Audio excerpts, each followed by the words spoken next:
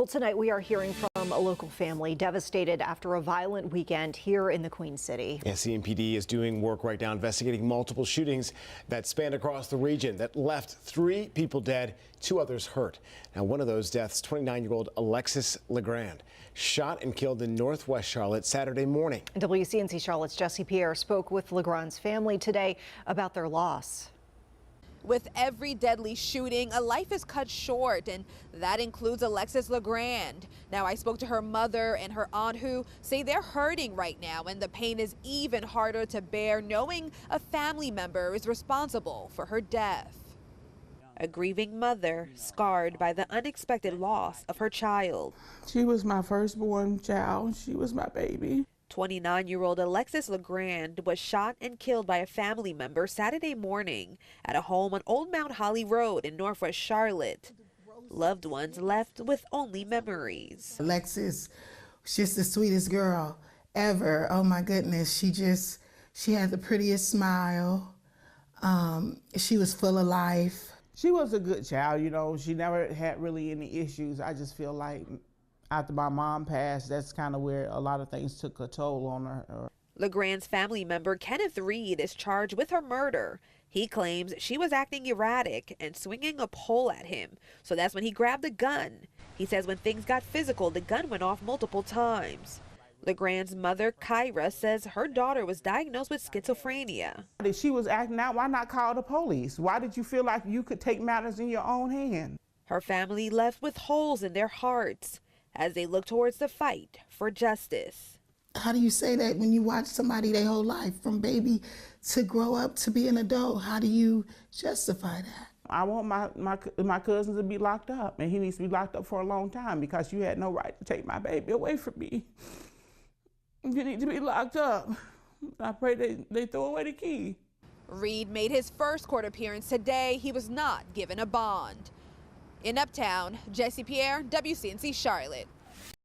New at 6, a new effort is gaining momentum in North Carolina that could dramatically change how tobacco products are sold inside the state. The NC Child Fatality Task Force recommends raising the age to buy tobacco from 18 to 21, and that would align it with federal law. WCNC Charlotte's Miles Harris has more on why health advocates are pushing for the change here in North Carolina. The numbers from the CDC are truly alarming, and they're showing that more than 1 in every 5 high school North Carolina student vapes. Now, consuming nicotine at a young age not only affects the lungs, but also the brain, which is why the state's Child Fatality Task Force is sounding the alarm and making this a critical public health debate. We'd really like to protect kids from these harmful exposures. Kella Hatcher and her team with the NC Child Fatality Task Force are making a push to protect kids and their health, to raise the legal age for tobacco product purchases from 18 to 21 in the state. These products are not safe. They can contain high doses of nicotine, which is highly addictive, can harm adolescent brain development. The change is an effort to prevent thousands of young North Carolinians from getting their hands on the harmful product. North Carolina is one of only 7 states that do not align with the federal minimum age for 21 for sales of tobacco products, and one of 9 states that don't require tobacco retailers to obtain a license or permit. The problem is that these vape products have flavors that are attractive to youth. Now some of them even have a gaming component that can sort of make it even harder and exacerbate the addictive aspects of these products. The task force hopeful to see legislative support as an effort to emphasize prevention over punishment. We want to stop kids from getting addicted to nicotine. I mean, we know that the younger that someone starts to get addicted to nicotine, the more likely it is that they move into adulthood and that it continues. And of course, young exposure to nicotine, you're talking about exposure to the developing brain. Now, the North Carolina Child Fatality Task Force, they're going to hold a web seminar on this issue later on this month. Now, for more information, you can actually find that by downloading our mobile app. In Southwest Charlotte, I'm Miles Harris, WCNC Charlotte. WCNC Charlotte is making a difference with your help. When you share your news tips, we go to work. I sent you that email. 15 minutes later, you're responding to me. When a Charlotte woman battling cancer lost her health coverage, we demanded answers. Within hours of WCNC Charlotte asking questions, the agency responsible quickly corrected its mistake. Let us get to work for you. Reach out to newstips at WCNC.com. WCNC Charlotte, news that impacts you. When your weather impact team is up here giving you your forecast, we use a lot of weather jargon, especially when it comes to winds. Let's bust out the weather dictionary and raise your windy weather IQ. Let's start with breezy versus windy. These two common weather words match with actual wind speeds. According to NOAA's weather glossary, breezy means winds sustained at 15 to 25 miles per hour. Windy overlaps slightly with sustained winds between 20 to 30 miles per hour. It's very windy at 30 to 40 mile per hour speeds, and any sustained wind over 40 miles per hour is considered a high or strong wind. The key word for all of these terms is sustained, which means the average wind speed's over 2 minutes. Wind gusts are a sudden brief increase in wind, less than 20 seconds. So when the weather is gusty, it means that there's a lot of wind fluctuations throughout the day. Blustery is another term meteorologists use. This has the same definition as breezy, winds at 15 to 25 miles per hour. But this term is more commonly used during the colder months since it describes the chilliness of the wind. Ever hear people say gale force winds? This is more of a nautical term, but a technical gale means winds at 39 to 46 miles per hour. Winds at 47 to 54 miles per hour is a severe gale. Terms like gale originate from the Beaufort wind scale. The Beaufort wind scale was created by Admiral Sir Francis Beaufort back in the early 1800s to help sailors estimate the winds via what they see. This 0 to 12 scale, ranging from calm to hurricane force, is still used in modern day to estimate wind strengths. There are a lot more advanced meteorological wind terms like gradient, geostrophic, and veering, but we're going to keep those in the weather dictionary for the time being. With your Weather IQ, I'm meteorologist Chris Mulcahy. Nearly 4 months, the North Carolina Supreme Court race has dragged on, with results still not finalized.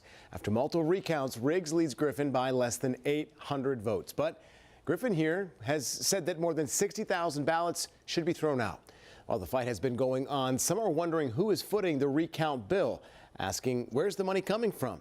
Julie Kay, who has been following this from the beginning, and she's getting some answers tonight. I started looking into legal funds when we got this viewer question. Who was paying the bill for the appeals filed by Griffin? Also, are court cases not being dealt with or sitting idle until these appeals are over? If so, what's the price associated with that? Now, Riggs is currently sitting on the state Supreme Court and has recused herself from anything related to this. In that case, the court would be left with an even number, leaving potential for a tie. However, she is still participating in other cases. In terms of Griffin's appeals, though, the attorneys I spoke with say that's a bit more complicated. The cost of an election, still undecided, is hard to put into words. Last statewide race in the country that has not been certified. The cost of the legal battle, even harder to find. I have to assume this is well into several hundred thousands of dollars. Ann Webb and Ann Tyndall are both attorneys familiar with the case who have questions about where the money is coming from. Both Riggs and Griffin have set up legal funds for donations, but that might not be the whole story. What we really wish is that there were more regular and transparent reports coming in about all of the funding that is coming to Jefferson Griffin's campaign. In Griffin's legal fund, one of the donors is on the appeals court hearing this case. Judge Tom Murray donating $5,000 in December. There's no rule against that, but both lawyers say there's questions about if there should be. Perhaps Judge Murray shouldn't participate in deciding whether his investment in the lawyers arguing before him was a good one. On Monday, all of the briefs are due for both Riggs and Griffin. Then the appeals court says they'll move forward quickly. Likely sometime next week. Riggs's lawyer has filed a motion for Judge Murray to recuse himself, but we might not know which 3 judges are hearing the case until the day it starts, meaning Judge Murray could be one of them. The Court of Appeals in North Carolina is a bit of a black box. So while we wait for the case to be heard, they both say the final cost might be more in the time. What does that do to the public perception of our courts? And the impact. Can you maintain the public's faith? I did reach out to Murray's team to ask if he would be recusing himself, but did not get an answer. Back to you.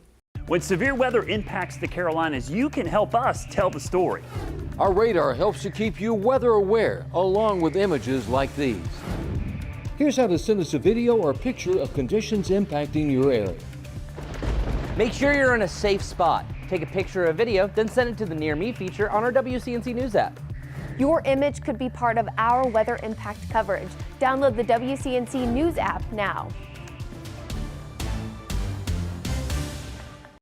As February winds down, the man you're about to meet epitomizes why Black history should be celebrated throughout the year. He's put his life on the line for his country, and now he's working to better communities by creating meaningful relationships across our country with the men and women who keep us safe. The law enforcement community. Recently named to Worth Magazine's Worthy 100 annual list, he's being celebrated not just here but across the globe this year for his dedication. We believe it's all through education. We could change minds and hearts and spirits and souls. So that's what we do. We do it for not just the future generations, but for the generations of our past. It's a simple mission, and it's highlighted in the name of this 501c3. Dedication to Community, created by M. Quentin Williams in 2012, is designed to address issues of justice in any economic, criminal, or social form with a focus on relationships with those that serve those arenas. Because I can see the pain of generations past and the burden that they've carried and how it's impacted them and affected them in their latter years. It's an all-encompassing, we teach academics, incarcerated populations, the military, police. We teach corporate America. How do we treat people like human beings? Relationships are the key. For more than 10 years, Williams has created lasting relationships with the NFL and NBA organizations, pulling in judges, business leaders, and others to see his vision of dedication to community through. We have pieces of this puzzle, but in order to make it a movement, there have to be other pieces. So when you take our curriculum and our credibility and our access and put it together with the access and the sustainability of a Miami Heat, now you have something that is the beginnings of a movement. The national nonprofit operates in 32 states, and it is a force for good, so much so that Worth Magazine started to notice. For the 2024 annual list, Williams is among names like Kevin Hart, Viola Davis, Billie Eilish, Jane Fonda, and Lionel Messi. 100 innovators from diverse fields doing their best to create a better world. Something that is an award for not just me, but for everybody who is a part of this movement. The announcement coming just in time for Black History Month, a symbol of sorts for Williams knowing the work that's ahead. But it's also a moment of realization of the path that others have had to take for him to be among these 100 individuals who are making a significant impact on our world. We're standing on the shoulders of people who have sacrificed their lives for this movement. Yeah, what a great moment. Please try and watch our full interview with Q, as we call him, but Mr. Williams probably to you, as well as our complete coverage of Black History Month tonight at 6:30 on WCNC+. You can download the app to your TV. Thank you. Well, tonight, Mecklenburg County is seeking solutions for people re-entering society after serving time. The Criminal Justice Services Department says it is seeing success with this program that it's trying out. The program supplements folks' income during their first year out of prison. WCNC Charlotte's Julia Kaufman shows us how it's changing one man's life. From being in and out of jail his entire life to getting clean and building a life for himself, Philip Chappell says for the first time he feels a purpose thanks to reentry services. I've had help. A helping hand is something Chappell says is new for him. That's all really I've ever needed. I've never had anybody try to help me before. For the first time in his adult life, Chappell is building a future outside of the prison system. I've never made it on parole, so it's an accomplishment. He finished his latest sentence in May and does not plan to go back. Drugs has always been my problem, and I don't have that problem anymore because I actually have something to look forward to every day instead of getting high. That newfound hope is thanks to the support he's receiving through Mecklenburg County's reentry services. They gave me somewhere to live, they gave me clothes, they gave me, the resources you know, that I needed to get a job. He's also part of a pilot program called Ramp Up, where Criminal Justice Services gives him $600 a month during his first year out of prison. The first thing I bought was an electric bicycle. The program's 60 participants are allowed to spend the money on things like transportation, rent, work supplies, and food. What are those things that they're identifying as their needs, or the things that they need to help them really kind of move forward and get on track for the long term? CJS Director Sonia Harper says it's one piece of the puzzle for crime prevention. Some of our lowest recidivism rates across all the services that we provide here at CJS are amongst those that we're able to assist with housing. The helping hand, making a difference for Chapel in more ways than one. This program here is saved my life, really. The pilot program was launched under the county's Office of Equity and Inclusion. The CJS handles participants' monthly stipends to ensure the money is spent properly. In Uptown, Julia Kaufman, WCNC Charlotte.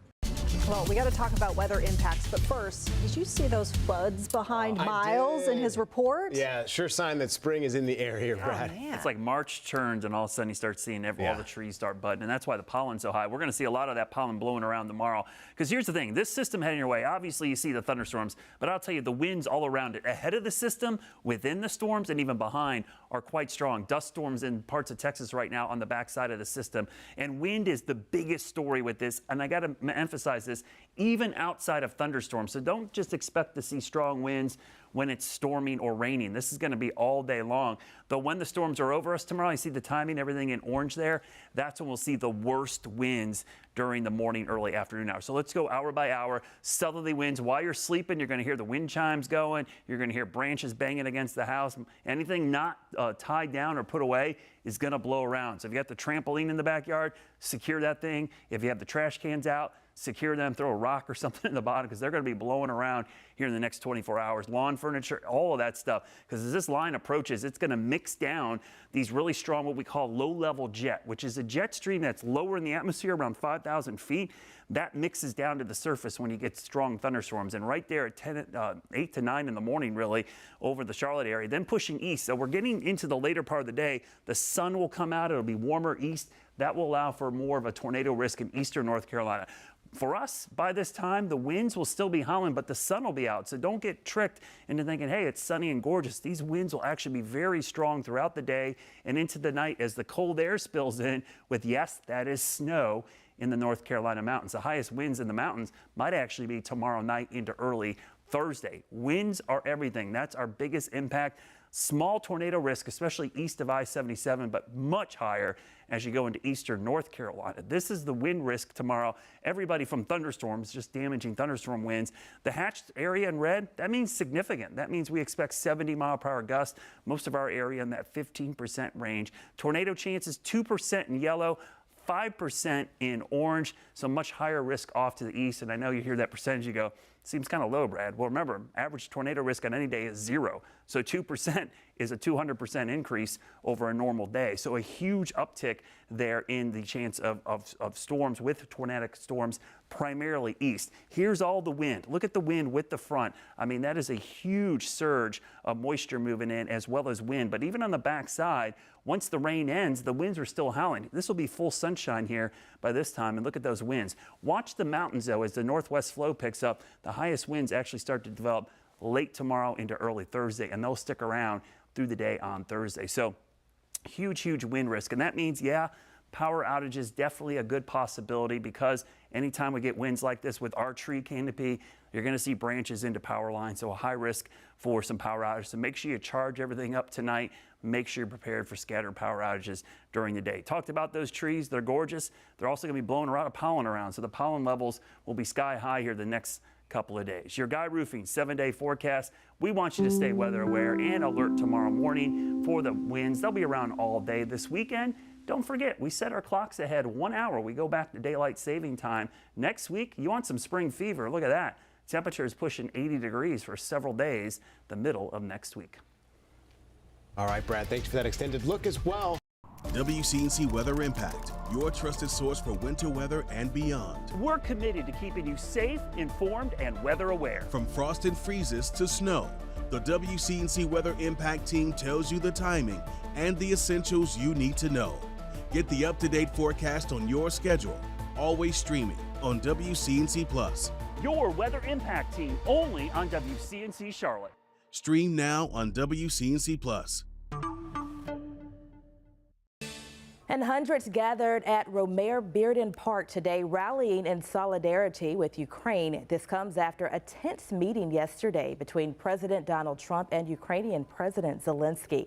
During that meeting, Trump criticized Zelensky as disrespectful and abruptly canceled a minerals deal he claimed could have helped bring Ukraine closer to peace with Russia.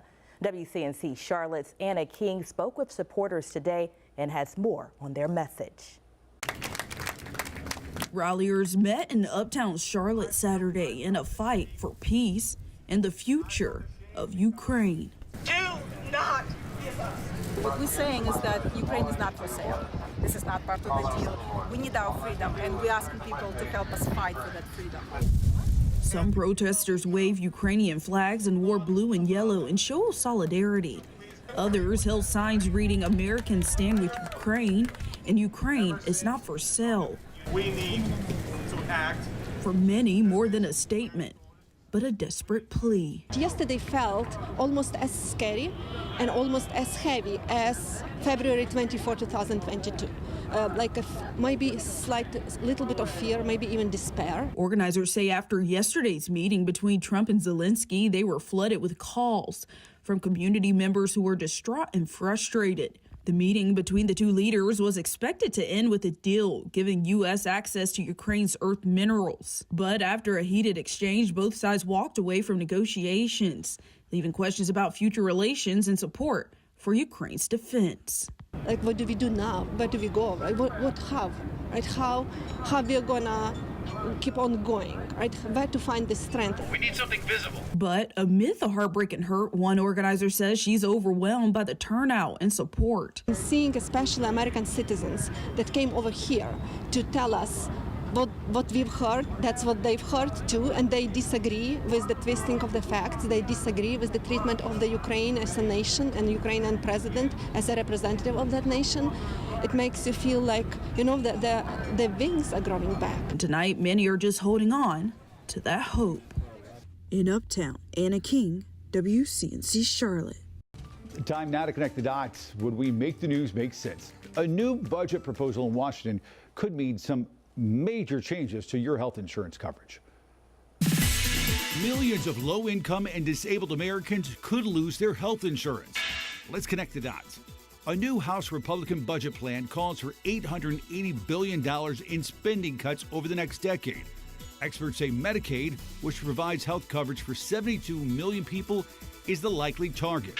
Medicaid helps low-income families, children, people with disabilities, and even covers nearly half of all births in the U.S. And with less federal funding, states may struggle to keep the program running. That could lead to cuts in coverage, fewer services, or lower payments to doctors and hospitals. Republicans argue they're only cutting waste and fraud, but experts say past attempts to cut Medicaid use the same language while still slashing benefits. The plan isn't final yet, but if Congress moves forward, millions of Americans could see major changes to their health coverage. And that is connecting the dots. Question everything and verify with WCNC Charlotte. Taking questions, seeking experts for the answers, and sharing the knowledge to distinguish fact from fiction. With this breaking news, we're seeing a lot of claims on social media. No question left unanswered. Police say this is true. All 4 of those shootings are connected. Clearing up the confusion and bringing the truth into focus. WCNC Charlotte is guiding the way. Well, tax season, as you know, is underway, and everyone hoping to get the biggest refund that they possibly can get their hands on. But doing so can be pretty confusing. As folks start to file, many are taking to the internet, even social media, to get advice on their tax situation. So tonight, WCNC Charlotte's Megan Bragg verifying some common tax questions. Yeah, and according to a study by TurboTax, many are confused about what they can write off and if they need to pay taxes.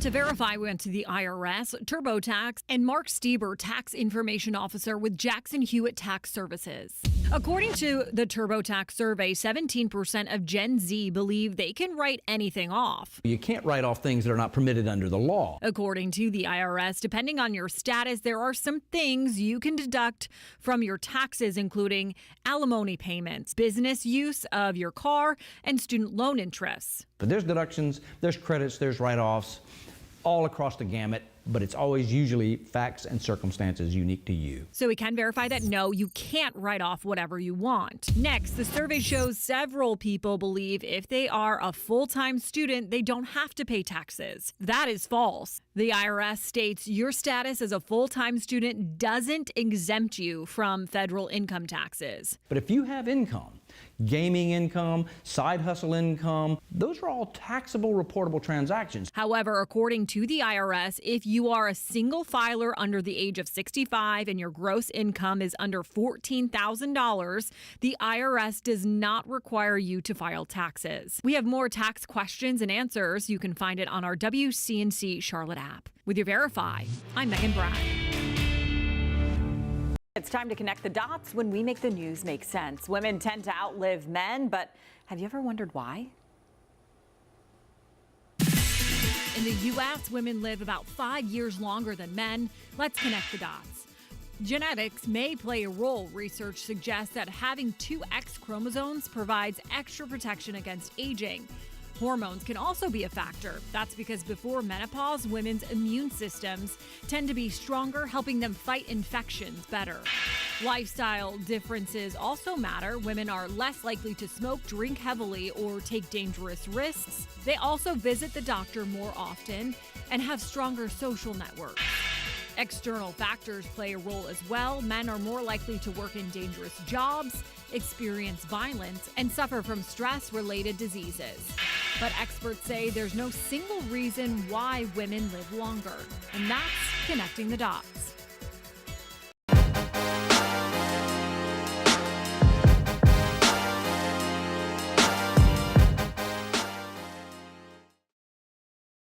Every morning, your mission is to get ahead of traffic. Our mission is to save you time and get you there safe. You can trust WCNC Charlotte to alert you to trouble spots impacting your commute. Stay on the move with WCNC Impact Traffic. WCNC Plus. Stream now. Jane, thank you. Well, first at 6.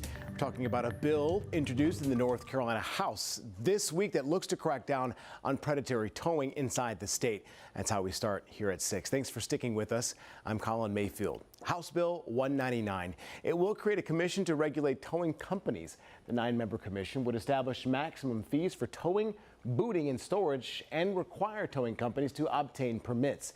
We've covered predatory towing extensively, speaking with victims. And tonight, WCNC Charlotte's Austin Walker checks back in with those people as they say they are glad this is finally happening. We've shared countless of stories from victims saying their car was there one minute and then the next it was towed away, having to pay hundreds, sometimes even thousands of dollars to get it back. They say this bill is just a glimmer of hope so others don't fall victim to this. Working on her car outside her home, Sandra Zavala says she's lucky to even have a car right now. God, yeah, I had to let my van stay there. A few months back, her car towed away out of her driveway, but the price tag to get it back, $3,000 just to get it out? No. Was not financially possible. It sucked though, it sucked. She wasn't alone. It's a lot of people. Almost a dozen neighbors in the same position. If you weren't here or if you didn't come out, the car would be took. A feeling of loss without anyone in their corner. A lot of people were scared to even, I guess, say something or even speak out. But now, a push by state lawmakers bringing hope back to those who they say were taken advantage of. Why not? You want to, a lot of people are in the freaking hole because their vehicles are getting took. House Bill 199 aims to create strong regulations on tow companies. The bill's sponsor, North Carolina Representative Laura Budd, keeping stories like Zavala's close to her heart. Yeah, we're not doing that anymore. A peace of mind for those like Zavala. I'm hoping so. So no one else is forcibly, and they say wrongly, on the hook for sometimes thousands they can't afford. Budd adds this bill has bipartisan support the first time and expects the same this time around. She also says it should clear the House very soon and head to the Senate in the next couple of weeks. For now in Charlotte, Austin Walker, WCNC Charlotte. Meanwhile, flash flooding is one of the most dangerous weather threats because it can happen quickly, turning roads into rivers and putting lives at risk in just minutes. Flash flooding happens when intense rainfall overwhelms drainage systems or natural waterways. Low-lying areas, especially near rivers and creeks, are at the highest risk, but even urban areas where pavement prevents water from being absorbed can see dangerous flash floods. During Helene, the North Carolina State Emergency Response Team rescued more than 1,500 people and over 250 pets trapped by floodwaters. Here's how you can stay safe during flash flooding. Stay weather alert, have a way to receive alerts from the National Weather Service. Know your risk. If you live in a flood-prone area, be prepared to evacuate. Never drive through flooded roads. Move to higher ground immediately if a flash flood warning is issued. The most important thing to remember, turn around, don't drown. It only takes 12 inches of fast-moving water to carry away a small car and only 6 inches to knock you off your feet. Plus, you don't know what lies in the water. There are often hidden hazards that floodwaters conceal, like debris, washed out roads, or electrical risks. When you see traffic barriers that close off flooded roadways, don't ignore them. Hurricane Helene showed us just how devastating flash flooding can be in the Carolinas. Severe weather preparedness week is the perfect time to make a plan for you, your family, and your pets in case disaster strikes. With the WCNC Weather Impact Team, I'm meteorologist Becca Birdsall. WCNC Weather Impact, your trusted source for winter weather and beyond. From frost and freezes to snow, get the up-to-date forecast on your schedule. Your Weather Impact Team, only on WCNC Charlotte. Stream now on WCNC Plus. Today, consumers across the nation are putting a pause on spending due to an economic blackout. Yeah, the goal here is to send a message about economic reform by avoiding all non-essential purchases for the day. Participants are urged to skip major retailers like Walmart, Target, Amazon, and hold off on filling up their gas tanks and steer clear of any fast food even while still supporting local businesses when necessary. WCNC Charlotte's Anna King is live for us tonight in Charlotte. And Anna, you spoke with some local businesses about how this day could benefit them. What are they saying? That's right. I spoke to some small businesses here in the Charlotte area that are actually fully embracing this blackout. They've already started making changes to better align with the movement. Some of those changes include going cash only for 24 hours. They're also not streaming music in their stores, and instead they're using previously purchased music sources like CDs and records. But despite these efforts, an economist I spoke with says a single day pause in spending probably won't make a significant financial impact. He says most people already stocked up yesterday or will shop tomorrow, meaning the overall effect on corporations will be minimal. However, he did point out that the conversation this sparks could be more powerful than the blackout itself if it leads to long-term shifts in consumer behavior. And one Charlotte mom and pop shop told me that discussion is exactly what matters most. I think a lot of people have given up a lot in their lives for convenience, and what we're seeing is a price that's being paid. If you only shop on Amazon, you haven't supported your neighborhood. Your neighborhood is your neighbors, your property value, your safe streets. It's all of that. So when you give up things for convenience, there is a price being paid.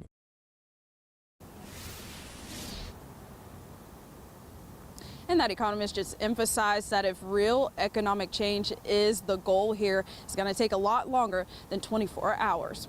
For now, here live in Charlotte, Anna King, WCNC Charlotte. All right, thank you, Anna.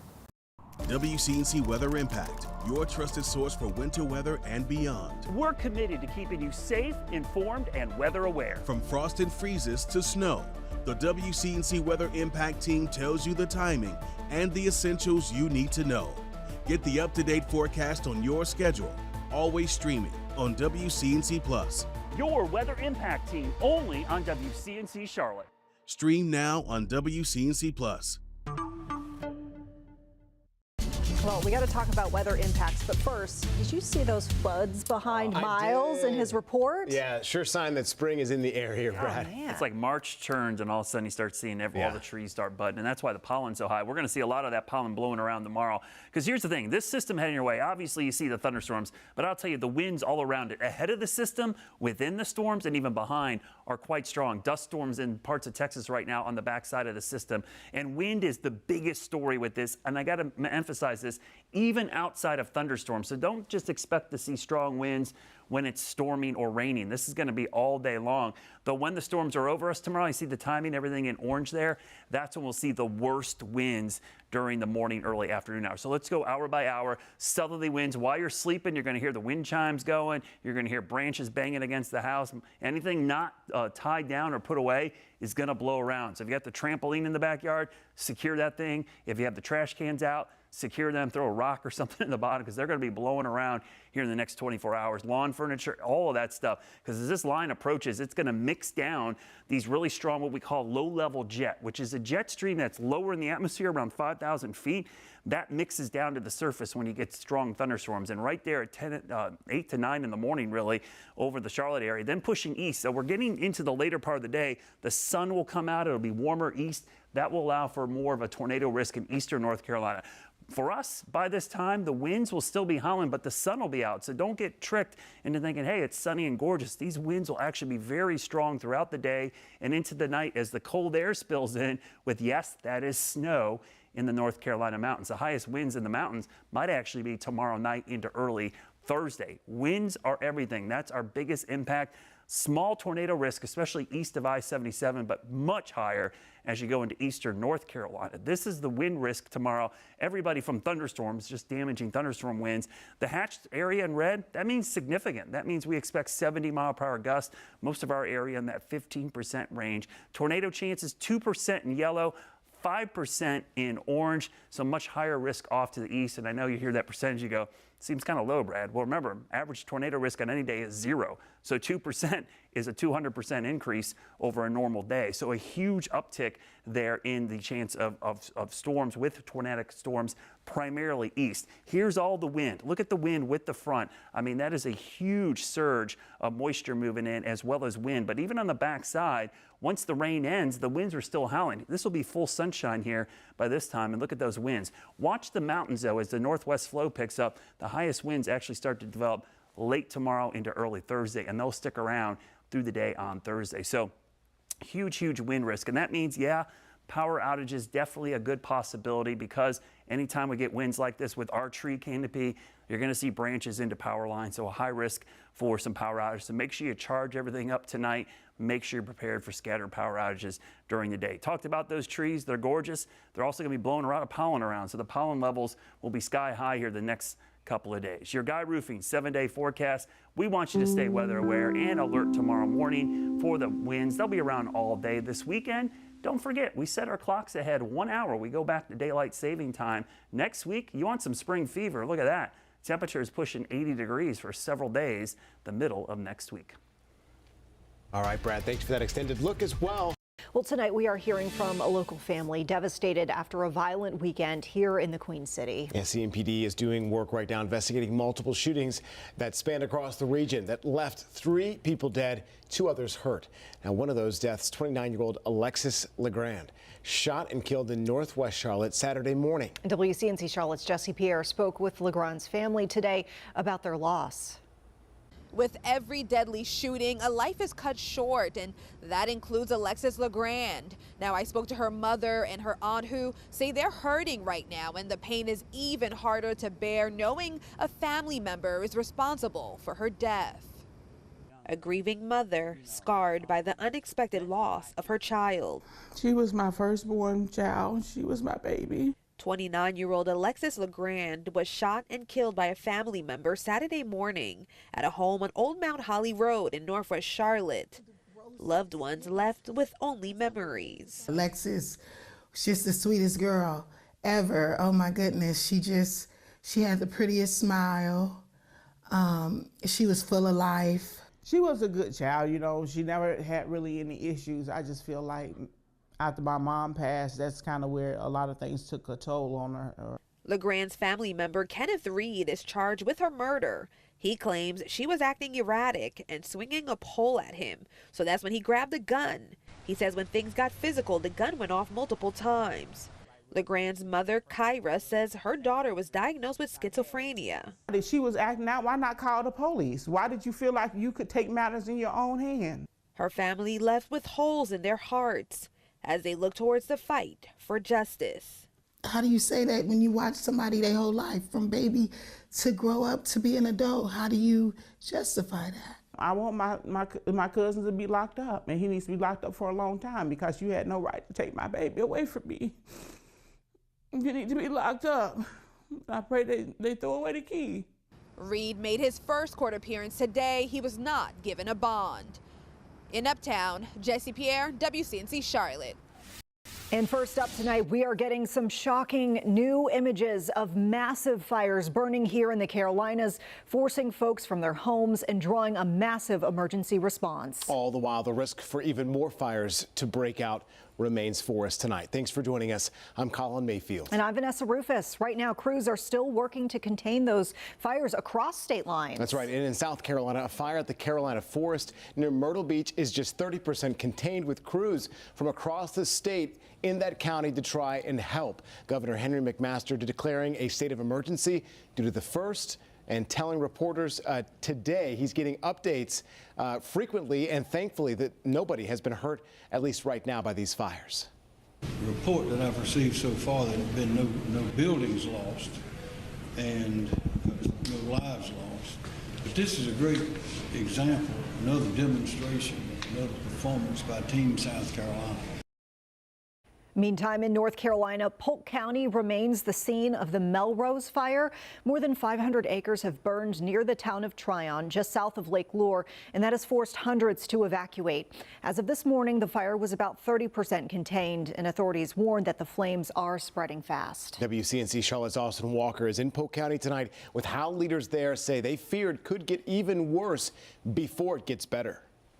Portions of Polk County in western North Carolina are completely cut off as crews continue to battle the wildfire raging in this part of the state. They say it's an all-hands-on-deck situation, only made more difficult by the wind and the aftermath of Hurricane Helene. Flames grow in western North Carolina as the Melrose fire continues to burn. Saturday when the fire started, winds were extremely high, which caused the massive spread of the fire. Fire Marshal Bobby Arledge with Polk County Emergency Management says it's been difficult to fight this fire. We're a little bit worried about the front coming in tomorrow with the winds ahead of the rain that we're supposed to be getting. The wind stoking the smoldering environment, carrying ash to other areas. The concern of fire spreading only magnified by the scarred landscape. With all the blowdown and debris from Helene, it's been hard to cut lines in. Hurricane Helene devastating western North Carolina, making parts of the mountain impossible to get to. Unfortunately, you just have to let it burn to where you can put a line in. Focusing on backburning, setting a controlled fire to create a line one a fire has difficulty to cross. Arledge says 40 people have been evacuated, hoping that number doesn't climb. We have a mix of everything. We have volunteer departments, we have paid departments, which is a mix of everything, and they're coming from all over North Carolina and South Carolina to help us out. And off the front lines. Hey, do you guys need food? This is what we're doing. You know where my door is. A helping hand, two stretches. Michaela Lauder, owner of Huckleberries in Tryon, feeding those impacted by the fires and first responders free of charge. I've had a few customers come in today and they're like, it's just like one thing after another. But it's the type of community they have here. And that's that small town vibe. The community has really stepped up. The ones that make it through together. The county says they will continue to backburn throughout the rest of Monday and should have a good idea of what this should look like by Tuesday. This all being said, they say fire is unpredictable, so it could end up being worse or better than they imagine. But for now, we're in Polk County. Austin Walker, WCNC Charlotte. When severe weather impacts the Carolinas, you can help us tell the story. Our radar helps to keep you weather aware, along with images like these. Here's how to send us a video or picture of conditions impacting your area.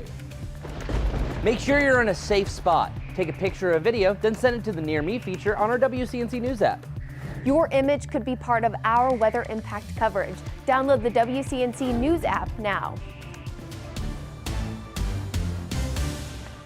The president's immigration push comes as North Carolina Republicans are pushing a new bill to increase crime sentences for undocumented immigrants. WCNC Charlotte's Siobhan Riley has spent the day speaking with advocacy groups and shares their reaction to this tonight. I spoke with the founder of Camino, a Charlotte-based organization that serves the Latino community. He says he fears House Bill 261 will send the wrong message. Why is it that illegals aren't going through the process? Camino founder Rusty Price in Charlotte is reading an email he received from someone addressing the Latino community he serves. Attacking the community we serve. And that's never happened in the history of the 30 years that we've been serving the communities. Lately, Price has been receiving these emails more frequently. That's why he fears House Bill 261 could create division and distress. I'm always nervous about how this will add to a negative narrative. If passed, the bill would increase prison sentences and other penalties by one class for undocumented people convicted of felonies in North Carolina. My hope is that it won't add another level of disdain or fear from non-Latinos to a Latino community. The way the bill would work is if an undocumented person is convicted of an armed robbery, their conviction would increase from a Class D felony to a Class C felony. That means their punishment would increase from 17 to 19 years. I think the talking point will add weight to a not accurate narrative about this group of people. One of the bill's sponsors, Neil Jackson, took to X saying in part, "Honored to support legislation with my colleagues." In another post, he went on to say illegal immigrants who commit serious crimes should have increased penalties. And I think as a country, we are compelled to make sure our communities are safe, but at the same time to legitimize these people who've been working in the shadows so hard that we've all benefited from.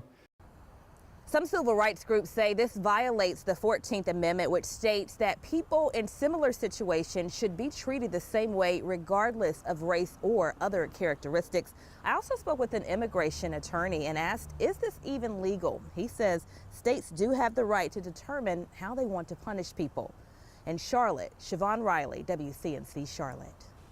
Absolutely. You know, that ride took a dangerous turn when an argument turned into gun violence. Now, for some, the bus could be a ride every now and then, but for others, it's a daily necessities, and it's a place where guns do not belong. I ride the bus. I work 6 days a week, so I ride the bus late night. I tend to use it every day. In fact, I've been using it for the last 4 or 5 months because my car's been in the shop. But on the night of January 30th, that routine hit more than just a road bump.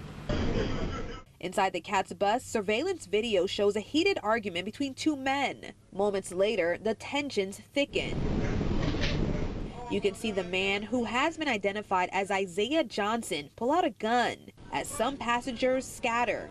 Voices rise and the two men stand up, inches apart as the argument escalates. Johnson points the gun at another man several times before firing one shot at his feet. I'm just thankful that he would shoot on the ground and not shoot the actual person. You know what I mean? I don't know what would cause a person to actually want to pull the gun on the person, but Johnson was arrested a few days later. He's now facing felony charges, including discharging a weapon to incite fear. But the incident is not stopping some riders from using the service to get around.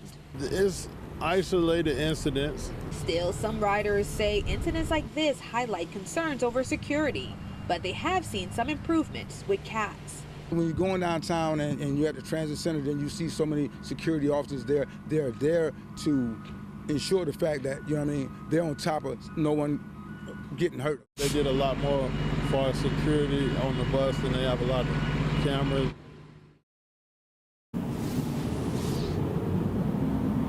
Now, Johnson is currently out on a $20,000 bond, and he is scheduled for court tomorrow. Live in East Charlotte, Jesse Pierre, WCNC Charlotte. WCNC Weather Impact, your trusted source for winter weather and beyond. From frost and freezes to snow, get the up-to-date forecast on your schedule. Your Weather Impact team, only on WCNC Charlotte.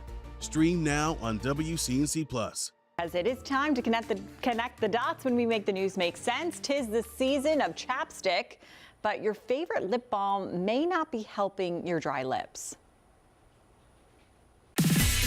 Millions of Americans use lip balm every day, but does it actually work? Let's connect the dots. Chapped lips are common, especially in winter. Cold air outside and dry heat indoors can strip moisture away. Lip balm helps by sealing in hydration and protecting against harsh weather, but it doesn't actually hydrate your lips. It just seals in what's already there. That means if your lips are already dry, it probably isn't helping. Some people can also have irritation or allergic reactions to certain ingredients, including fragrances, flavors, and preservatives. So how can you help dry lips? Drink water, use a humidifier, and avoid licking your lips because it makes dryness worse. If nothing helps and your lips are still stinging, a dermatologist can check for allergies.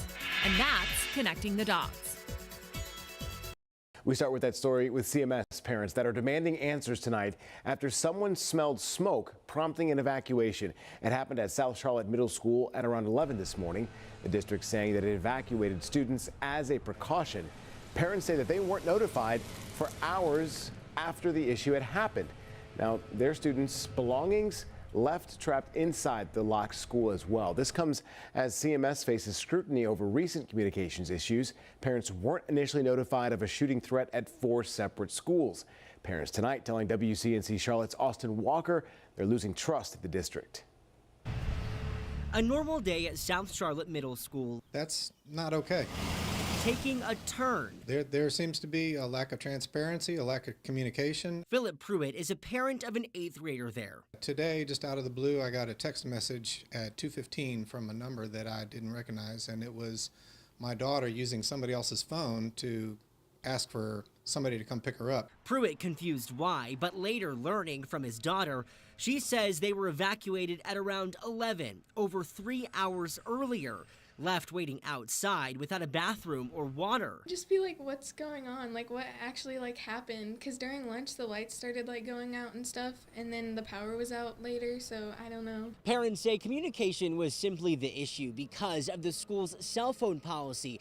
They say their children's cell phones were inside, tucked away in their backpack like they were supposed to be, but that's where the communication issue lies. They say they were out here for hours trying to get a hold of their parents, but that couldn't happen. They're asking teachers questions that they were not answering. CMS telling WCNC Charlotte the school was evacuated due to a smoky odor, and parents were notified through Parent Square system, an alert the district commonly uses to relay information.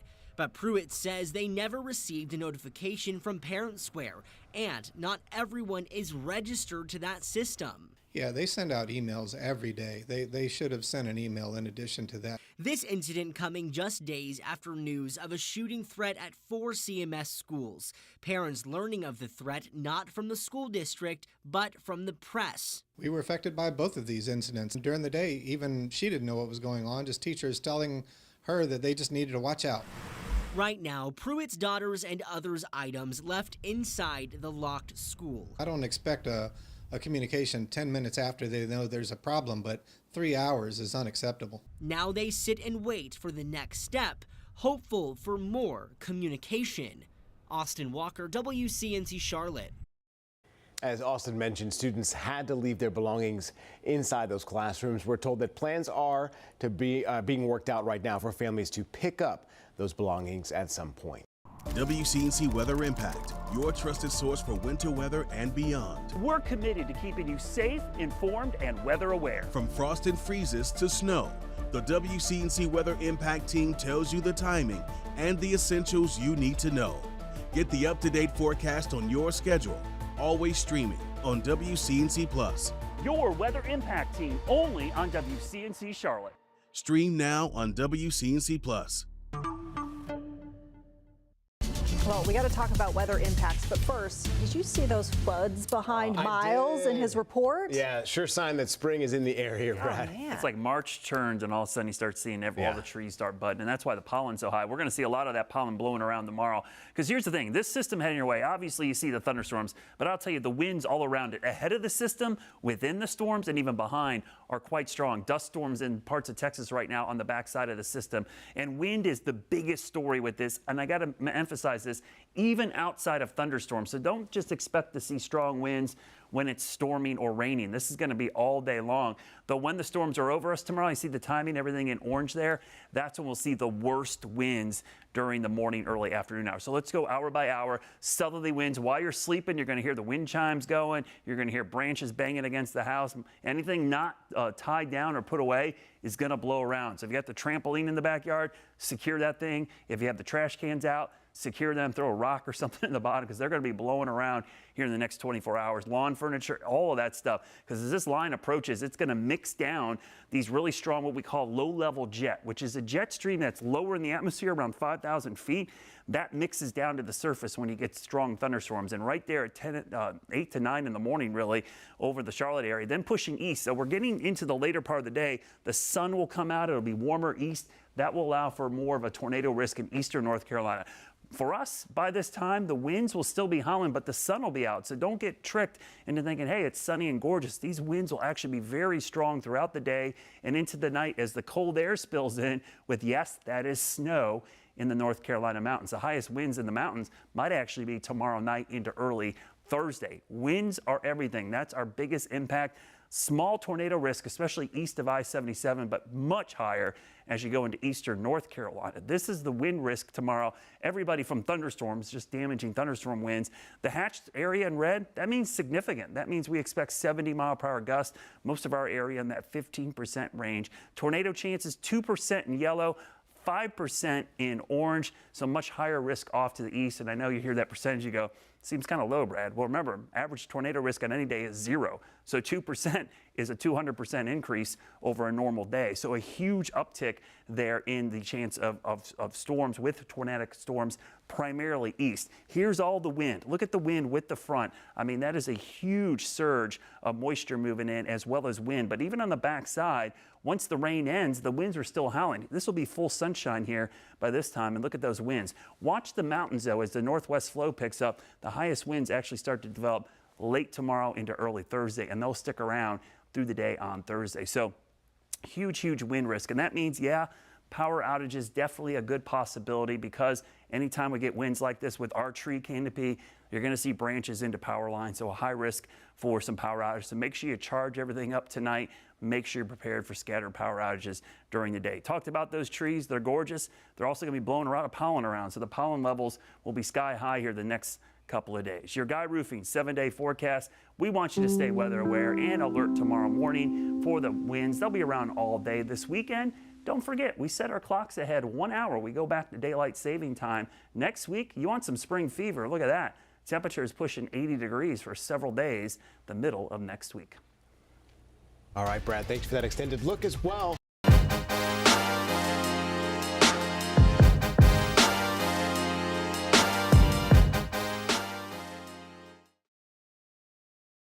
And Charlotte definitely felt the soccer spirit today as Charlotte FC kicked off their home opener at Bank of America Stadium today. It was a very exciting one, with the Crown beating Atlanta 2-0. So good for them.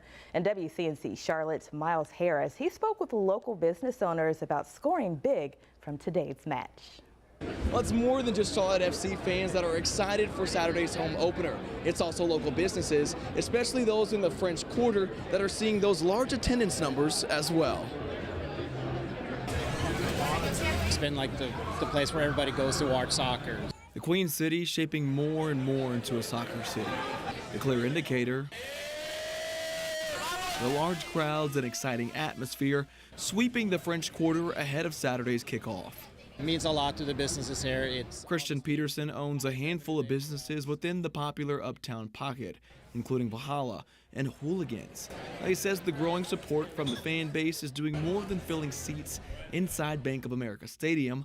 It's also helping business cash in. You mentioned it though too, the attendances. Yeah. Do you see those numbers when you come into any one of your businesses in the French Quarter though? Oh yeah. Too? Oh yeah. Oh, absolutely. I mean, this is the highest revenue day next to St. Patrick's Day.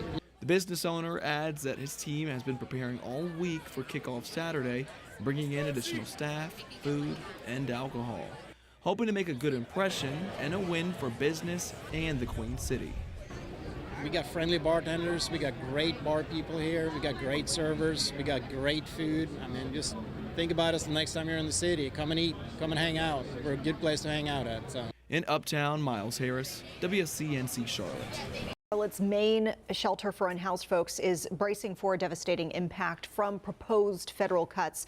A quarter of their budget is on the line due to President Trump's efforts to reshape the government. It's a lot of money. WCNC Charlotte's Michelle Bowden takes a look at what this will mean for the community as this shelter asks, where's the money?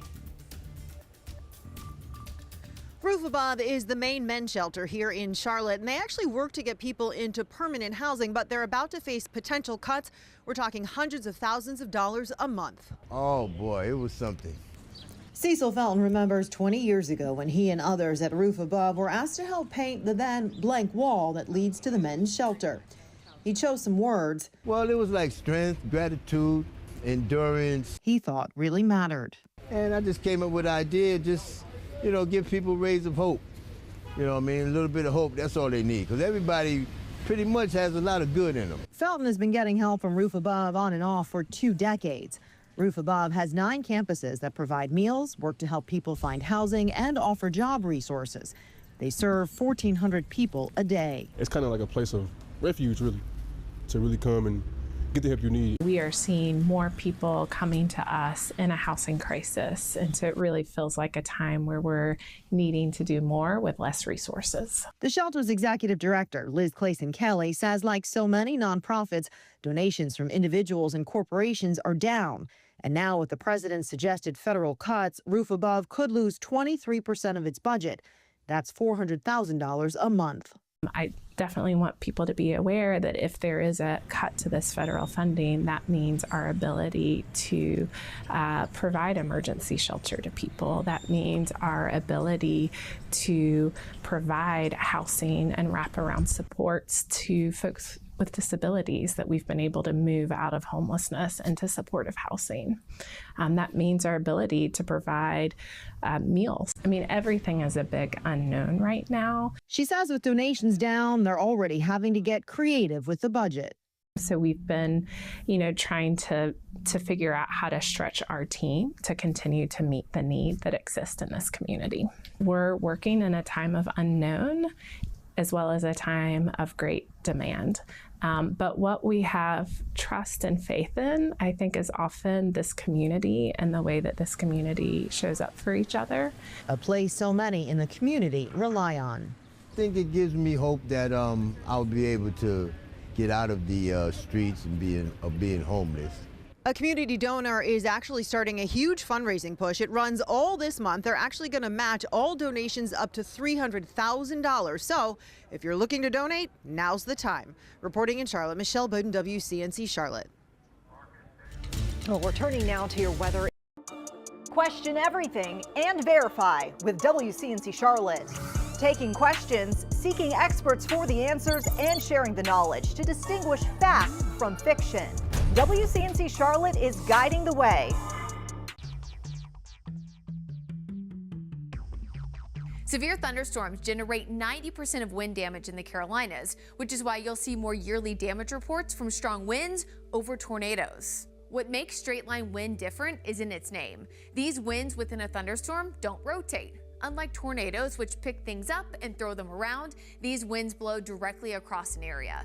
Straight line winds can impact power lines, block roadways, and topple massive trees. Falling trees account for nearly 3/4 of all wind-related deaths. One form of damaging winds are downbursts. A downburst is created by an area of rain-cooled air that sinks rapidly to the surface. As the air hits the ground, it is forced to spread out at a speed of up to 150 miles per hour. A microburst is a downburst with a diameter of 2.5 miles or less, whereas a macroburst is much larger. These wind events can destroy entire buildings and are very hard to predict. When damaging winds threaten the Carolinas, the National Weather Service will issue a severe thunderstorm warning, which means you can expect winds up to 60 miles per hour or greater. These should be treated with urgency, just like tornado warnings.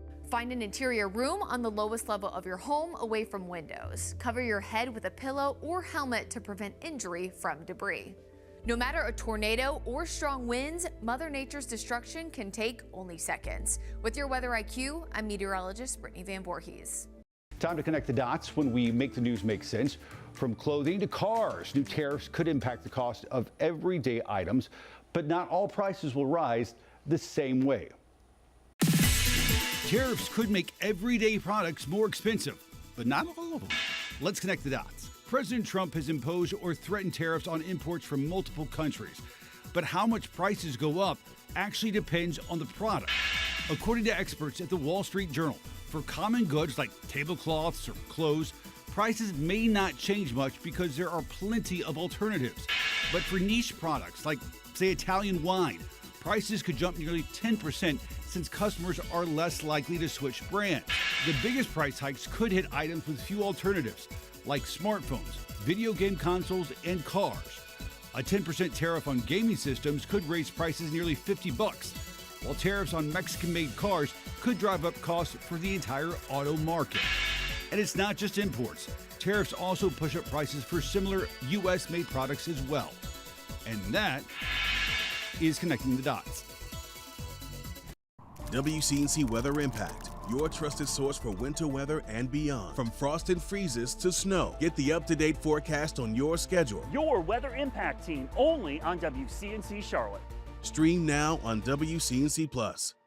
Tonight, work is being finished across the Charlotte area with the goal of keeping those who walk and ride bikes safe. It's the Vision Zero initiative, and it works to enhance streetlights, pedestrian crossings, even roads, to make it safer for everyone. Tonight, students are now seeing the results. WCNC Charlotte's Austin Walker live in Northeast Charlotte. Austin, what progress has been made in this? Yeah, so last week I actually showed you a story about what's to come for the entire area, and tonight we're finally seeing that progress, and it's going to impact you and maybe even your kids. Outside Joseph Greer Academy in Northeast Charlotte, a new addition hard to miss. Pavement markings and flashing yellow school zone signs added to this busy road, a direct message of caution to drivers. It's the result of Vision Zero, an effort to crack down on traffic fatalities across Charlotte, making it safer for everyone. This shows the critical investments we will be making to keep our kids safe. Charlotte City Councilwoman Dimple Ajmira says finding a solution to this problem has been a top priority for her, especially as Charlotte continues to grow and expand. This is a new development, and you see if you just drive further that way and even this way, there are so many new developments that are coming. She speaks as a parent, knowing that one wrong move could land someone in the hospital, something Charlotte has seen too many times before. Earlier this month, a CMS student crossing the street in front of Lebanon Road Elementary, heading to his high school, and was hit by a car. When you see flashers, you are bound to reduce your speed.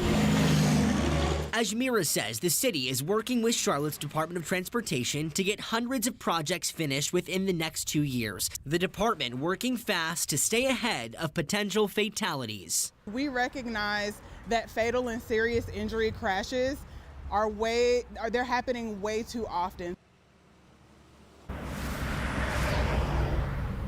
Yeah, so lots of work done, but still lots of work left to do. This list really is hundreds and hundreds of projects, and the city says it just continues to grow. So if there is somewhere in your area, something that you would like the city to look in on, you are asked to reach out to them and report that so they can potentially see if there's funds that can be allocated to that project. You can do that on our website, WCNC.com. For now, we are live in Northeast Charlotte. Austin Walker, WCNC Charlotte. Inching along, but making some progress in the right direction. Thanks, Austin. Nowadays, it is easy to get something delivered to your doorstep.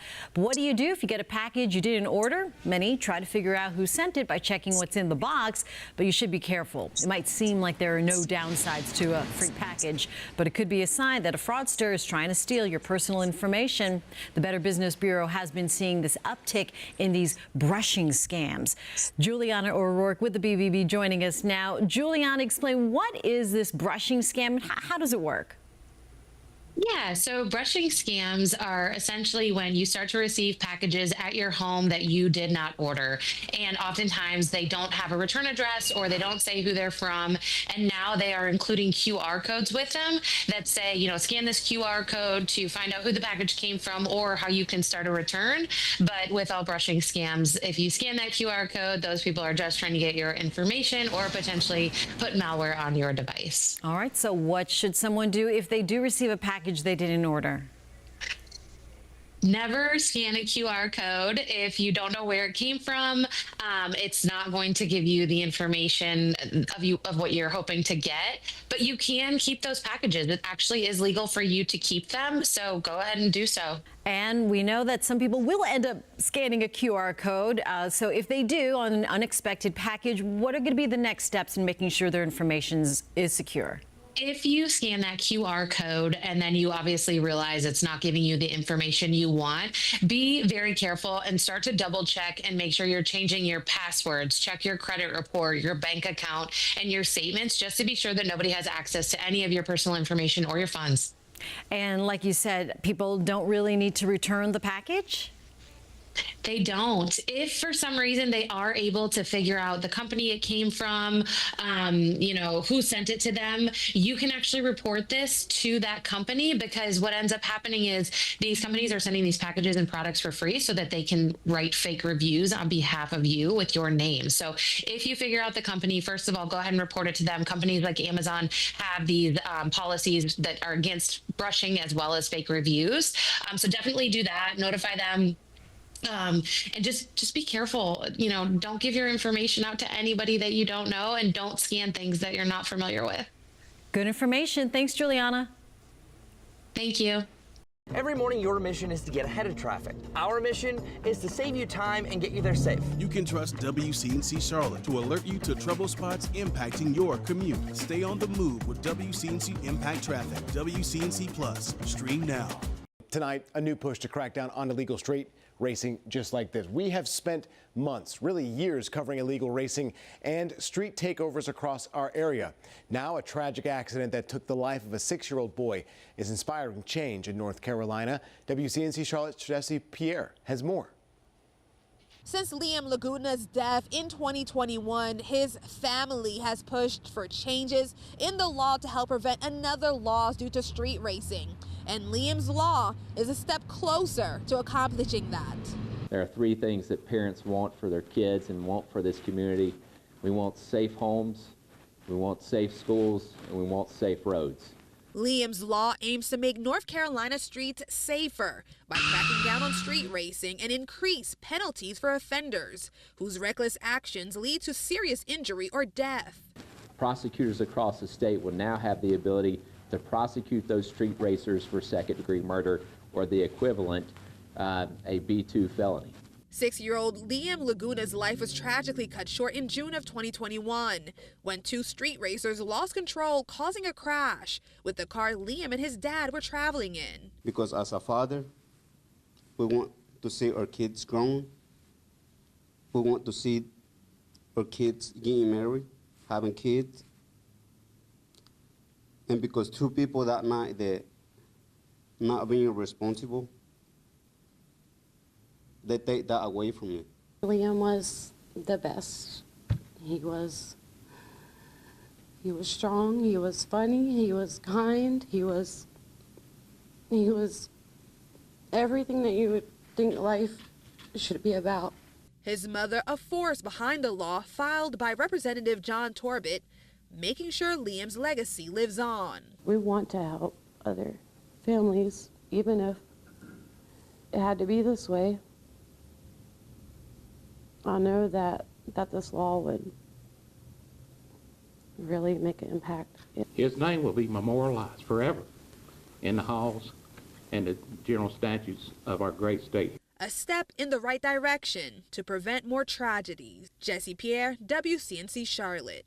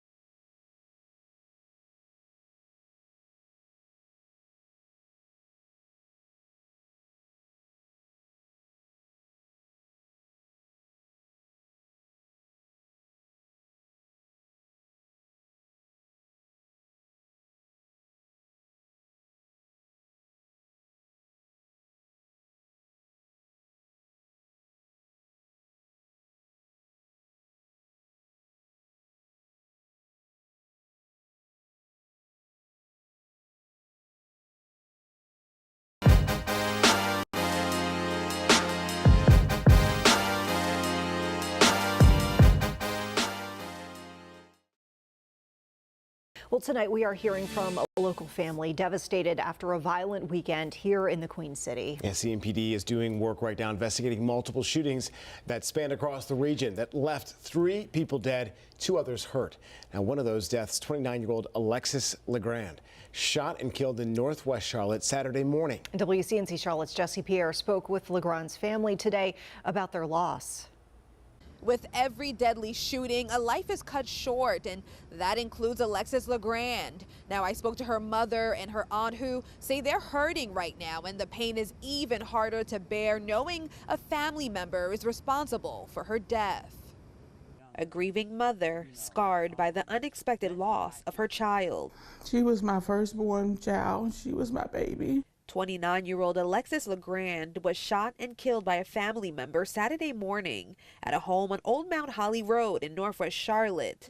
Loved ones left with only memories. Alexis, she's the sweetest girl ever. Oh my goodness, she had the prettiest smile. She was full of life. She was a good child, you know. She never had really any issues. I just feel like after my mom passed, that's kind of where a lot of things took a toll on her. Legrand's family member Kenneth Reed is charged with her murder. He claims she was acting erratic and swinging a pole at him, so that's when he grabbed a gun. He says when things got physical, the gun went off multiple times. Legrand's mother, Kyra, says her daughter was diagnosed with schizophrenia. If she was acting out, why not call the police? Why did you feel like you could take matters in your own hand? Her family left with holes in their hearts as they look towards the fight for justice. How do you say that when you watch somebody their whole life, from baby to grow up to be an adult? How do you justify that? I want my cousin to be locked up, and he needs to be locked up for a long time because you had no right to take my baby away from me. You need to be locked up. I pray they throw away the key. Reed made his first court appearance today. He was not given a bond. In Uptown, Jesse Pierre, WCNC Charlotte.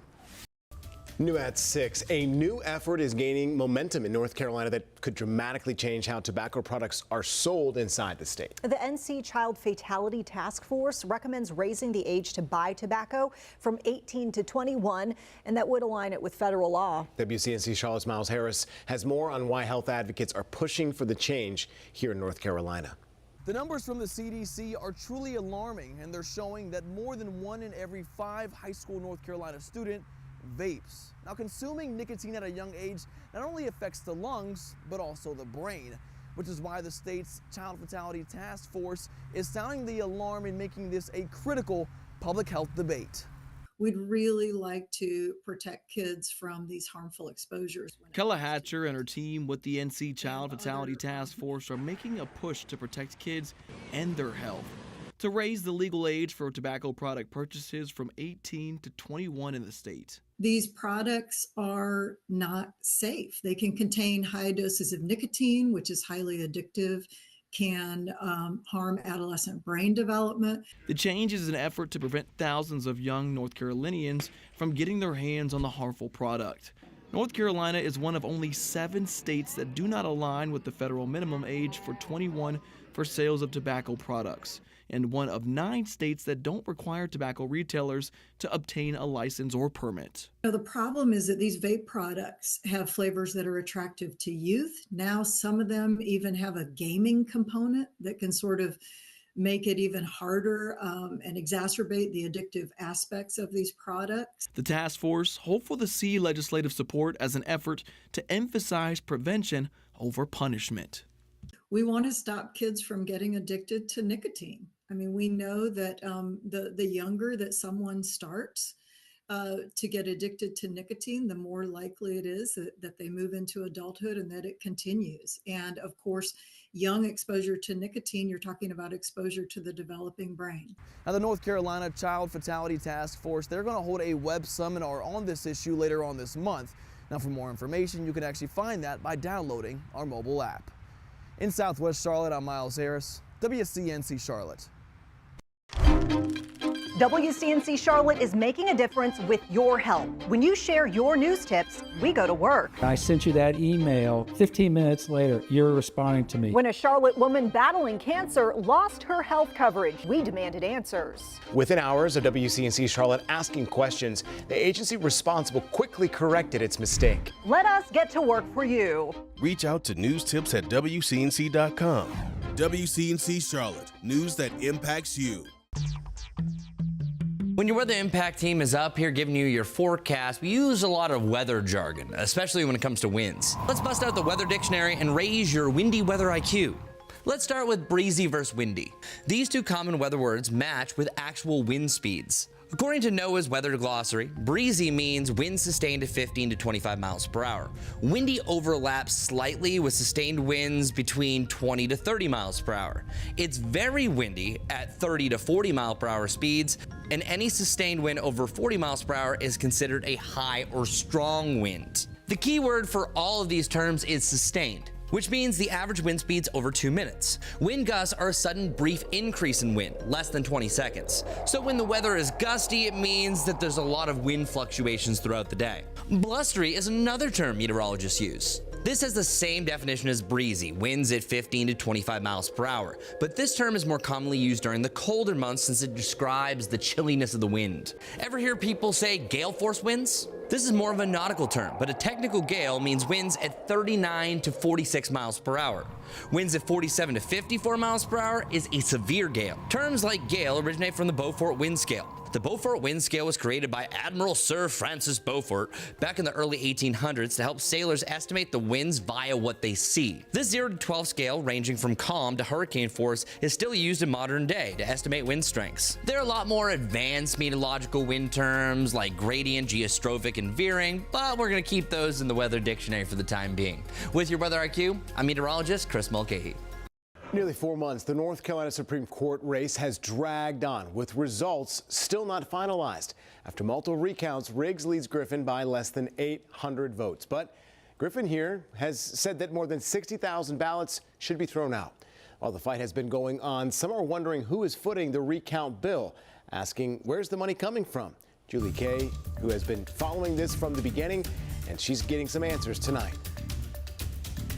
I started looking into legal funds when we got this viewer question. Who was paying the bill for the appeals filed by Griffin? Also, are court cases not being dealt with or sitting idle until these appeals are over? If so, what's the price associated with that? Now, Riggs is currently sitting on the state Supreme Court and has recused herself from anything related to this. In that case, the court would be left with an even number, leaving potential for a tie. However, she is still participating in other cases. In terms of Griffin's appeals, though, the attorneys I spoke with say that's a bit more complicated. The cost of an election, still undecided, is hard to put into words. Last statewide race in the country that has not been certified. The cost of the legal battle, even harder to find. I have to assume this is well into several hundred thousands of dollars. Ann Webb and Ann Tyndall are both attorneys familiar with the case who have questions about where the money is coming from. Both Riggs and Griffin have set up legal funds for donations, but that might not be the whole story. What we really wish is that there were more regular and transparent reports coming in about all of the funding that is coming to Jefferson Griffin's campaign. In Griffin's legal fund, one of the donors is on the appeals court hearing this case. Judge Tom Murray donating $5,000 in December. There's no rule against that, but both lawyers say there's questions about if there should be. Perhaps Judge Murray shouldn't participate in deciding whether his investment in the lawyers arguing before him was a good one. On Monday, all of the briefs are due for both Riggs and Griffin. Then the appeals court says they'll move forward quickly. Likely sometime next week. Riggs's lawyer has filed a motion for Judge Murray to recuse himself, but we might not know which 3 judges are hearing the case until the day it starts, meaning Judge Murray could be one of them. The Court of Appeals in North Carolina is a bit of a black box. So while we wait for the case to be heard, they both say the final cost might be more in the time. What does that do to the public perception of our courts? And the impact. Can you maintain the public's faith? I did reach out to Murray's team to ask if he would be recusing himself, but did not get an answer. Back to you. When severe weather impacts the Carolinas, you can help us tell the story. Our radar helps to keep you weather aware, along with images like these. Here's how to send us a video or picture of conditions impacting your area. Make sure you're in a safe spot. Take a picture or a video, then send it to the Near Me feature on our WCNC News app. Your image could be part of our weather impact coverage. Download the WCNC News app now. As February winds down, the man you're about to meet epitomizes why Black history should be celebrated throughout the year. He's put his life on the line for his country, and now he's working to better communities by creating meaningful relationships across our country with the men and women who keep us safe. The law enforcement community. Recently named to Worth Magazine's Worthy 100 annual list, he's being celebrated not just here but across the globe this year for his dedication. We believe it's all through education. We can change minds and hearts and spirits and souls. So that's what we do. We do it for not just the future generations, but for the generations of our past. It's a simple mission, and it's highlighted in the name of this 501c3. Dedication to Community, created by M. Quentin Williams in 2012, is designed to address issues of justice in any economic, criminal, or social form with a focus on relationships with those that serve those arenas. Because I can see the pain of generations past and the burden that they've carried and how it's impacted them and affected them in their latter years. It's an all-encompassing, we teach academics, incarcerated populations, the military, police. We teach corporate America. How do we treat people like human beings? Relationships are the key. For more than 10 years, Williams has created lasting relationships with the NFL and NBA organizations, pulling in judges, business leaders, and others to see his vision of dedication to community through. We have pieces of this puzzle, but in order to make it a movement, there have to be other pieces. So when you take our curriculum and our credibility and our access and put it together with the access and the sustainability of a Miami Heat, now you have something that is the beginnings of a movement. The national nonprofit operates in 32 states, and it is a force for good, so much so that Worth Magazine started to notice. For the 2024 annual list, Williams is among names like Kevin Hart, Viola Davis, Billie Eilish, Jane Fonda, and Lionel Messi. 100 innovators from diverse fields doing their best to create a better world. Something that is an award for not just me, but for everybody who is a part of this movement. The announcement coming just in time for Black History Month, a symbol of sorts for Williams knowing the work that's ahead.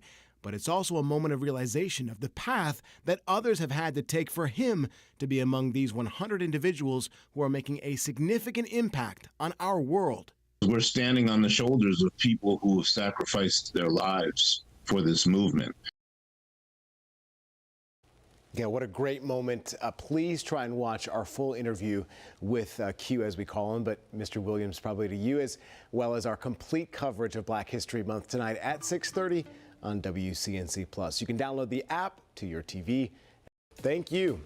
Well, tonight, Mecklenburg County is seeking solutions for people re-entering society after serving time. The Criminal Justice Services Department says it is seeing success with this program that it's trying out. The program supplements folks' income during their first year out of prison. WCNC Charlotte's Julia Kaufman shows us how it's changing one man's life. From being in and out of jail his entire life to getting clean and building a life for himself, Philip Chappell says for the first time he feels a purpose thanks to reentry services. I've had help. A helping hand is something Chappell says is new for him. That's all really I've ever needed. I've never had anybody try to help me before. For the first time in his adult life, Chappell is building a future outside of the prison system. I've never made it on parole, so it's an accomplishment. He finished his latest sentence in May and does not plan to go back. Drugs has always been my problem, and I don't have that problem anymore because I actually have something to look forward to every day instead of getting high.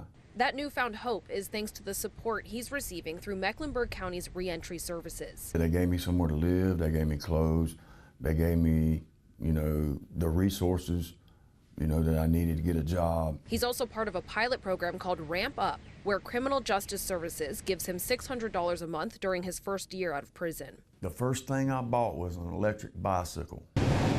The program's 60 participants are allowed to spend the money on things like transportation, rent, work supplies, and food. What are those things that they're identifying as their needs, or the things that they need to help them really kind of move forward and get on track for the long term? CJS Director Sonia Harper says it's one piece of the puzzle for crime prevention.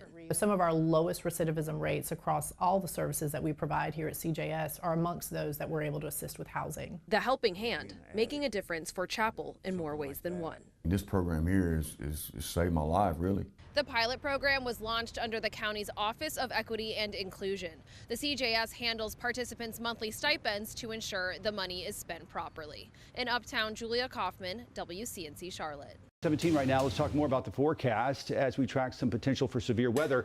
And a reminder, folks, before we get to the forecast, and that's the most important thing, but we want to go ahead and put in this plug right now. A reminder that we're going to have extended coverage of the weather and traffic this morning over on WCNC Plus, because we know that it will be changing and evolving after we go off the air at 7 o'clock. So join us from 7 to noon for the latest breaking updates and team coverage.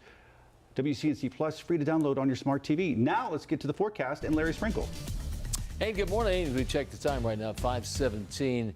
Impact areas today, damaging wind risk, as you can see, Charlotte northward up to the Virginia border all the way down to Columbia. We're kind of in that medium threat for that. But once you get east of here, anywhere from, say, Richmond County all the way up to Raleigh, the Carolina coastline, that's a higher threat for some strong and severe thunderstorms in those areas.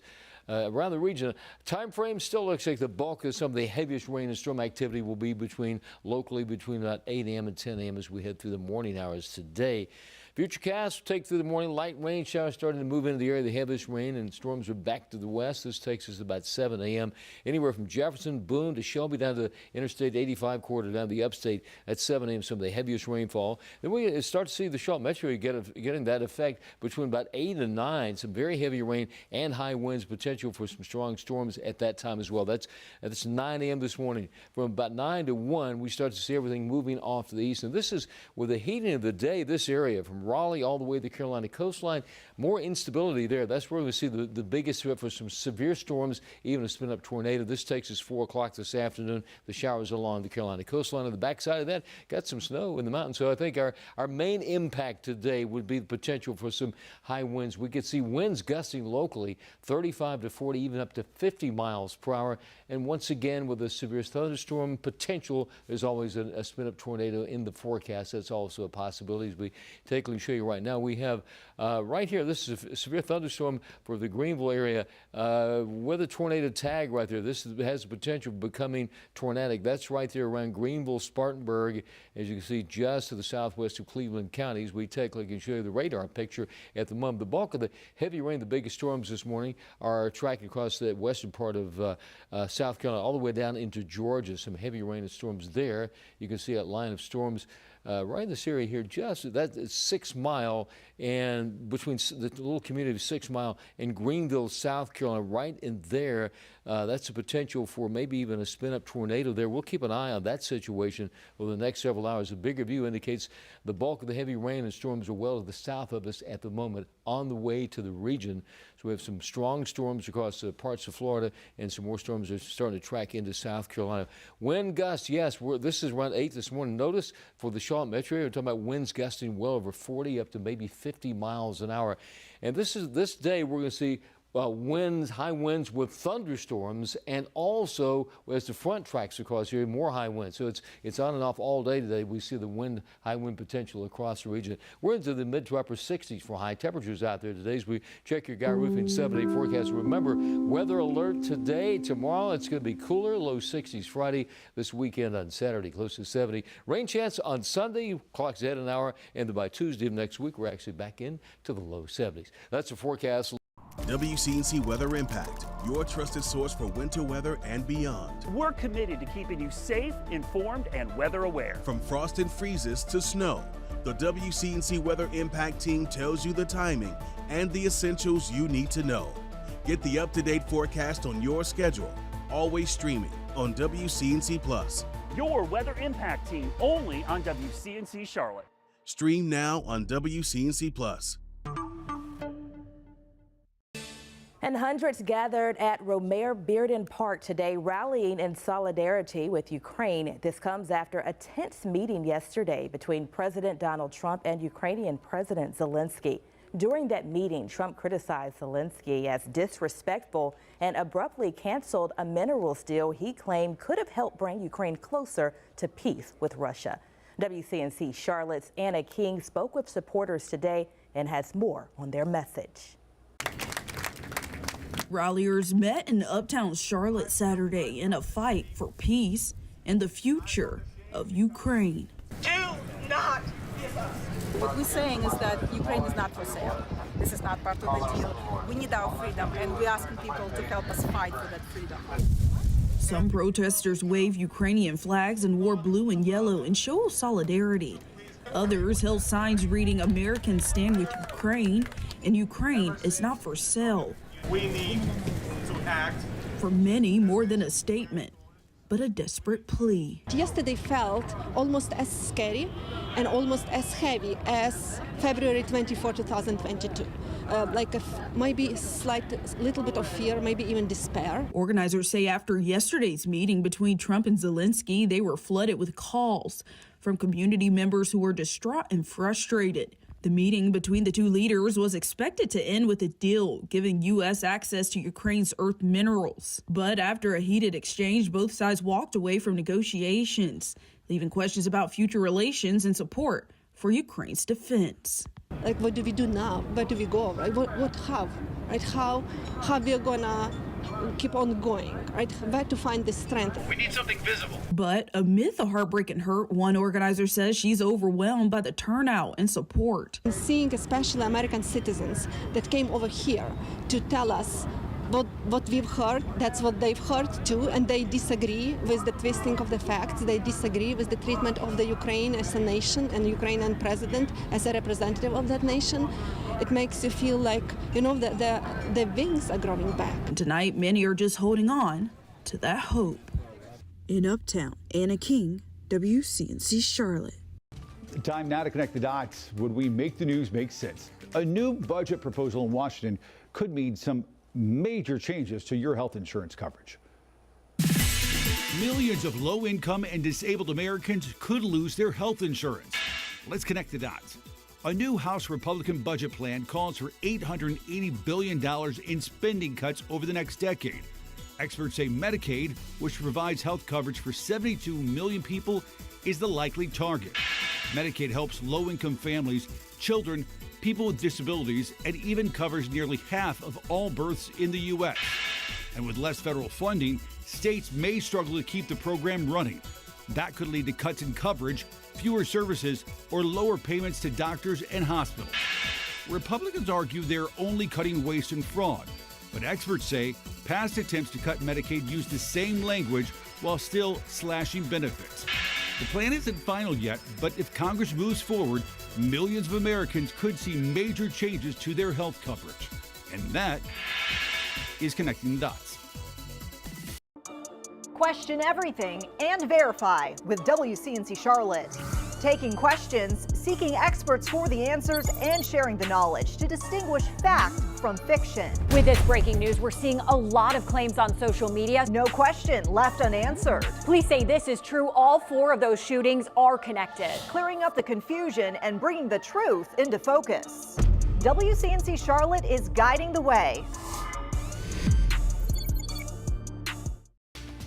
Well, tax season, as you know, is underway, and everyone hoping to get the biggest refund that they possibly can get their hands on. But doing so can be pretty confusing. As folks start to file, many are taking to the internet, even social media, to get advice on their tax situation. So tonight, WCNC Charlotte's Megan Bragg verifying some common tax questions. Yeah, and according to a study by TurboTax, many are confused about what they can write off and if they need to pay taxes. To verify, we went to the IRS, TurboTax, and Mark Stieber, Tax Information Officer with Jackson Hewitt Tax Services. According to the TurboTax survey, 17% of Gen Z believe they can write anything off. You can't write off things that are not permitted under the law. According to the IRS, depending on your status, there are some things you can deduct from your taxes, including alimony payments, business use of your car, and student loan interests. But there's deductions, there's credits, there's write-offs, all across the gamut, but it's always usually facts and circumstances unique to you. So we can verify that no, you can't write off whatever you want. Next, the survey shows several people believe if they are a full-time student, they don't have to pay taxes. That is false. The IRS states your status as a full-time student doesn't exempt you from federal income taxes. But if you have income, gaming income, side hustle income, those are all taxable, reportable transactions. However, according to the IRS, if you are a single filer under the age of 65 and your gross income is under $14,000, the IRS does not require you to file taxes. We have more tax questions and answers. You can find it on our WCNC Charlotte app. With your Verify, I'm Megan Bragg. It's time to connect the dots when we make the news make sense. Women tend to outlive men, but have you ever wondered why? In the U.S., women live about 5 years longer than men. Let's connect the dots. Genetics may play a role. Research suggests that having two X chromosomes provides extra protection against aging. Hormones can also be a factor. That's because before menopause, women's immune systems tend to be stronger, helping them fight infections better. Lifestyle differences also matter. Women are less likely to smoke, drink heavily, or take dangerous risks. They also visit the doctor more often and have stronger social networks. External factors play a role as well. Men are more likely to work in dangerous jobs, experience violence, and suffer from stress-related diseases. But experts say there's no single reason why women live longer, and that's connecting the dots.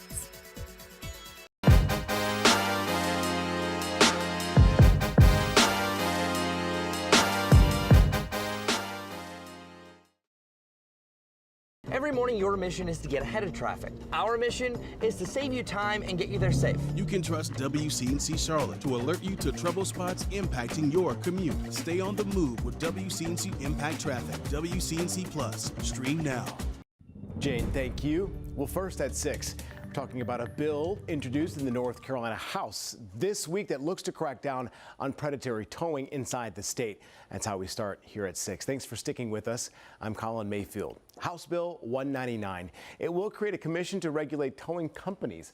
The 9-member commission would establish maximum fees for towing, booting, and storage, and require towing companies to obtain permits.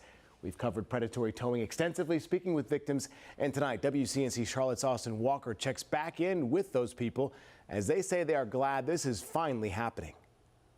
We've shared countless of stories from victims saying their car was there one minute and then the next it was towed away, having to pay hundreds, sometimes even thousands of dollars to get it back. They say this bill is just a glimmer of hope so others don't fall victim to this.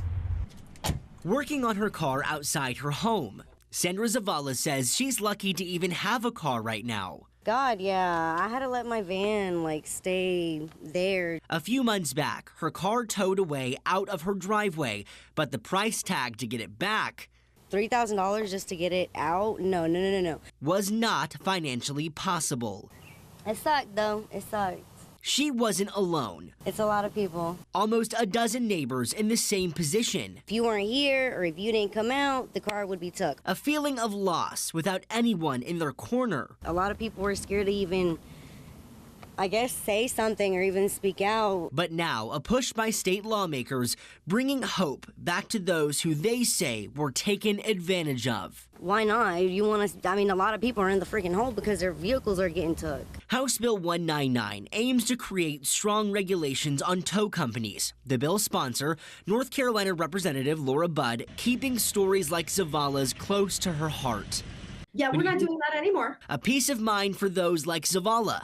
I'm hoping so. So no one else is forcibly, and they say wrongly, on the hook for sometimes thousands they can't afford.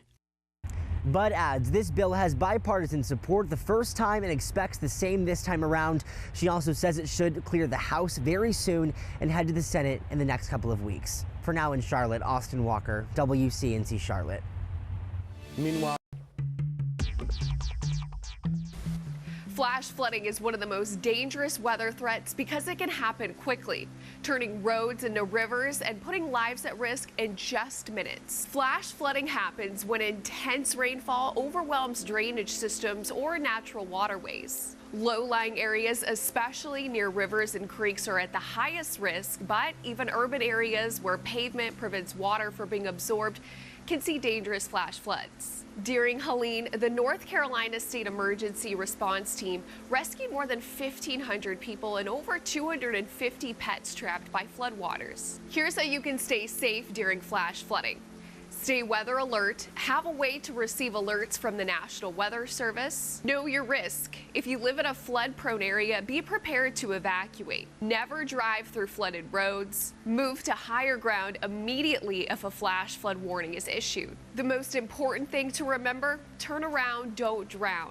It only takes 12 inches of fast-moving water to carry away a small car and only 6 inches to knock you off your feet. Plus, you don't know what lies in the water. There are often hidden hazards that floodwaters conceal, like debris, washed out roads, or electrical risks. When you see traffic barriers that close off flooded roadways, don't ignore them. Hurricane Helene showed us just how devastating flash flooding can be in the Carolinas. Severe weather preparedness week is the perfect time to make a plan for you, your family, and your pets in case disaster strikes. With the WCNC Weather Impact Team, I'm meteorologist Becca Birdsall. WCNC Weather Impact, your trusted source for winter weather and beyond. From frost and freezes to snow, get the up-to-date forecast on your schedule. Your Weather Impact Team, only on WCNC Charlotte. Stream now on WCNC Plus. Chester in South Carolina, then that starts moving away at the moment, all the way moving east of here. Chris, you got something? Yeah, I just want to let you know, Larry, it's just outside of our viewing area, but that line that we were following in South Carolina, officially a tornado warning. So I just want everyone that watching from Chester County, our immediate viewing area, but who knows, you could be following us a little bit further down towards the south. We've been calling these twists and these bends. This is a classic one. This is the reason why there has been a tornado warning issued. It looks like just west of Lexington, we'll call the speed currently moving anywhere from about 30 to 35 miles per hour across the area. So this newest tornado warning was just issued a few moments ago, just trying to get the information to pop up. But we've been following this, and here I want to circle this for you, this little kink. So we've been calling the different twists. Once it really starts to bend where it almost forms an angle, that's at that point is really just showing some really sharp rotation. So even though this isn't affecting our area per se, it's still going to be moving through Lexington, northwest of Columbia over the next 30 to 45 minutes. And I am looking at a classic sign that the same thing is happening now just in the far southwestern side of Chester County. You can see that red to the yellow to the green. So this little sharp twist and kink is going to be a possibility happening right here along Highway 121. Not necessarily impacting Chester right away, but we're seeing signs that we could see a lot more tornado warnings, especially in South Carolina, as this line continues to cruise its way further off towards the south. So current actual radar, you can see a little bit closer in that. We have to always access the velocity scope to really look inside the storm, because if you look at this, it was light to moderate rain, and then all of a sudden that heavy rain could just pick up. It's within this that we're seeing the signs of rotation, and we also have a tool, that little mesoscale analysis, showing where things are going, and it looks like the most recent update for this is showing winds moving off towards the east at about 18 miles per hour. This is also going to be 58 mile per hour gust that was in Alexander County that we've been measuring, 50 plus in Lincoln County from the National Weather Service. So this isn't just focused on tornado warnings, severe thunderstorm warnings, and it's actually a whole lot more. So right now this one goes until 7:45, impacting areas just north of us, and it's along this line that we're seeing some of those gustier winds. So check it out. It's this area, this little cluster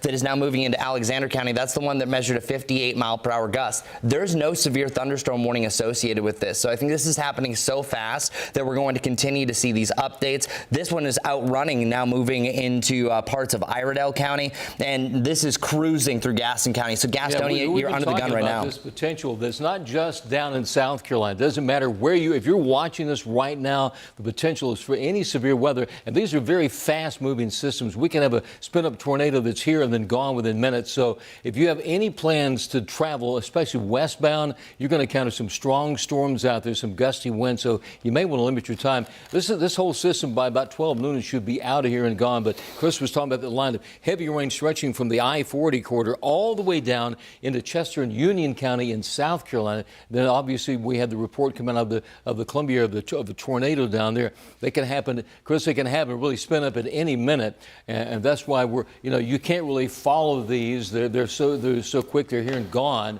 But it should be aware that there's a potential for anyone watches to have one of this happen at any point.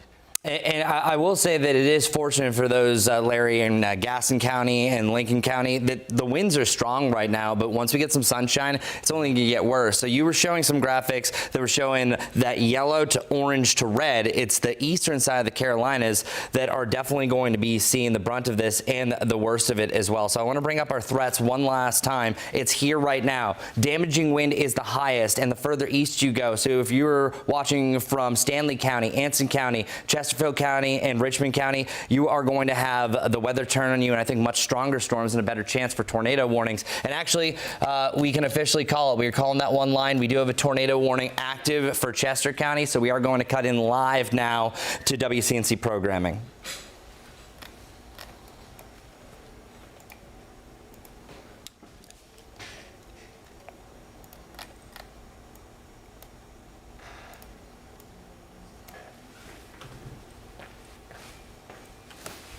Your email on here.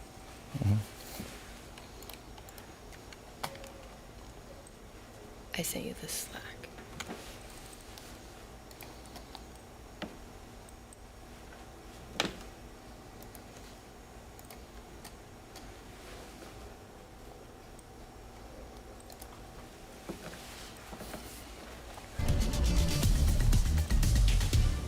And good morning. We're following severe weather across the region this morning. We're getting reports. In fact, we just got a brand new tornado warning. Chris has some information on that in Chester County in South Carolina, just issued by the National Weather Service.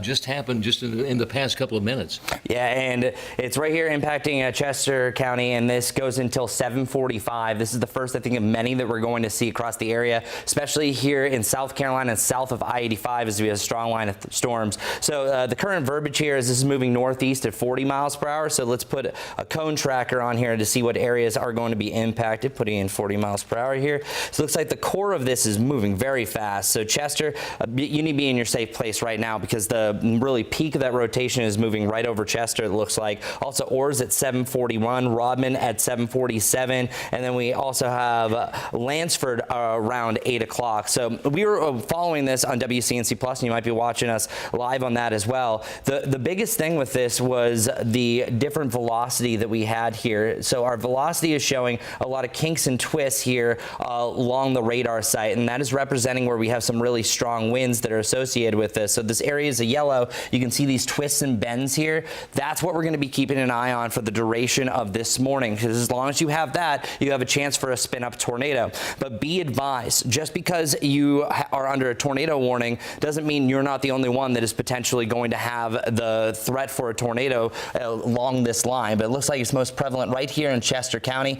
You can see how this most recent update now has the center of rotation that's going to be crossing over, looks like Highway 121 right here around Sandy River. You should be in your safe place in Chester. Realistically, you're going to be seeing this within the next 10 minutes or so. So anyone that lives around the Chester area, I would be advised, because right now this is inaccurate, but really just shows the power of this system. It says the speed is at 40 miles per hour, moving northeast at 89 miles per hour. That's an error, but it does show the volume of winds within this. So anyone around the Chester area, this quick moving storm, not only are you going to have a chance for a tornado, but wind gusts still over 60 miles per hour. So wind damage is a good possibility where we're seeing the worst of the storms, Larry. Let's go to weather number 2. For those in this area in Chester, and this is in South Carolina, we got weather 2 to exactly what's going on with that tornado warning that's in effect right now. We'll say go to a place of safety, and that means means the lowest level of any home. Take shelter, go to a basement or interior room of the home. That's a tornado warning in effect. Get to the lowest level of a building. If you live within that area, stay away from windows, doors, outside walls. Use pillows, blankets, helmets for protection. Once again, it's a very fast-moving system, and you can see from our uptown view, this is just about everywhere. The potential is there. That line of showers and storms basically stretching all the way from the upstate into the area's western part, just west of downtown Chester. And that storm system is really moving towards downtown Chester. So I would say take precautions there, Chris. Downtown area within probably the next few minutes. A very fast-moving storm system. I think what's going to happen with these storms today, these spin-up tornadoes, they're within a few minutes and pretty much out of here at that point. But it doesn't mean that you're not safe, because severe thunderstorms can do just as much damage. And it's also those upstream that we're going to be seeing this. So we're talking about Chester County right now, but realistically, I'm already starting to see the same thing that happened near Columbia now moved into Chester County. Now we're starting to see a slight shift as far as the bend goes here in York County. So I also want those in McConnell, York, along Highway 321, be advised that the strongest winds are now going to be on your doorstep. Also Rock Hill, I would say for the same sort of timing, you can really expect this line that's going to be overhead likely in the next 20 to 30 minutes. I'll actually bring up another measuring tool showing this is happening, and this is also showing signs that it's only moving faster. So this entire line pushing its way off towards the north and east, where we're seeing the worst of the rotation. Chester, realistically, you're going to be seeing that in the next 5 minutes. It looks like the newest timing. Rock Hill, 7:49. Even though you're not directly under this tornado warning, we are still seeing signs that the same thing is happening upstream, just a little bit further north around McConnell's. Not as prevalent as what we had that triggered this tornado warning here around Chester. Van Wyck around 8:09, Providence at 8:15, and now we're starting to get into the Charlotte area. Matthews 8:21, Indian Trail at 8:25 that you're having the worst of these winds. So if you're just joining us,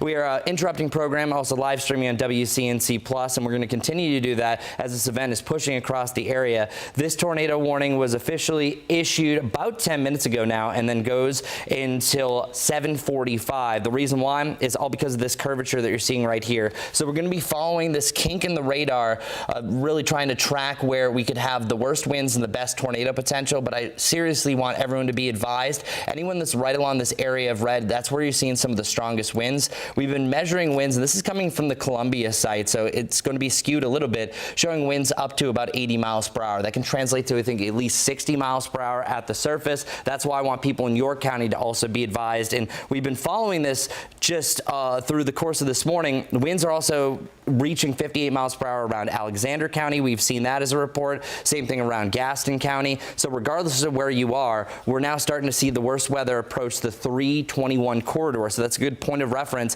where we're going to see the worst of the weather over the next 20 to 30 minutes. Be advised. So one more time, Larry, we have that tornado warning until 7:45. I think we're going to see a lot more. And again, my eyes are on York County as well. And what we don't have, a watch was not issued. Let's talk about the difference. I wouldn't be surprised the National Weather Service doesn't issue a watch, but a tornado warning means one is imminent or has been sighted either from Doppler radar or from ground source. Some of our weather spotters are out there always on the ground doing that. So once again, we talk at some of the intensity, and quite often in the spin-up tornadoes, there are the lower ends, the EF0s and the EF1s, anywhere from winds up to 65 to 110 miles per hour. They can do a lot of damage. But here's the radar futurecast, and this does show that line of heavy rain and storms tracking across the area. This is 8 o'clock this morning, so we are between now and probably 10 o'clock. We're within that threat time frame that we could see strong storms. Doesn't just take a tornado. Severe thunderstorms can cause just as much damage with winds over 100 miles an hour. This is 11 a.m. Everything starts moving to the east, and then that threat really intensifies as you get over towards Raleigh and the Carolina coastline as we head into the afternoon. And interesting, on the backside of that, cold enough, there's going to be some snowfall in the mountains. Current winds, we got sustained winds anywhere about 10 to 15 with some gusts up to about 30 to 45 miles per hour. So once again, Chris, this is a situation where we're going to be talking about spin-up tornadoes, but the whole area is under the gun as far as high winds, not only from severe thunderstorms, but also because we have a frontal boundary tracking across the area. Ben? Larry, let me interrupt you just real quickly. It is 7:30 right now on the hour, and for folks watching, tuning in to see the Today Show, we are in breaking news coverage right now here on WCNC Charlotte, also streaming live even as we speak over on WCNC Plus. That breaking news of the morning, a tornado warning issued in just the last 15 minutes, affecting folks down in South Carolina. But do not be fooled. This is affecting folks from Lexington, North Carolina, down to Lexington, South Carolina. Our team standing by here in the studio tracking all of this right now. Yeah, we actually saw the start of that storm in the mountains. We brought that to you as live coverage on WCNC Charlotte this morning. And now, as we've been live on WCNC Plus and are live for you again as we're tracking this system, has now spun up a tornado, which we told you was a possibility right in Chester in South Carolina, seeing a lot of impacts right now. But other parts of our area are not out of the woods. We are live across all platforms, including on social media, where some of you are chiming in. If you want to ask our meteorologist a question, you can do so on our social media pages. One person asking to see a closer look at Chester now as that storm system moves closer, wondering what the impacts could be and the timeline for how long this could last. Chris? And right now we're looking at what we call a CC, or a correlation coefficient, to see if there's any debris that's being picked up from this. We're seeing a slight discoloration. Sometimes that could pick up a little bit, but I really want to focus here now just southwest of Chester. That I think that we're starting to see a little bit of a signature there. So if you live anywhere around the Chester area, I would say even over in Orrs as well, I want you to be in your safe place, not just for a tornado, but also potential winds at about 60 to 70 miles per hour. The most recent verbiage that we've received from the National Weather Service at 7:45 is where this is going to end, moving to the northeast at 40 miles per hour. What's going to happen with this system, those winds will go to about 40 to 50 miles per hour, and that will be also indicating how fast the winds could be at the minimum overall with this. Flying debris is going to be potential with this. The most recent measurement was about 11 miles southwest of Chester. I think we can actually move that a little bit closer, because I'm going to bring up this right here showing that we do have still that rotation that is right around the Chester area. Sorry about that. Bring up the velocity.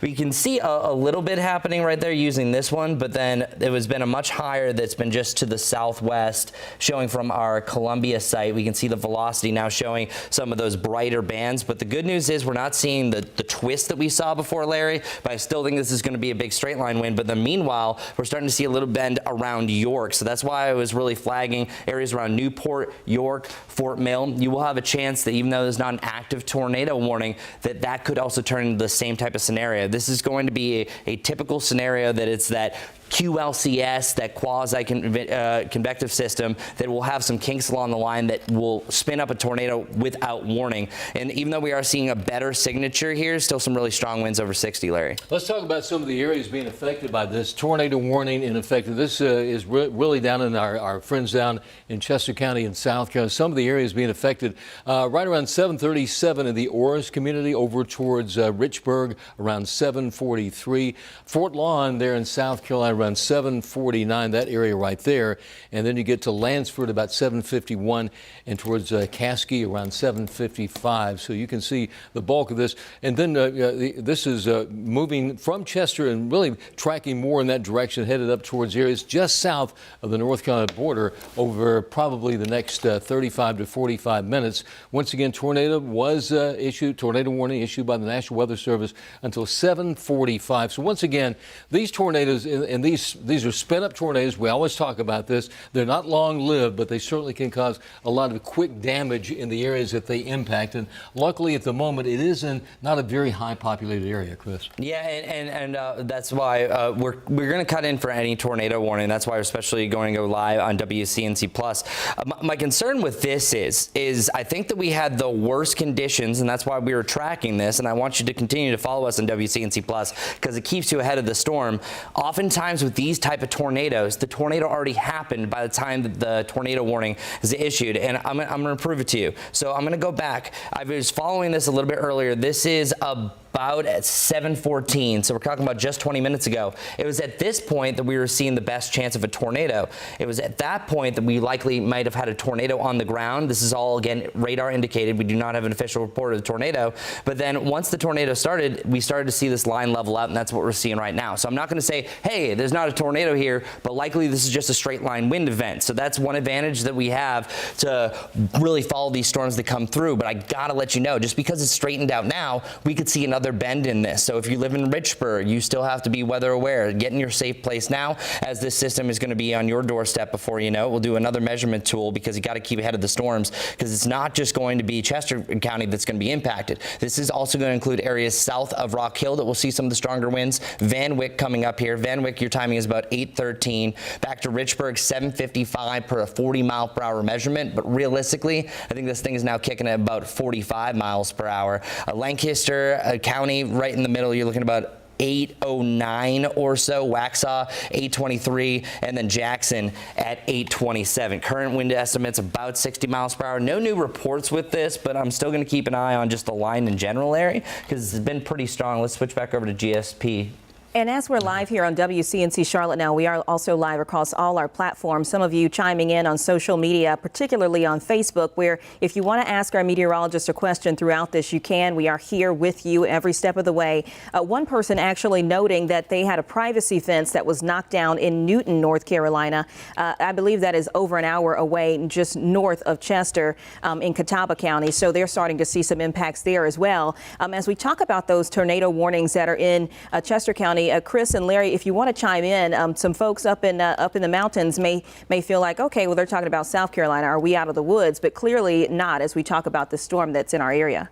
Well, I think regardless of where you're watching this, you're going to have high winds in the mountains. There's not quite the instability that we've seen down in South Carolina. Let's go to weather, too, and we'll show you some of those. So, Larry, you better show the wind speeds, but I just want to show you this is now classic, and we can see it from both examples that we just saw there. The rotation, it's starting to pick back up over Chester. So, again, we're not out of the woods. This is going to be classic nature. It's going to kind of go through its cycles. You can see those wind speeds intensifying again up to about 63 miles per hour.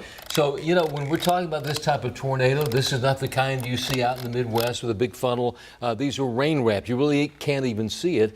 And sometimes it's enough up in altitude that it's a funnel cloud, but it's certainly radar indicated. So we're getting some winds 55 to about 65 miles per hour. That can do a lot of damage in itself. And here's what it looks like on Weather One as far as the absolute line. So now the heaviest rain is now pushing into, I would say, around the Mount Holly area. You're really starting to see things pick up. That means Mecklenburg County, you're next in line. The best thing that's working for us is the time of the morning, but removing the radar where we're seeing that indications of the rotation is really picked up right here around Chester. So we're always looking for that red to green. You can see it here. Now, it's not as tight as it once was, so I'm not calling that, I think, tornado on the ground, but I do think that you are actively seeing rotation amongst the rain. But Larry, as you said, it's really tough to see. So this tornado warning is still going to go on for another 7 minutes or so. I don't think that they're going to keep it going necessarily, because usually the nature of these events, a separate one would form, usually where we're seeing a better potential, maybe even north here of within an hour or so. Gentlemen, real quickly, it's 7:38 right now. A lot of folks watching us right now on WCNC Charlotte and WCNC Plus wondering, they're about to head out the door. They're about to start their commute. What are your recommendations for people across the viewing area as they head out the door? Here's what if you live in Chester, don't leave at the moment, because you're just east of 321 near downtown Chester. That's the bulk of some of the highest winds at the moment. If you live in Charlotte, if you live in Statesville, if you live in Hickory, you're going to encounter some very heavy rain and gusty winds not associated with a tornado. I think the severe weather threat covers the entire region today because it's a combination of high winds and heavy rain, and then those spin-up tornadoes like we have in South Carolina right now. And yeah, I-77 is going to be impacted here shortly. So by the end of this tornado warning, the worst of the rain conditions, which is just a hazard for traffic in general, are going to be upon us. But then also the winds, as Larry had mentioned. And we're not getting a lot of readings from here because, as we mentioned, this is one of our lower populations that we have across our WCNC viewing area. But it doesn't mean that the impact isn't that great. And we're also seeing signs, and I was showing you this earlier, that there's some rotation right around McConnell's. So I need everyone in Rock Hill to be weather aware aware that there could be a separate spin up along this line. Even though it's not necessarily warmed at this time, these type of events, you have to look outside the box as far as the tornado warning goes. So eastern side of Chester County, York County, and then western Lancaster County over the next 30 minutes, I would not leave the house because of what's potentially along this line. So we do want to include that. Anything, if you got westbound, that's where you're going to encounter this line of heavy rain and storms. That does include areas all the way up into Gaston County. Basically, if you take Highway 321 and you come down Highway 321, that's where we're seeing the bulk of some of the heaviest rain and these strong storms. So you folks that live there around the in Rock Hill in South Carolina, that would be around 7:55. Around we're putting Charlotte on here, potential a little bit of after 8 o'clock. I mean, these are estimated times of arrival for those storms. Could it be a tornado? It doesn't have to be a tornado. These are severe storms that could still cause a lot of damage, a lot of problems. And the wind's still measuring, I think, the potential at 60 to 7 miles per hour. So that's going to be the maximum. And then also you got to think is the winds above our head, the trees usually sway a little bit more. Those winds realistically could be at 70 miles per hour. And if it's top heavy, if there's root rot, it's going to lead to a lot of down trees. So that's one of my biggest concerns that we have for an event like this, because of just the strong winds along the line. Let's take a deeper dive. Let's look back in at the radar signature that was really just showing any sorts of rotation. Again, it was better news when the last time we checked, but it's still prevalent. So that's why I think the tornado warning will go until its estimated time at 7:45. Once this is over, if we don't have a new tornado warning, we're going to be going back to WCNC Plus. But the advantage here is we flagged this before this even hit. We were shown that there was rotation before. That's the key with this. I dislike and I wish that we had more information and better warning with these, but the best warning I have for you, if anyone along this line, I'll bring the radar because you can see it a little bit better.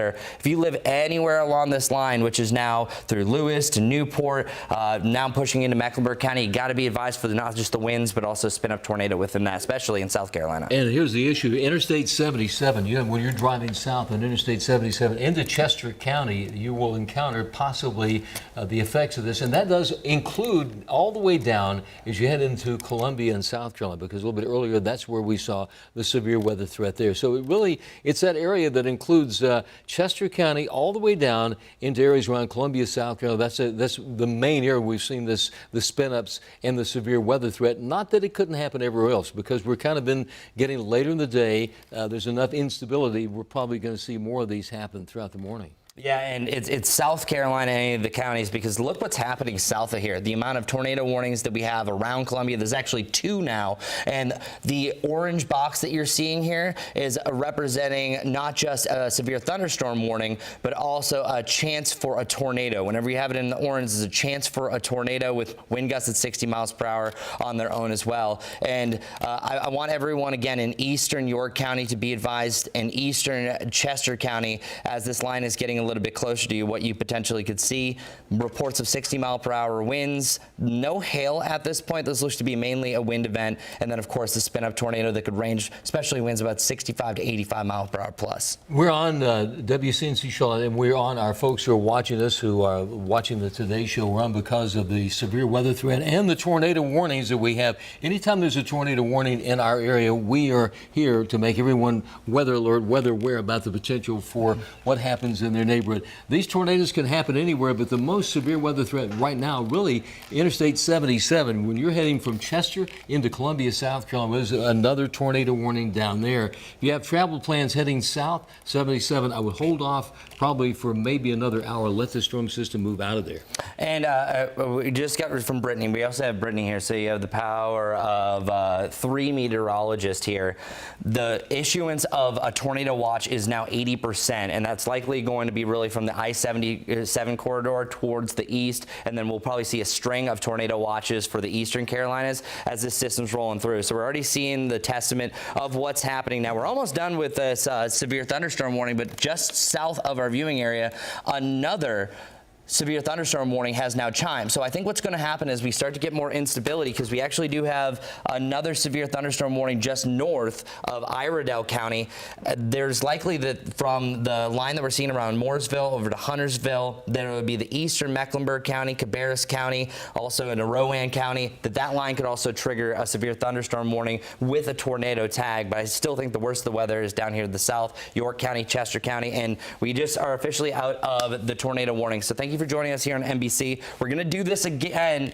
We are going to stay on here just because I am worried about what's going to be happening towards the north, but also join us on WCNC Plus. Let's talk a bit about the... Gentlemen, just to interrupt just real quickly, it is 7:45, and I know we're going to stay on WCNC Charlotte, the broadcast channel 36 to a lot of you, NBC, through at least the top of the hour, but for the reasons the gentleman just laid out, we could very well end up staying on air, covering up the Today Show. If you're just now joining us, that's the reason you're seeing us and this forecast.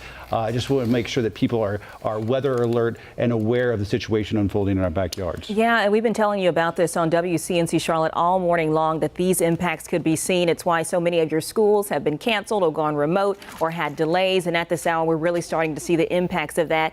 You can chime in and join the conversation. We're live across all our platforms, including on social media. Some folks have been sending us questions on Facebook asking when is it going to impact their area. We already know that we've been seeing reports up in the mountains where people are seeing not only that rain come down, but that heavy wind that we've been telling you is going to be really one of the biggest concerns. It was even a concern when it comes to school buses and the possibility of those turning over. Gentlemen, let's bring us up to speed. What's the latest? Okay, latest we have a new severe thunderstorm warning. Lancaster County in South Carolina has been added to the list of severe warnings that we have at the moment. So our friends over in Lancaster County, so this is starting to kind of really explode in intensity because all the way up. Yeah, it's a huge severe thunderstorm warning area that does include the southern part of Mecklenburg County. That's a long, wide area of probably about 60 miles of territory within that one severe thunderstorm warning. And as we were mentioning, this severe thunderstorm warning also has a tornado tag. So those now in eastern York County, eastern Gaston County, pretty much the entirety of Mecklenburg County. That's until 8:15 that we have the severe thunderstorm warning. Right now, the current speeds for the National Weather Service showing still northeast at 40 miles per hour. They're going to expect wind damage along this line and also a chance for a spin up, especially down towards the south. We were pinpointing around York County as well. So the worst of the weather now starting to move in during the peak commute here, Larry, about to cross the 485 loop. Let's talk about the problem with a severe thunderstorm. This can be just as violent as a tornado, as a low-end tornado. So take into consideration if you are at home right now, southern part of Mecklenburg County, all the way down to Lancaster County. This is a pretty wide area. You want to make sure you stay inside, get away from windows, because you can see some winds gusting well over 60 miles per hour in these severe thunderstorms. You almost treat it like a tornado. So here's what we're talking about. If you guys want to go take over the traffic computer pretty quickly, we have a new track. So let's talk about this. Let's talk about what's happening. Some of those areas that we're going to encounter. That would be Paul Creek about 7:49, Rock Hill at 7:51, Uptown Charlotte about 7:56. If you take Van Wyck, it's about 8:04, Matthews about 8:08. This is the arrival times of the severe storm. As you head into areas around Midland, around 8:19, and Monroe about 8:23. So that is a huge area. That covers a lot of Mecklenburg County all the way down into Lancaster County, South Carolina. Anywhere along that, if you live in these areas, stay inside, take cover, because treat this like this could be a tornado. We have a tornado tag with it. It could happen any minute. But Chris, we're talking about severe thunderstorms can have winds 55 to 100 miles per hour, and we could certainly see a lot of damage from this system right here. Larry, I want to bring something up that Brittany just shared me, because Mike's also here. So, Brittany, I want you to read what you just read about the severity of the situation now in Columbia here. So we know that our National Weather Service office encompasses four different National Weather Service offices encompass our area. Well, part of that is parts of Lancaster County and Chesterfield County, which are covered by the National Weather Service in Columbia. Some of their updates might be delayed here, which is why we are here for you, because they are actually taking shelter at their office right now because of a tornado warning that is right over the National Weather Service office. So we might have a situation in which we see rotation on radar and there might not be a tornado warning issued, but that's why we are here. We're their media partners. We're here for that same reason, so we can watch the radar for them here from Charlotte while they might be sheltering here. So we will certainly be keeping a close eye on that. And of course, thoughts for those folks there as they take shelter at their NWS office. Yeah, and it just shows the severity of this, Brittany. Look at the time of the morning. It's 7:49. If this was during the afternoon, we would be talking about multiple tornado warnings. Also, I think much stronger winds, and that's why it's the eastern side of the Carolinas that are the most under the gun. And we officially do have, looks like a tornado watch for the eastern side of our viewing area. So the tornado watch goes until 1 o'clock. I'll get a fancier graphic for you, but that does look to include half of Mecklenburg County, also Rowan County, and here I'll take all this off there so you can see the red line. We have Cabarrus County, Union County, we have Lancaster County, and then all of our other ones such as Stanley, Anson, Richmond, and Chesterfield. Anyone within this, and I say anyone within this orange box that we're seeing here, and that's from Chester to Rock Hill to Charlotte, not only do you have a chance for stronger winds, but then also a spin-up tornado along this line. So yeah, the worst is only going to continue to build as we move over the next couple hours. Let's go to Weather 2 and check this out right here. This is a huge storm system that covers a lot of territory. You can find out Weather 2 right there. Look at that. That's about 150 miles of territory from northern Mecklenburg County all the way down towards Columbia once again, and you can see that that tornado indicated there in Columbia. But if it doesn't have to be a tornado warning, we're telling anyone who is within the severe thunderstorm warning, this could evolve into a tornado at any moment because spin-up can happen. So you need to stay inside, avoid any travel. And I tell you what, Interstate 77 southbound, that would be a problem area. 321 if you're heading down 501, those areas down. If you're heading into areas, say Indian Land in Lancaster County, as you head down into Indian Land, down that direction, travel carefully if you have to be out, but better to avoid traveling at all right now because of the threat of these severe storms, Chris. And again, York, Chester, Mecklenburg County officially under a tornado watch now until 1 p.m. And probably wondering, oh, what's this big blockage here? That's a bunch of different National Weather Service offices. Likely Raleigh is going to join the party here coming up as well. And measuring this line, so I want to focus in on the severe thunderstorm warning with a chance for a tornado tag. And I'm going to show you the reason in which areas have the best chance for maybe a spin up. But if you are in any of these locations, I want you to be in your safe place, at least in an interior room. Avoid traveling at this point because TK 756. That's 4 minutes. Literally, you're going to have the worst winds that is going to be in your doorstep for about a 10-minute period. That's the thing. This is going to be flying in, and it could last anywhere from a couple minutes to up to 15. A lot of that heavier rain, but even the backside of this can also have kind of a twist around wind event. Charlotte 812. So very soon, within the next 20 minutes, uptown under the gun for the heaviest rain, stronger wind gusts up to about 60 miles per hour. China Grove at 821. Matthews at 827. Concord at 832. So some of our most populated areas, now is the time over the next 20 to 40 minutes that we're going to have the worst impacts from Mecklenburg County, Cabarrus County, and over into Union County as well. Let's check Chris, Larry, I want to jump in here really quick for a moment because we have some folks who are chiming in on social media. You can chime in as well through Facebook or any of our platforms. This is right during the time where people are commuting. Some folks are planning to take their kids to school right now because they weren't given a delay. They're wondering, should we do that or should we just stay home? They're extremely nervous as they watch this broadcast. If they live in this warning area, I would say avoiding travel at the moment because we've already seen these spin-up tornadoes, so you can get those violent storms causing major issues. I would say limit your time, stay inside at the moment if you're within those counties, and that covers all the way from Mecklenburg County as far south as Richland County, Richburg in South Carolina, and Lancaster County as well. So yeah, I would avoid any travel at the moment. Probably wait maybe 45 minutes to an hour. This is pretty fast-moving systems. We take a look at the bigger view of right that. If we go to Weather 2, did want to mention this right here. We do have in the area, we have a tornado watch. That means conditions are favorable. Doesn't mean one has been sighted. Just means that the conditions are there. Stay informed with us here at WCNC Charlotte. The warning means one is imminent, has been sighted on radar or by one of our spotters, and that means go to a safe place where we have those tornado warnings. And yeah, the difference right here, severe thunderstorm warning at 8:40. 8:15, and it goes until 18:15 for Chester, Gaston, Mecklenburg, and York County. That will be extended. Now that we've begun this, you're not going to see a discontinuation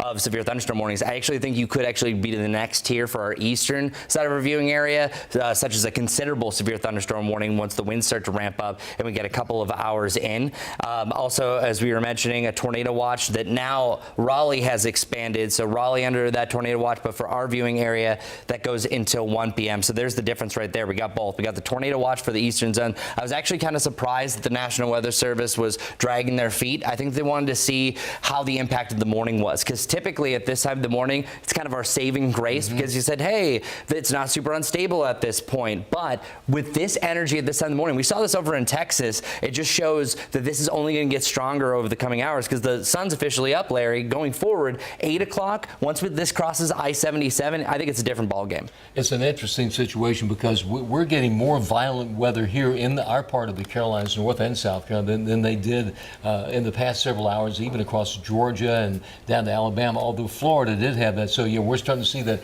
volatile atmosphere increase, and it's going to do nothing but continue as we get more and more into the daytime. And, yeah, even though you may not see it, the sun is out. We get the warmer temperatures. What that does, that makes the atmosphere more unstable, and that makes the potential of these strong storms and tornadoes to form, and we're starting to see that already. I wouldn't be surprised if we don't see more warnings coming up here shortly. And I want to do another measurement here, and it's really tough to see, but this is what we've seen over the last hour. Notice you can see that line. It's a discoloration. Larry, could you go over the wall, and I want you to point this out for him. So it's this line that I'm going to put a measurement tool on, because that's where we're seeing most of the energy from the storm. So Larry, point out the line if you can bring that up at the weather wall. This is going to be, yeah, there he goes. All right, so point at the line that I'm talking about. Notice as it moves through. Right there, you can see that. It goes all the way back. This is when we had that tornado warning in Chester in South Carolina. You could see that line as it was tracking and kind of moving east-northeast, and that was that line of instability. That's where we saw the rotation that Chris was talking about.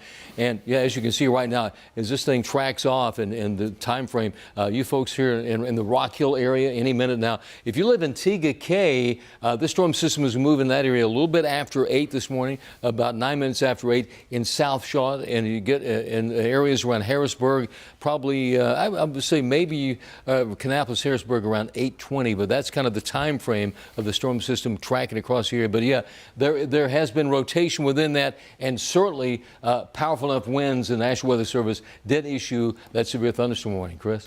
Yeah, and it's a mean area too. So that severe thunderstorm warning goes until 8:15. Now we're starting to see some of the heaviest rain almost at I-77. So I-77 is going to be a mess. We've already seen a lot of traffic here. We're seeing the impacts on 485, and we'll start taking a look at traffic here in a moment. But if you live around Uptown, within the next 5 minutes, some of the stronger winds, the heaviest rain are going to be upon you. So these are the worst driving conditions as well. So really from Berry Hill to around Paw Creek, Mount Holly, you're right in the thick of it, but it's really Charlotte, Matthews, Mint Hill, and we can just name some of the smaller communities as well. Noda, it's within the next 10 to 20 minutes that you're going to have the worst weather. So as we've been mentioning, do not travel if you don't have to, because once this passes, the winds are still going to be gusty, don't get me wrong, and then you're going to have a threat for a down tree, but at least it's not as dangerous as what we're seeing right now. It's going to be windy conditions all day, even this afternoon, but right now the threat is those severe storms spawning tornadoes.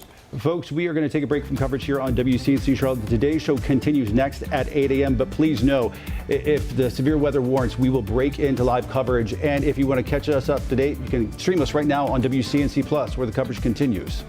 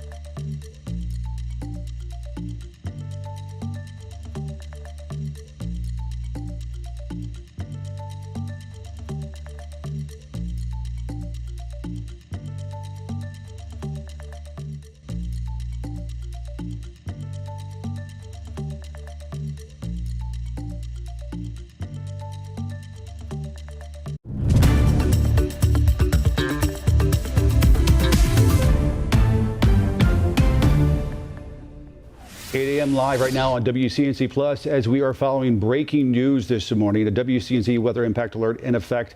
Live pictures right now up at Boone as severe weather is sweeping across our area. You can see rain there, but we've already had tornado warnings for the southern part of the viewing area. For folks in South Carolina, we want you to stay weather alert this morning because it can be dangerous, just as a lot of you are just now starting your Wednesday morning commute. Thanks for joining us here on WCNC Plus. I'm Ben Thompson. And I'm Kaylin Hagwood. Let's send things right over to Larry, who's tracking that forecast. Our entire weather impact team is here for you this morning. No doubt about that. As we take a look, and you can see this huge area of severe thunderstorm warning that definitely includes areas north of Charlotte. If you follow Interstate 77, you're going to encounter these strong storms. So that is a severe thunderstorm warning that includes from Charlotte north up as you head into areas north of Charlotte up towards Rowan County, the north of there, then all the way down towards Columbia and South Carolina. That covers the territory. We're talking about over 100 miles of territory within this severe thunderstorm warning. By the way, we do have a tornado watch that's in effect for the area. That does mean be prepared. Conditions are favorable. We've already seen warnings. A warning means take action. Tornadoes imminent. Take shelter if there is a tornado warning. We did have a couple of those a little bit earlier. Still one down in South Carolina. Lowest level of your home or business, most interior room or hallway, those are the safe places to go. So the lowest level of your wherever you are, stay. I would say if you've got travel plans right now, hold off on that probably for maybe another 45 minutes because that threat is out there. It's going to be around throughout the morning. Chris, this could continue all the way until maybe around 11 or 12 o'clock as we head towards lunchtime today. Yeah, the way that it's looking for our area, though, I think that Charlotte, you're pretty much going to be in the all clear for severe weather within the next hour. That's how fast this is moving. But we have so many severe thunderstorm warnings to get to. So this is the hot spot. Really, I think it could be about 8 to 11 is the extent of the weather that we have from right around the I-77 corridor further off towards the east. But let's go through them. We have a severe thunderstorm warning for Chesterfield and Lancaster County. That goes until 8:45. Right now, that speed's 45 miles per hour to the northeast. Typical wind damage up to 60 miles per hour. We also have the one that we've been reporting on. That's going to go on for another 13 minutes. That's for still the eastern side of eastern side of York County and Chester County. We're actually almost done with that, but the main impact is Charlotte. So Charlotte right now seeing some of the wettest weather, the gustiest winds moving through uptown right now. I still think that this thing is going to be more supercharged a couple hours from right now. And then the last but not least, it's this whole line now that has the potential of producing wind gusts over 60 miles per hour. This severe thunderstorm warning goes until 8:30 for Iredell and Rowan County, and then just outside of our viewing area, one that goes until 9 o'clock, showing how fast it's moving, still 45 miles per hour. I think that speed will pick up, gust to 60 miles per hour, and I think once it leaves our area, the Raleigh area could be up to 70 miles per hour. If we could go back to weather too, this is confusing of all the precipitation. Just show you the area that we're talking about, and this is a huge area that covers well over about 120 miles of territory. It does include up north of Charlotte into Rowan County, Mecklenburg County, all the way up to the border of Iredell County, and then does include areas from South Charlotte over towards parts of Gaston County. You get into the upstate of South Carolina down towards York County, Chester County, Lancaster County, all the way down to Columbia, South Carolina. That is a large area. And if you're not within that, it doesn't mean you're not going to see severe storms, because this is a huge system with a lot of high winds, heavy rain, although we haven't seen reports of any kind of flooding situation with this storm. Yeah, just because we've been so dry, I think this is going to be a lot of runoff. If we had more saturated soil, it'd be a little bit more concern. But Larry had mentioned, so we can still see the coloration, though, going through where we're seeing some of the worst weather. It's a huge line. So Salisbury, I'm letting you know that you're going to be under the gun here very shortly. You're seeing anywhere from a range of about 40 to 60 mile per hour winds, I would say, in the next 10 minutes or so. And let me bring up our measuring tool. So I'm going to measure each of these warnings. So the first one going to be impacting Salisbury here at 8:18, so within the next 15 minutes or so. Lexington at 8:31, and then it starts to get outside of our area. The second one, this one is going to expire and likely be extended. So it's directly over Charlotte. Charlotte, this is your worst weather window. This is where we're going to have the worst conditions up and down I-77. Still strong winds behind behind us to still watch for a chance for fallen trees, but this is the worst of that. That severe thunderstorm warning goes until 8:15. Likely will be extended for the eastern side of Mecklenburg County. That'll continue into Cabarrus County and Union County, where areas like Clear Creek, Concord, Kannapolis, Monroe, you're going to see that within the next 30 minutes. And then last but not least, Lancaster County got one all on its own. That one is going to go until about 8:45. So it's the next 30 to 45 minutes that I think we're going to see some of our most populated areas impacted by this line. It could be extended. It's almost a situation where the time it ends is not that important. It's the fact of what's going on at the moment and to take precautions at the moment, because with these severe thunderstorms, we're talking about winds well over 57 miles per hour. Not getting reports of lightning, but you're going to get some heavy rain. If you are within what we're talking about, the severe thunderstorm area, that does include all of Mecklenburg County, Rowan County, as you head down into Lancaster County, parts of York County, all the way down to Columbia, South Carolina. I would say hold off on any travel plans. Be in a safe spot in your home. No, this is not a tornado warning, but with these severe thunderstorms, you can still have winds over 55 miles per hour.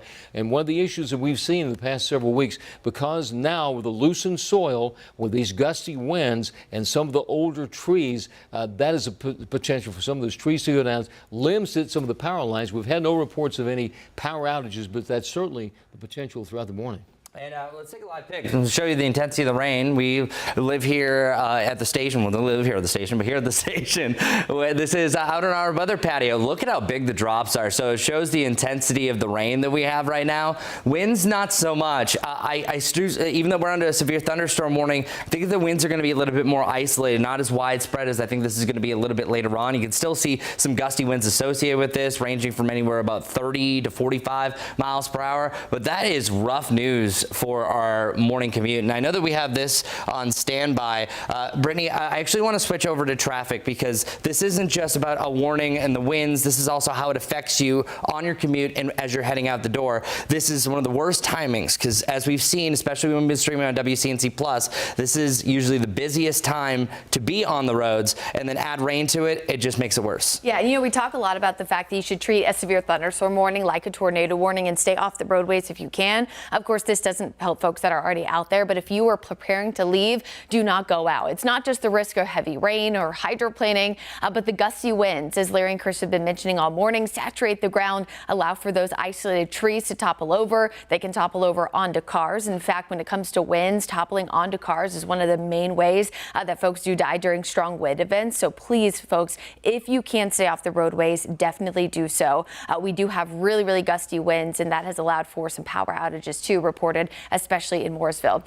Look at bridge blocks right now, still causing significant issues. This actually occurred earlier this morning when Chris was on covering traffic. That's Belmont Mount Holly Road here southbound between Woodlawn Avenue and I-85. So that's heading northbound, which is why you see all of this red continuing. Also notice the blue shading in the background. That is ponding on the roadway. So significant ponding in some areas, which ponding does not equate necessarily to flooding, but it can still impact your morning commute. Southbound, we still have this accident blocking the right lane here from a previous issue again earlier this morning. So it's not just the fact that we have traffic issues, but a lot of these have been ongoing for hours. In fact, some of the drive times still coming in at less than 10 miles an hour for the stretch here in Gaston County between Belmont and McAdenville. So as you step off the screen, you can see significant amounts of red. Zooming out here, your best option to get around it is going to be taking Highway 29. That's either direction you're heading on I-85.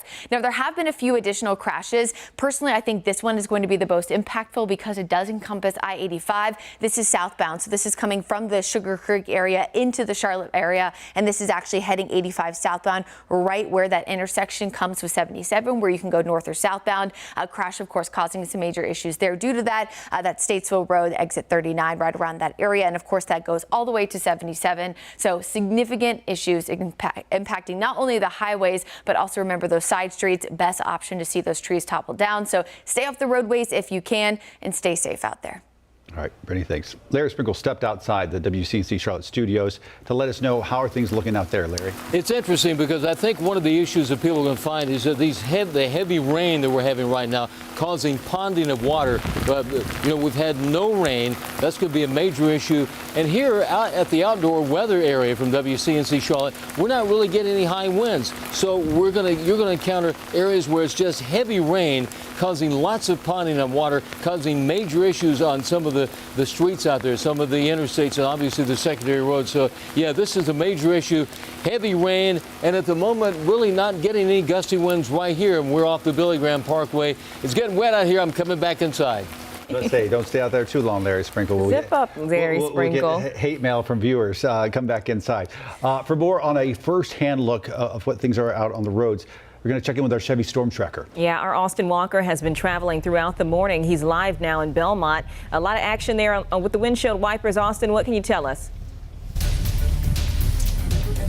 Hey guys, we are currently at just off of I-85 South, exit 26. That is the Belmont Mount Holly Road exit, where we did see a pretty big crash, obviously impacting one of the lanes here, causing about 3 miles of a backup. So obviously things are moving quite slow, less than 10 miles an hour.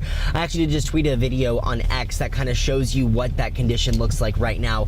But we do know traffic really is moving quite slow as the threats of severe weather really is here. About 10 minutes ago, we really just did see a downpour. I know that our photographer Pierre was actually outside and came back into the car and was extremely soaking wet. So you can just see how heavy that rain was. We're actually we couldn't get the thing to work, but we just got it to work now. But we're just off of the exit right here, and we're watching cars really turn back around right now. Right now, we are seeing law enforcement on scene with those barricades.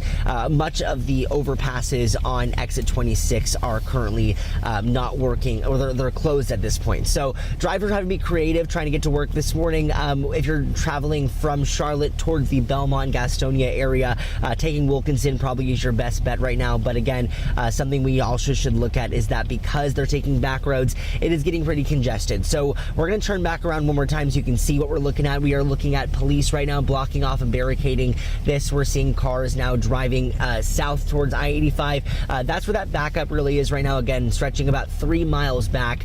We know that this will impact your travels if you're traveling to work in and around the Charlotte area.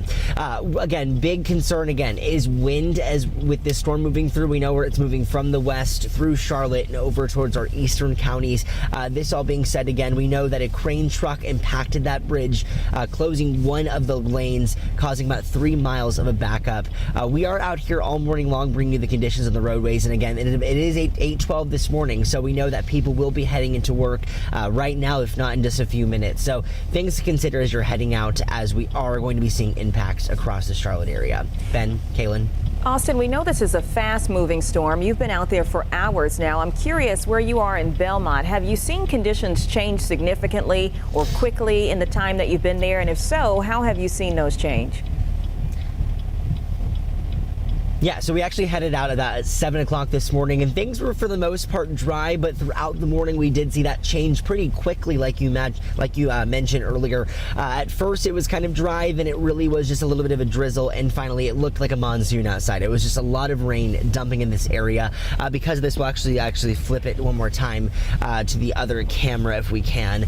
You can see on the ground a lot of that water accumulating. That shows you that there's a lot of standing water at this point. Something to also consider is that it is a fast-moving storm, so things could shift really quickly at this point. But yeah, we did see quite a big change early on. Obviously now it's calmed down quite a bit than what we saw this morning, but that just means it is moving quickly, which means conditions could change at the blink of an eye. All right, Austin, thanks. 8:13 right now, live on WCNC Plus. Let's check in with Chris. Chris, bring us up to speed with the forecast. As we mentioned, those severe thunderstorm warnings are just going to continue to be extended further off towards towards the east. So now it is you in Union County that you have this new warning goes until 9 a.m. Realistically, the way things are going, Monroe, you're going to see this in the next about 15 to 25 minutes.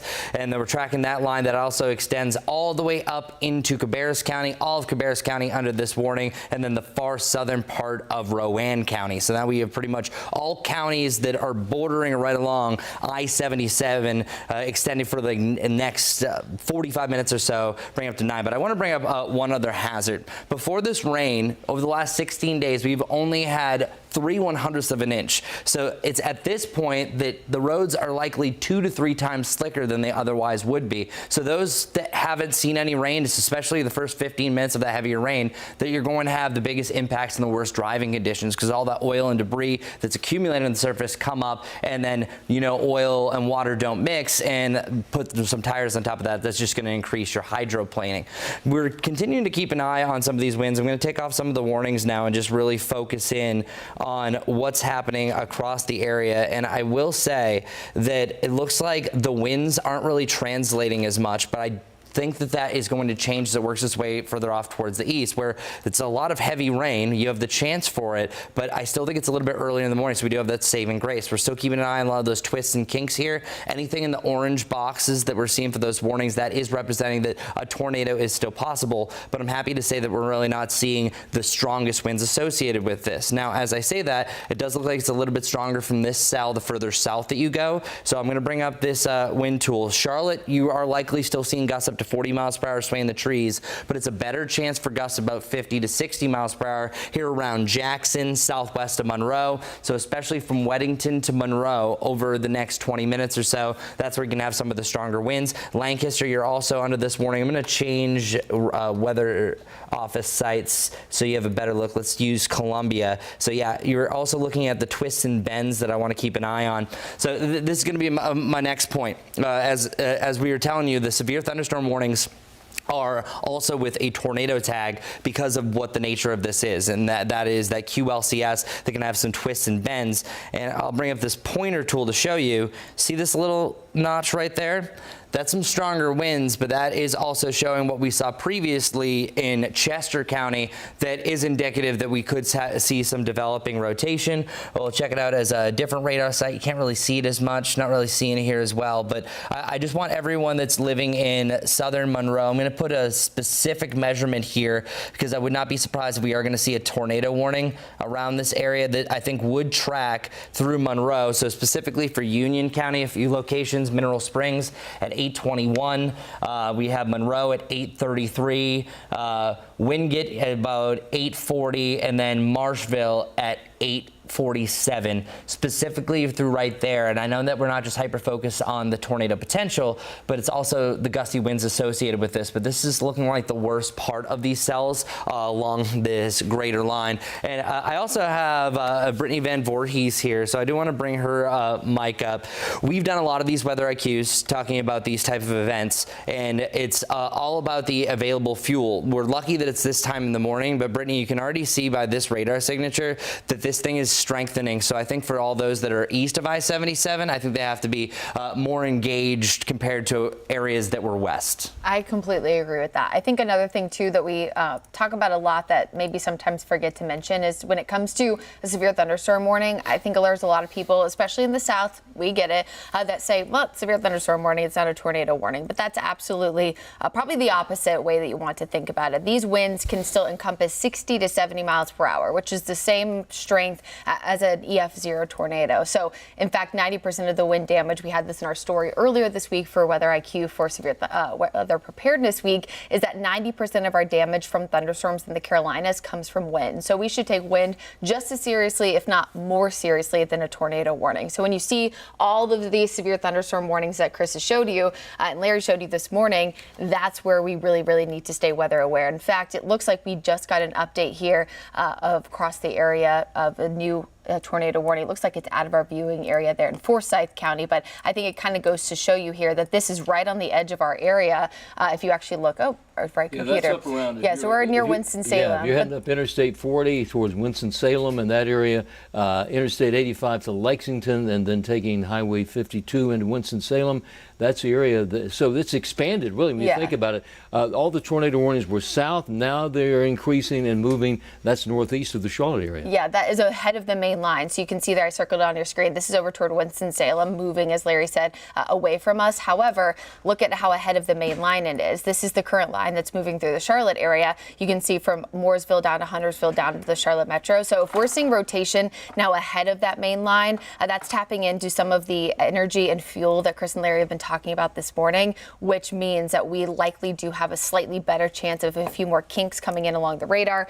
Chris mentioned this a second ago, but Chris, confirmation from the National Weather Service, they're also watching that area you were mentioning there near Monroe in Union County, North Carolina. All right, yeah, and that's what we're looking at. And by the way, we're going to probably give the all clear for the morning. Once you get to noon, everything should be past us. But then our future cast, I do want to show you where the timing is. Sometimes you're going to have to see where we are now and what the models are showing. It's not too far off because it is 8:19, but I think that we're going to be still dealing with some light to moderate rain in the Charlotte area about an hour and a half from now, but the severe weather will be clear of Monroe at that point. And I think it's only going to get a little bit faster, but let's head back to that cause of concern. And all winds are going to be a possibility, especially now that we have a tornado warning. So if you're anywhere on the line, I'm going to go down to a zoom here. If you live in Salisbury, China Grove, the weather is only going to pick up. Kannapolis, you're starting to see the rain pick up. Some of the strongest winds are going to be a possibility. Concord, within just minutes, you're also going to see some of the heaviest rain, some gustier winds. Harrisburg as well. Mint Hill, you're seeing light to moderate rain. That's about to change over to heavier downpours, low visibilities,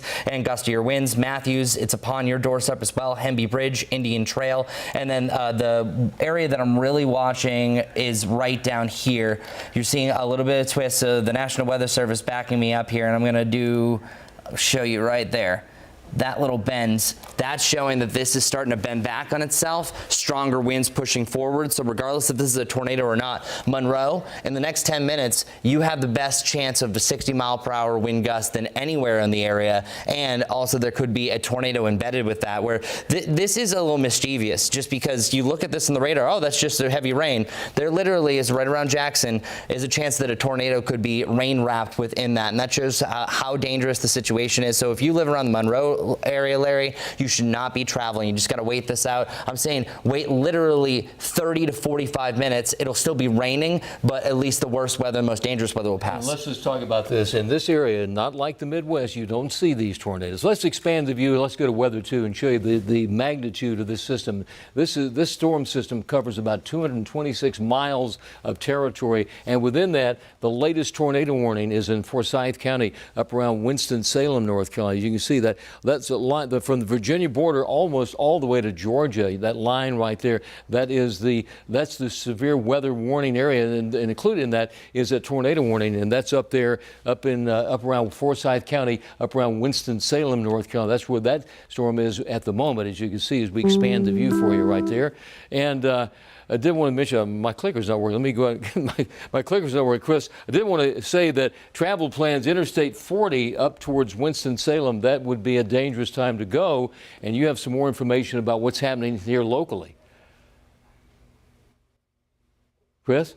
Here we go. Yeah, no, sorry. Brittany and I are just discussing because we're still keeping an eye around Monroe. This is now our CLT site, and this is a radar that is right off of Beatty's Ford Road, just south of Mount Holly, Huntersville Road. So this gives us a better insight exactly what's happening in the back end. You can see some of these stronger winds. Let me give a measurement showing winds that could range anywhere from 54, 56, pretty strong. I think that translates at least 40 to 50 mile per hour winds, but it's right through here on this back end. So let's name a couple of cross sections. Anyone who lives along Highway 200 southwest of Monroe, I didn't realize it was a Houston. Well, Houston, right near Newtown Road. Community right there, Highway 74, Highway 75 there, over towards areas around 601. If you live in the Monroe area, that's a major concern. Like Chris was saying, avoid travel at the moment. Just wait probably another 45 minutes and things will calm down quite a bit. That's the problem with these storm systems. It may not be a tornado warning, but certainly severe weather and some very gusty winds out there. If you're living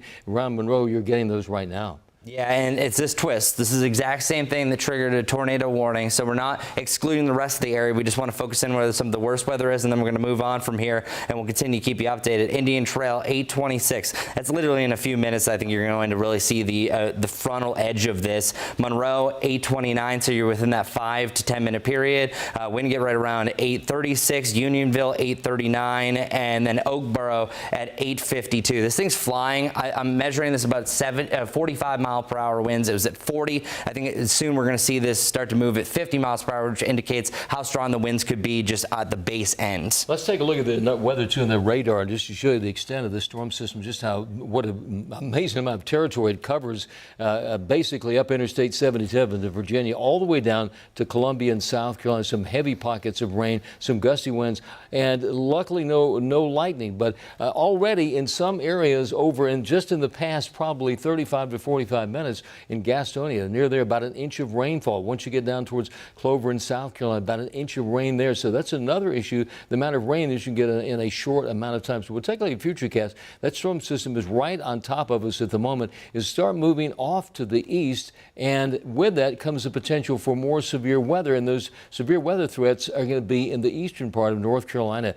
Current winds, these are sustained winds. I was outside out at the Outdoor Weather Center a few moments ago. The wind was 8 miles an hour. You go east of here, winds are 21. We're getting some gusts up to 45 to 50 miles per hour with some of those storms.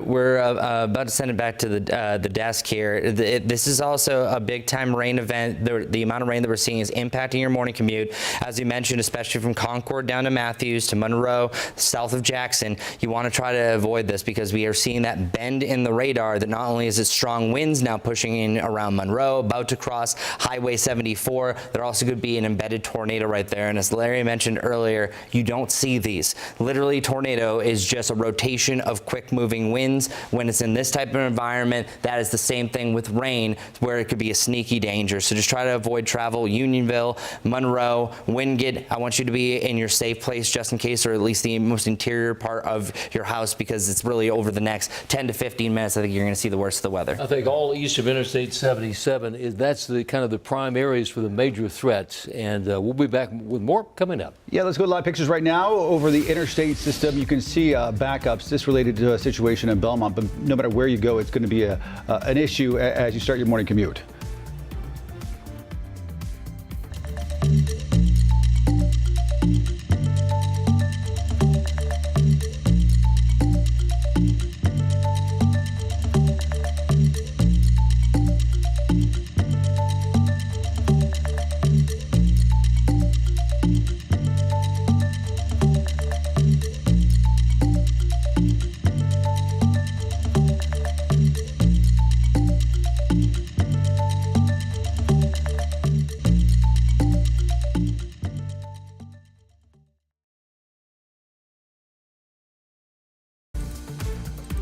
And good morning.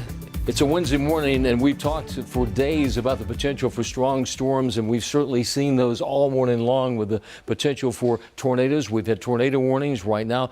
Heavy rainfall really stretching from Greensboro, High Point, Winston-Salem. We're up in the Winston-Salem area up in Forsyth County, a tornado warning. Heavy rain from Charlotte all the way down to Columbia. Traveling in any of those areas, I would say avoid that at the moment, because that's going to be a major issue probably for the next 45, 50 minutes. So let's take a look at the forecast showing the rain today, cooler temperatures tomorrow. We have major problems right now on Interstate 85, right outside of Charlotte, headed towards Gaston County. Let's get a check on that commute. Yeah, so Larry, we still have 85 southbound accident, right lane being blocked. We've been talking about all morning. It shows that the camera is actually starting to go in and out, probably because of the storms moving through, but the camera also shaking like crazy. So definitely contributing to the issues this morning. In the same region, we have a bridge blocked here at Belmont Mount Holly Road southbound between I-85 and Woodlawn Avenue, again, because of that issue earlier this morning. Significant slowdowns, mainly heading southbound here. I mean, we're talking 10 miles an hour or less. This has been going on since about 5 o'clock this morning. So So a still significant problem for you.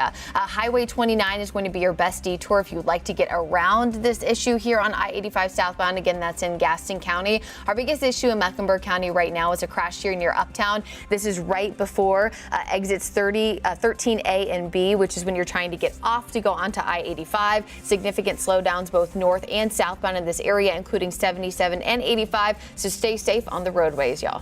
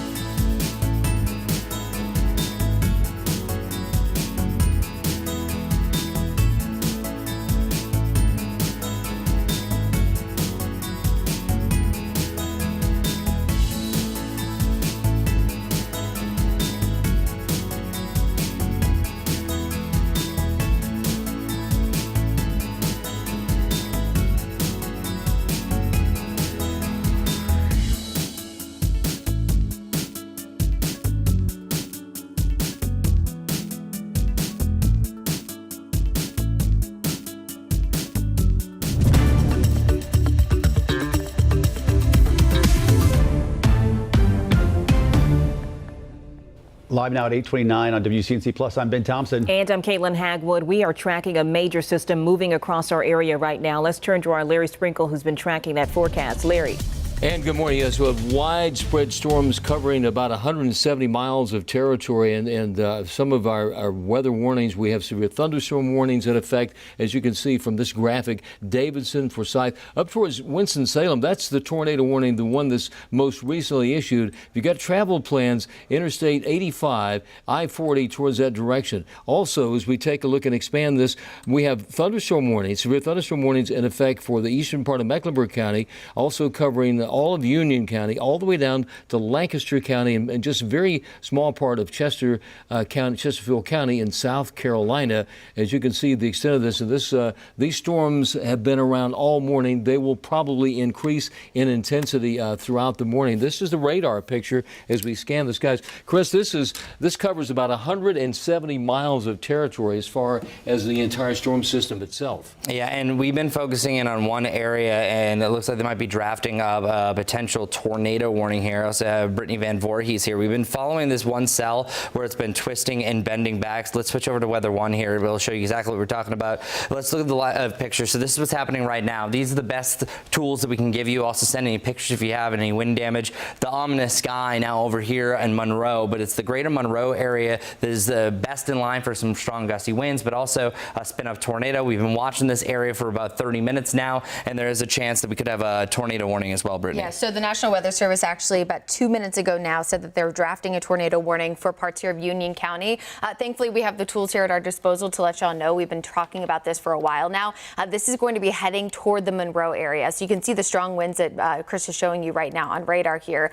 Really strong winds. We've seen a few embedded thunderstorms producing winds possibly close to 60 or so miles an hour, which we say this all the time, but wind is wind. It causes actually 90% of our wind damage from storm systems here in the Carolinas. So no official warning here. Just now coming in from the National Weather Service. Okay. So new tornado warning. We got Union County, Chris, until 9 o'clock. So all right.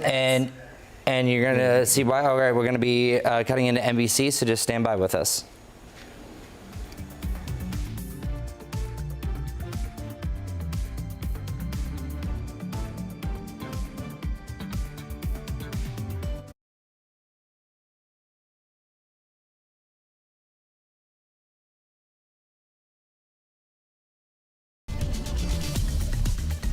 Good morning from WCNC Charlotte. National Weather Service issued a tornado warning. This is northeastern Union County. A severe thunderstorm possibly containing a tornado located just about 4 miles northwest of downtown Monroe, or about 4 miles southeast of Lake Park, that area of Union County, moving northeast, moving at about 55 miles per hour. It's going to be near Unionville around 8:40. If you live in that area, we're talking about areas over towards Lake Park, right off Highway 74, just to the west of downtown Monroe, take cover immediately. But we're looking at, Chris, we're looking at the storm system just a little bit ago, and yes, National Weather Service has issued that tornado warning. Yeah, and this is what we've been following, and this is the best tools that we have. We've been following it throughout WCNC Plus. So we need to go to Weather One, and let's keep it here because this is where we're going to be keeping the most important information. You can see where the red is butting up against the green. Let me bring up a tool. I can go over to the weather wall to really point this out. This is where we're seeing the worst of the conditions. So it's right through here. That's where we're seeing the potential rotation. We've been following this right around Monroe. It's literally right overhead, trending a little bit further north, but it's in this zone, the areas like Unionville. I'm talking about a couple of minutes that this could be an impact or a twist to the atmosphere. Try to get into your safe place. Watson as well, New Salem. The current speed measured at 55 miles per hour. That shows how strong the winds are here, where this is the most indicative cell that we've been seeing. Also around Winston-Salem, we had a tornado warning. So it shows anyone along this line potentially could have some of the stronger winds and a quick rotation. So luckily we have the advantage on WCNC Plus to really warn you ahead of the time. But I'm warning you right now, if you're watching us live here on NBC WCNC Charlotte, if you live in the Monroe area, you need to already be in your safe place. Unionville, I'm saying get there now because that's where we're seeing the highest potential. Anyone right here along Highway 200, same thing goes. If Watson. you live in Lake Park, that in particular, because that's apparently was near the Lake Park area there. That's right off Highway 74, just to the west of downtown Monroe. That area around Lake Park, all the way up towards the Monroe bypass in that area, tracking off and moving at about 50 to 60 miles an hour. So it's a really fast-moving storm system. And that area we're looking at right here, it's all surrounded by red, so you're not going to be able to see it. That's why we've been showing you the velocity scope. It is pouring right now, so that could sneak up on you. You're not even going to notice. And oftentimes it's like, hey, this is a gusty wind. That rotation is much quicker. That would be winds at least at 65 to 85 miles per hour. And the reason why we have this tornado warning that extends until 9 o'clock. The previous one that we had was in Chester County. This one showed the same sort of rotation. The disadvantage that we have here, it's kind of getting in that no man's land in between a lot of our radars. So it's really at our best vantage point now. Once it gets a little bit further into Union County, we'll rely on what's coming from Raleigh. But we are seeing some bright shadings here, such as the green. I think those are at least winds at about 40 to 50 miles per hour. Monroe, you're not in the clear yet, but we're starting to see the worst of it starting to pass you as well. Looking at this, yeah, we're in a really weird spot trying to get a sight on the eye. So I think that's really just Wingate, Unionville, Watson. I want you in your safe place right now. Marshville, you're going to be just outside the core rotation, but I still think you could have some of the outflow from the downdraft or the rear flank downdraft that could get you as it passes. Hamilton Crossroads and New Salem, you're most in line over the next 20 minutes. Let's go to Weather 2 and let's talk about some specific areas where we're talking about. Weather 2 right here. We're talking about. I can zoom in, Larry. Oh, yeah. So let's just go over for ease. Weather 2 had it kind of specifically right there showing what we're talking about. Some of those areas, as you can see, over towards areas around Wesley Chapel, Bakers, Fowler Crossroads, up towards Unionville, right in that area right there. We're talking about Highway 74, right along there, over towards areas just to the northeast of downtown Monroe in that area. That would be the prime spots for some of the highest winds within the storm system. Yeah, and we're also going to show you just this line in general. So we're focusing on the tornado as we have been, but it's any of the areas of red north thereof that this is a straight line wind event as well. So the winds have really picked up. If you live here in Midland, I am looking at a big difference there. Mount Pleasant, I think you're going to see your strongest winds pick up. Georgeville, that's in southeastern Cabarrus County as well. And then we're sliding over into Stanley County. Switching over to Weather 1. Let's just keep it on Weather 1 for now, unless it's called for, because then I can show you the best information. But it's where you're seeing the meeting of these colors and twisting back, and I'll show you this loop. Yeah, Unionville, you're right on the gun. The rotation is starting to deepen a whole lot more. So you're starting to see this type of deal. that's showing prime time rotation. And if you're ahead of this or maybe behind it, I think Wingate shouldn't be outside at this point. But from Monroe standpoint, if you're looking to the north and northeast, let us know if you see anything. Likely it's going to be rain wrapped, but it would be nice to know. Matthews, you're still having gusty winds and some heavier rain, but you're behind this as well. But yeah, Unionville I think is the most in line. Measuring a few other locations could be here. Again, moving to the northeast at 55 miles per hour. All right, and over the next 20 minutes, New Salem at 8:48. Unionville, again, if you live around the Unionville area, you should be in your safe place right now. I think you have the best chance for a spin-up tornado through your area. New Salem at 8:48, as I mentioned. Locust at 8:52. Big Lick at 8:54, and Red Cross right here about 8:55. Moving off towards the northeast at 55 miles per hour. And there's all this area that's also under tornado watch, and we're going to continue to see that. Another tool that we have is called our storm tracks, and it was showing also some rotation right here around Harrisburg. So I want people that are within the severe thunderstorm warning here in Concord to watch for the same scenario. We've seen this twice already in our viewing area. I think next in line is you in eastern Cabarrus County and also over in Stanley County, where another tornado warning could be popping off in the next 30 minutes there, but the immediate right now is here around Monroe. I think anyone who's watching WCNC Charlotte right now, if you have that warning, just take into consideration that you could possibly have strong storms spawning those tornadoes. These are rain wrapped. You're not going to see a funnel. This is something in this area you don't see, so don't go outside. It's better to stay inside. We're not getting a lot of lightning in this. We're not getting a lot of hail. These are really quick spin up tornadoes, and we can still see some winds gusts up to 55 to 60 miles per hour. I was just looking at some of the data that we had from our sources there, and I see less wind speed in some of those, but it doesn't matter, Chris, because a severe thunderstorm can cause just as much damage. Now, we're talking about a tornado warning, but if you're watching this right now, you're probably within the realm of a severe thunderstorm warning that extends all the way to the Virginia border. If you have travel plans up to Winston-Salem, there's a tornado warning in effect for Forsyth County up there. Yeah, and Stanley County, I want you to be on guard as well, especially the Midland area to around Big Lick, New Salem, and this is technically in Union County. The National Weather Service, I want to bring Brittany Van Voorhees. You were saying that they're talking and they have their eyes on the similar area here for Stanley County and then for Anson County here coming up shortly as well, right? Yeah, we've been looking at these kinks on radar so far all morning long, but I think the fact that there's such a strong signature, as you were just showing, Chris, that big notch that is very clearly visible. Sometimes when we show you guys radar signatures, it's kind of hard for you to see what we're seeing, but I think this is a very, very clear scenario here. Of course, that was near Hembury Bridge, now passing through the Unionville area and quickly heading off to the north and east. So near New Salem here within the next 15 or so minutes, Oakboro after that. And then because we're going to clip those southern portions of Stanley County and northern Anson County, I think they're kind of seeing that, Chris, as the bullseye here as we see this strong signature continuing to push northeast. And you and Larry were mentioning this earlier, but because we saw lesser, of the daytime heating, the instability for areas west of 77, that's why we didn't really see activity like this a few hours ago. Now that it's past east, where the instability was a little bit higher,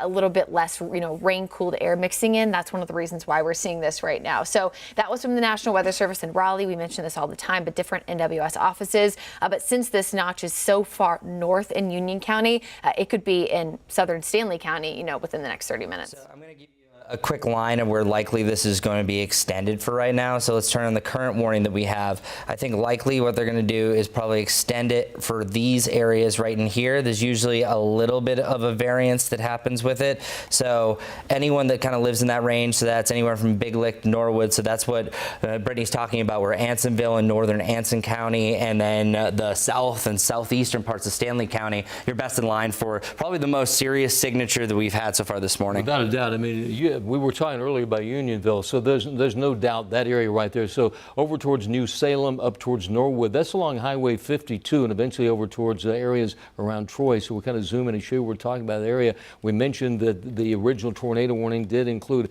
tracking towards Unionville, and now we're seeing the extension of that up towards areas around Highway 200, over towards New Salem, Morgan, McAdenville Road. That would be included within that if you live in those areas. The the good news about this is not highly populated areas, but certainly when you get over towards areas around New Salem, you're talking about a community of probably 200-300 people there. Big Lick is nothing more than a sign that's on the side of the road that you may encounter when you drive there. It's not it's for whatever reason, it shows up on our map all the time. But if you live in Big Lick, tell us about it. I don't know anyone that lives there at the moment, but certainly the potential all morning. You can see a tornado warning unit that's up until that's going on right now. You saw that from the National Weather Service.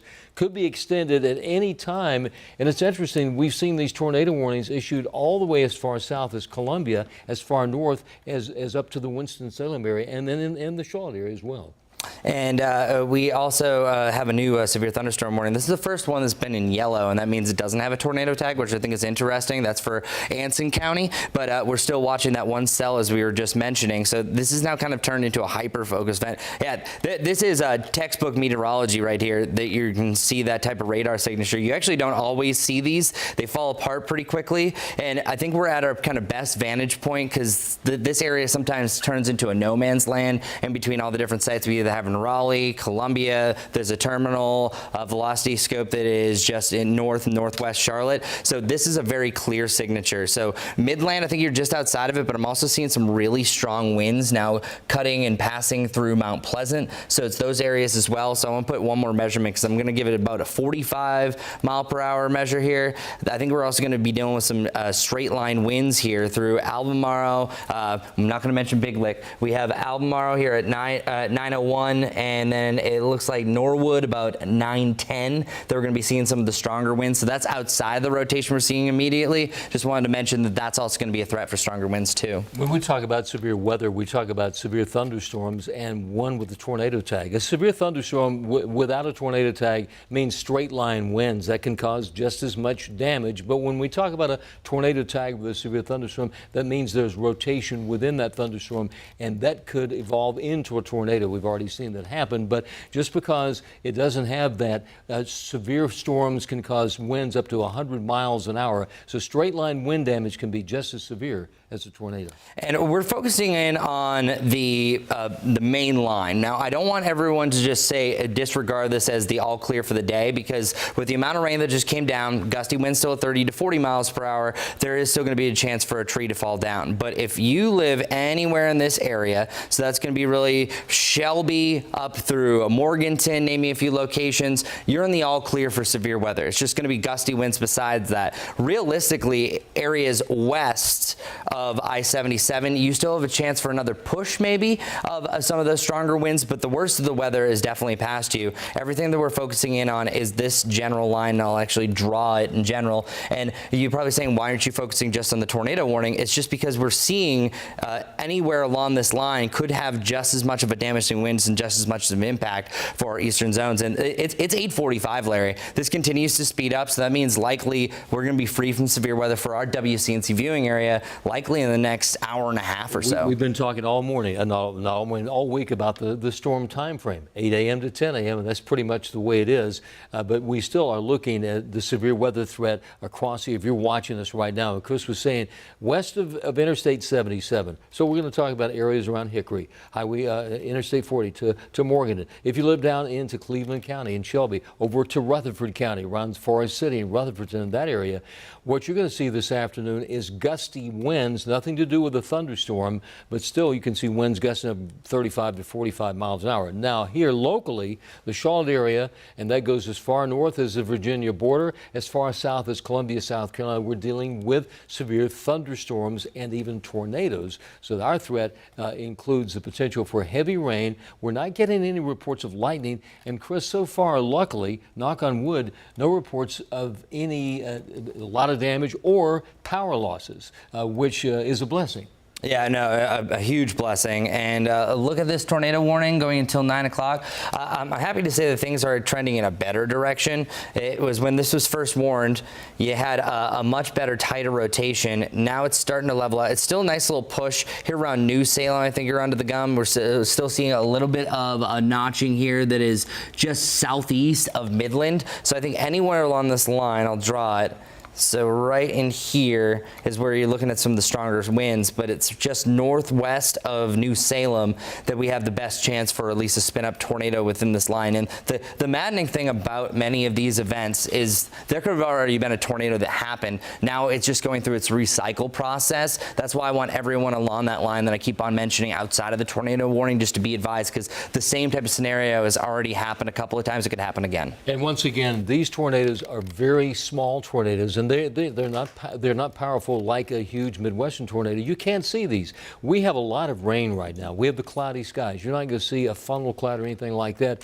And in many situations, these tornadoes are indicated by Doppler. They may not have reached the ground at the point where we're talking about, but it's out of safety that the National Weather Service offices issue these tornado warnings, because you can still see a lot of damage, and we've seen that in the past. Brittany, I'm going to bring you in. Has things gone silent pretty much on the National Weather Service's end as we're dancing through this? Yeah, we asked about canceling early. So far, not getting a response here from they're not going to cancel it earlier, but the area of rotation they're acknowledging is almost out of Union County, which is what we've been saying.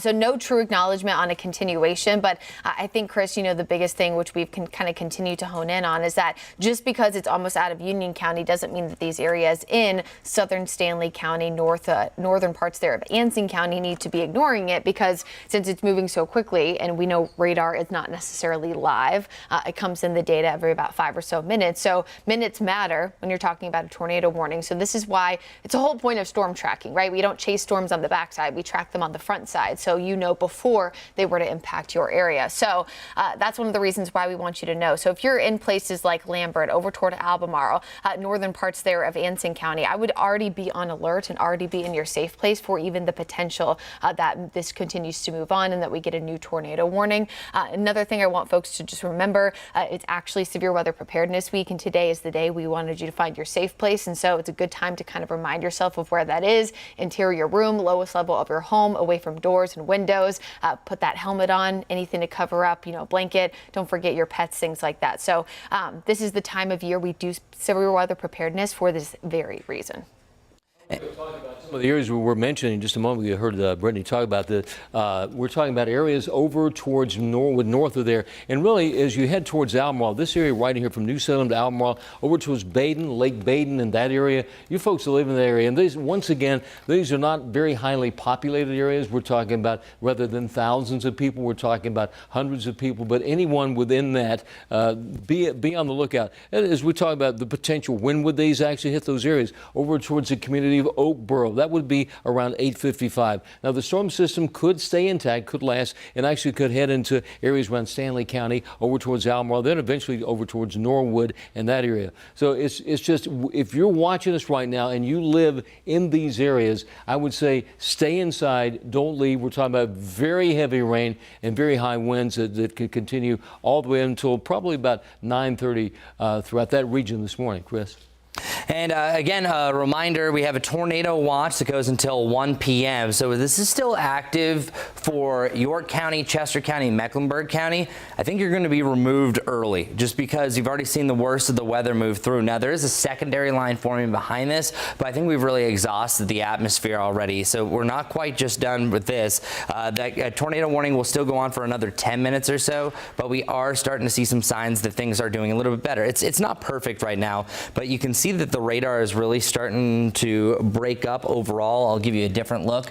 It's becoming less organized. Before, you kind of saw a really solid push as we were showing here. That actually, the notch is getting a little bit better, but it's going through its recycle stage. So I think that there was a tornado. I think it already happened, but now we will have a chance for it to happen again heading into Stanley County. So I really think it's Stanley County, Albemarle, the most populated area that's going to be in line with this, along Highway 24 through there.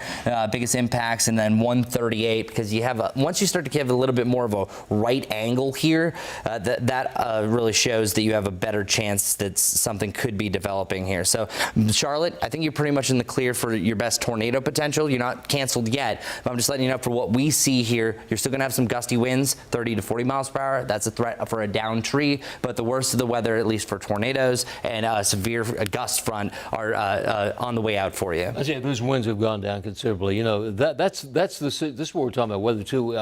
We're talking about these things can dissipate really quickly. So minimal winds at the moment, which means dissipated or moved quickly out of the region, maybe into Stanley County. I think these are quick spin ups, and they can quickly spin down just like that, Chris. As you can see, the wind speeds have gone down to almost nothing in a short amount of time. Yeah, and this is also, again, a really tough spot. Like, I think we're going to have to use the aid of Raleigh for kind of seeing what the radar is showing.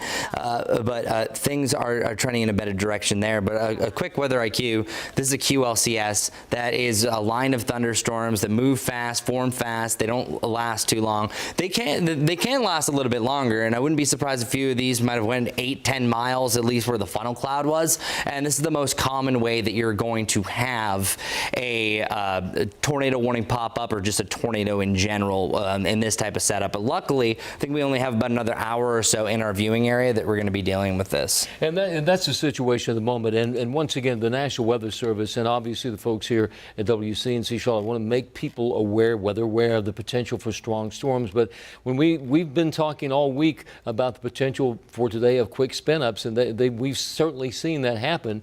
And it doesn't mean that we couldn't see more on the way, because once again we start to deal with the Raleigh-Durham office and the situation over there. I think if you have travel plans today and you are traveling northeast up towards Raleigh, if you're heading over towards areas, say, from the Outer Banks all the way down to Wilmington, as we get into the afternoon, those are the areas where we're going to see the potential for more severe storms. Any kind of heating is going to certainly add to the instability, and if they get any sun at all over there, that can make some really violent tornadoes happen. Yeah, it's a cause of concern, definitely for our friends over in Raleigh, because it's still very early. This is not a typical time that you have this strong of a system, and that's why we actually have to thank our lucky stars that likely when it rolled through, you're under severe thunderstorm warning. Oh, the winds aren't all that bad. That's because the atmosphere wasn't juiced up at that point. We are so lucky that the main line isn't rolling through right now, because I think that we could see double the winds than what we just saw. Also, for that tornado warning, we're going to stay with you until 9 o'clock, but you can actually see the front edge of this. That red to green is almost past the tornado warning. At that point, I think it's just a straight line wind event. If you're anywhere in the tornado warning, if your phone's still pinging that you're a part of it, that's around Olive Branch, I think that you're good from the tornado threat, but still a chance for wind gusts up to 60 miles per hour. It's just Stanley County that has the best lineup for maybe a little spin up as well, and then areas north, the eastern side of Rowan County, still seeing some gusty winds there. Meanwhile, it's still raining pretty decently to the west as well, so that green is still a light to moderate rain. That's continuing. Not great for our morning commute. And we are watching the secondary line on the back edge of this. I don't think this is going to be any severe weather associated with it, any additional warnings, but this could also pick the winds up one last time, allowing for those wind gusts that could bring down a few of those trees. And we actually, Brittany, what are you looking at? So we just got notice here from the National Weather Service here in Raleigh that they're watching a new area down south toward Pageland, and it's actually, you can see it pretty clearly here on GSP, or no, maybe it's the terminal. There it is. This little spot that they're watching. So this is near Tradesville, Pageland area. This will be moving into southern Anson County. So we're going to be watching that spot for a potential new warning to be issued here shortly. And that makes sense. And this is also a really good explainer too, because Brittany, what you're seeing is you have that front edge, and then all of a sudden now you're starting to see that same notching ability. So that's why they're watching that there. So in this case and scenario, it's more of that red against the green. So yeah, no, definitely. So that means Chesterfield County over into Anson County. Now it's the southern part that could be impacted. It also shows the nature of how quickly these things happen. Yeah, and because the other area of rotation in Union County is starting to weaken, they are going to put a pause, at least for now, on continuing the tornado warning there, but they're going to keep the severe thunderstorm warning with the possible tag. Let's expand the view. Let's show you exactly what you guys are talking about. This is a line of storms. Let's talk about it as we go over here and show you the entire area that we're talking about. The volatility of the system now starting to move to the east, and that's why at this point we're going to start to see the severity shift more to the east and more towards areas. Pageland is right about there. That's in that northwestern part of Chesterfield County. So we're talking about Pageland all the way to Albemarle, Wadesboro, then Greensboro, Winston-Salem already had the tornado warning. So it's that area right here that's well to the east of the Charlotte Metro that's going to see the more volatile weather. But you can see the line of storms literally stretching from West Virginia, all the way across the northern Piedmont of North Carolina to the southern Piedmont, all the way down into Florida, where they had tornado warnings earlier. So, you know, Chris, when we talked about this system earlier in the week, we were talking about how intense it was, and I think it certainly defined that. Yeah, and Larry, we're still going to be watching those different areas of rotation around New Salem was the one that we saw most recently, but the one that Brittany flagged is right here around Pageland. So Pageland, since it's over you right now, I don't think that you're going to have a tornado, but maybe anyone around Hornsboro up the road a little bit, pushing in the southern part of Anson County, extreme southeastern side of Union County, we're going to see most of that activity. Behind this, we're really seeing a lot of improvements. Winds still gusty on the second back edge, so not the full all clear, but some other areas that are fully clear for severe weather. Lincolnton, I think you're pretty much almost there. Pretty much 321 is the dividing line. Hickory as well. Gastonia, you're seeing the final push over the next 5 minutes or so. York as well, down through McConnell's. And Chester, you're the first one to get a tornado warning.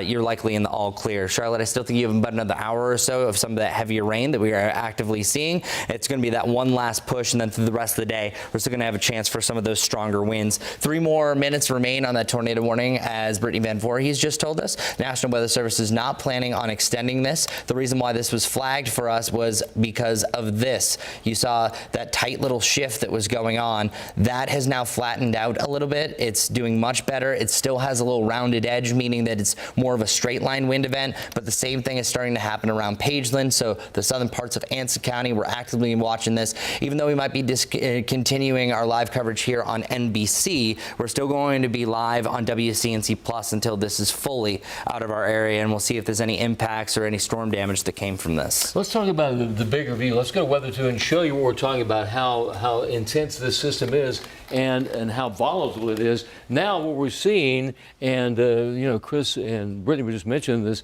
about the potential for an expansion of a severe weather threat. This right here, this whole area, and I know that's not within our viewing area, but certainly it's something to talk about, because here's what we're seeing. This is a tornado tag. So those areas right there, that does include up towards Forsyth County, Guilford, Randolph, and Davidson. We're talking about this because anyone who's got travel plans up Interstate 40, Interstate 85 into those areas, this is a severe weather threat, and the potential that we could see more tornado warnings in those areas. So I think that, as we talked about earlier, Chris, that the severe weather threat will shift off to the east, and it's certainly started to do that, either east or northeast of the Charlotte area. So not that we're completely out of the woods, but anyone with travel plans, if you're heading east along Highway 74 towards the Carolina coastline, Interstate 40 towards Raleigh, Interstate 85 up towards High Point, Greensboro, and Winston-Salem, you'll encounter a lot of severe weather up there. Yeah, I'm liking what I'm seeing too, that we are, all of our new severe thunderstorm warnings are just basic severe thunderstorm warnings. So it's the lower end. We're not seeing that tornado tag. That does show some good news, but I really think it's the northern part of this line that almost the energy is kind of getting sucked in between, where it's been stronger to the south, stronger to the north. So that is taking a little bit away from what we have here. Still gusts up to 60 miles per hour. So we still have that general threshold. So Wadesboro, you're going to be seeing this here shortly. Right now, the current speed moving northeast at 70 miles per hour. I mean, that's what we've seen all morning. They've been moving anywhere from about 50 now up to 70 miles an hour. So that's a lot of territory, quickly moving, and in many cases quickly dissipating. But in some cases, it doesn't matter, because it's still a severe thunderstorm. The tornado's not there. You have the severe thunderstorm. Those are high winds, and that does mean the potential for a lot of damage. We've been lucky. We've not had a lot of reports of a lot of lightning. Certainly no hail within these, and at this moment, no damage reports. That's good to hear, and hopefully it stays that way. And that's a good testament. If there's not a lot of lightning, that shows that it's not the most unstable storm. So good news there. So our tornado warning officially is over. We're going to go back live streaming on WCNC Plus. We're going to be streaming until everyone is safe in our area. The storms are out of here. We're not quite out of it, but things are getting better. Chris, Larry, thank you both. Just for folks at home, just so you know, anytime there's a tornado warning in our area, it's incumbent upon us to make sure you're safe. That's why we break into programming. But coming up now, at the top of the hour at 9 a.m., we return you to the Today Show. That's right. And we'll see you here on WCNC Plus.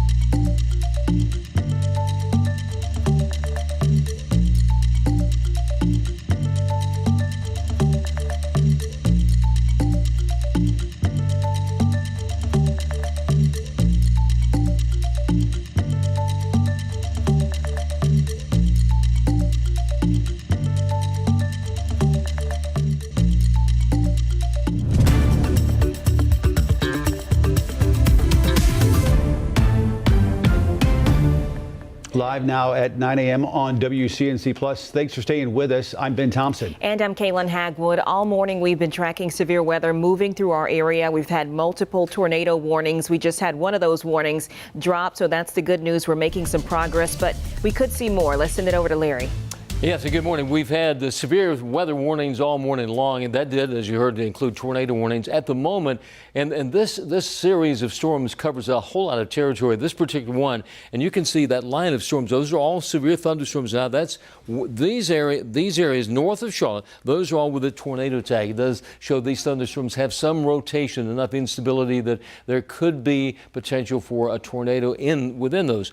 For us, east of here, that's just a severe thunderstorm warning, but those are straight line winds. They can cause a lot of damage. You can have wind speeds up to 100 miles per hour all east of the Charlotte metro as we kind of scan the skies and show you exactly what's going on. We've had some areas to get as much as about an inch and a half of rain. So we've had a lot of heavy rain in some spots. Haven't heard any reports of any major problems with that, but the storm system goes all the way north up at the Virginia border, goes northeast up towards Greensboro, then down south as far as Columbia, South Carolina. So it's about 175 miles of territory covered within all the heavy rain and the storms. So as you can see, Charlotte, heavy rain around Rock Hill and storms there.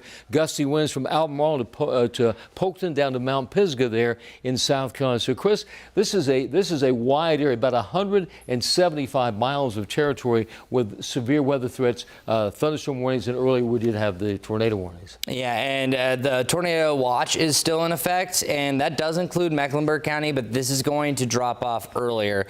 It says until 1 p.m. No way this is going to last past the next hour or two, because the worst of the weather is already past us. So we're not out of the woods quite just yet, but some of our most populated areas already had the biggest line of storms push on through, and the damaging wind risk is certainly highest to the east, because at that point there's a more unstable atmosphere that's going to be fueling this storm system. Thanks a lot for joining us here on WCNC Plus. We have everyone here. We got Brittany Van Voorhees, myself, and Larry keeping you ahead of the storm.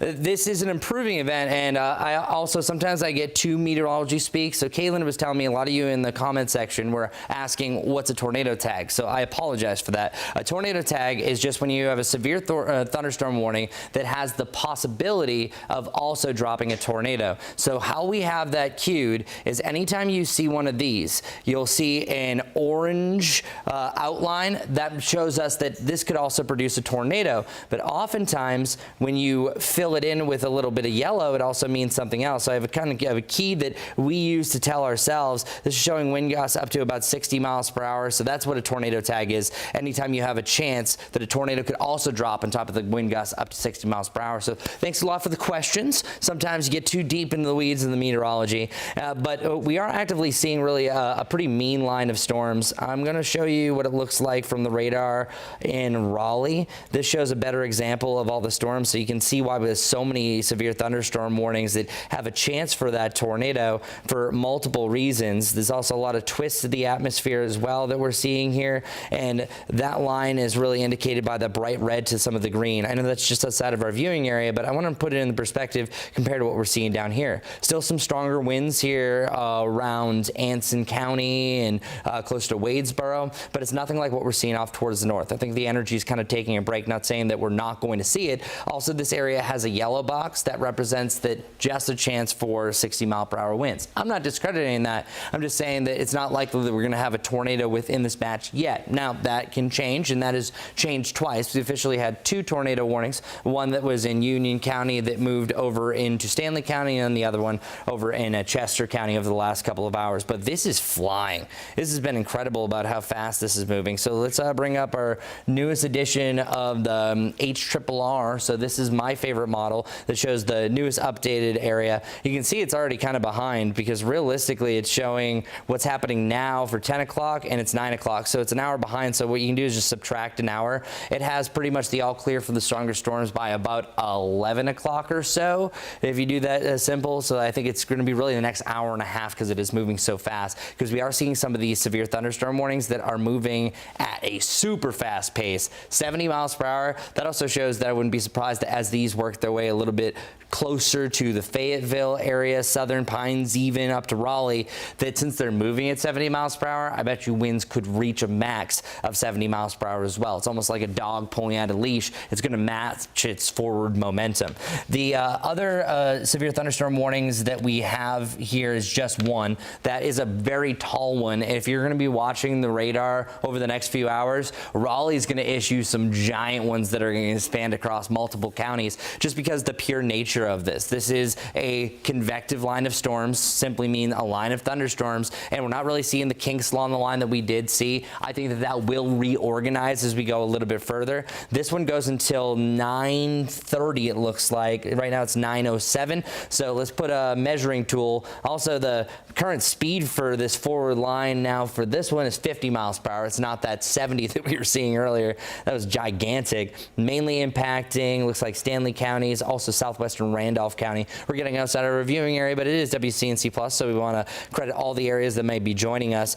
We were watching an area down towards the south, and I'll bring Brittany in for this. Any word about that little rotation, well, potential rotation we were seeing around Pageland, or is that pretty much died out as I bring this up? I don't know if it's died out necessarily. I still feel like we're seeing it a little bit, but National Weather Service not giving an update. I actually responded to them asking them if they were going to expand it. I think at this point they know that since the severe thunderstorm warning is in effect, hoping folks will treat that accordingly, you know, almost as if it was a tornado warning. I still feel like the radar is, the rotation there on radar. Of course, it just looks like it's a little bit weaker, which isn't necessarily a bad thing. Yeah. Nothing wrong with a non-issue. Right? Yeah, no, we don't need it anymore, right?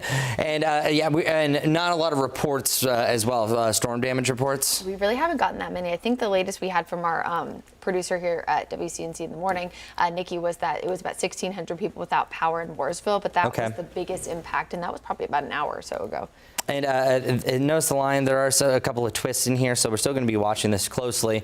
Not giving the all clear yet, but the main focal point now is eastern Stanley County, Anson County, Chesterfield County, and Richmond County. Larry, this is flying out of here, so I'm happy to see that we're almost in the clear, but not quite yet. That's good for everybody that we are in that situation. Let's take a look at weather, too, and show you where the storms are at the moment, where the severe weather threats are at the moment. And some of those do include here in our area, but they are being minimized as we go throughout the morning hours. In fact, the threats do lessen quite a bit. You can see east of Charlotte. Once you get over towards areas well to the east of the Charlotte area, we're talking about in this region right here, that's that severe thunderstorm warning. That's over towards Richmond County, Stanley, Montgomery County, and those areas, Anson included in that. Then north of here, we do have a severe thunderstorm warning with that tornado tag. That's up around Davidson, Forsyth County, around Winston-Salem, over towards High Point, over towards areas in Randolph County, and that's until 9:45 this morning. And the north of there, show you the extent of how big the system is. It goes all the way into Virginia, includes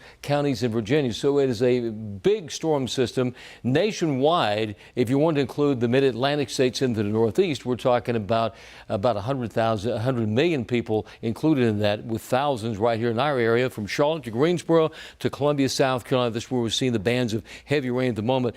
I think the issue at the moment, it was going to be just some gusty winds, and a lot of those winds have nothing to do with a severe thunderstorm. That's a frontal boundary tracking across the area, and so behind that, west of Interstate 77, it's going to be a windy day for us. It's going to be the potential for some storms and winds with that. Look at the increasing size of the storm system all the way from Georgia and Florida right into the mid-Atlantic states. It moves away, heads to the Carolina coastline. This is about 4 o'clock this afternoon. That's the area that's probably going to see the severe weather threat into the afternoon. The potential for areas, say, from around Norfolk all the way to the Outer Banks, could see tornadoes over there. The backside of it, we're going to see, yes, that's going to be snow in some of the mountain communities tonight. They could see maybe 1 to 2 inches of snowfall, so a little winter weather excitement. Now, with all the rain and everything, the other big issue impact we've had today is the streets, and a major problem on Interstate 85 southbound towards Belmont. Let's get the latest on that. Back over to Brittany.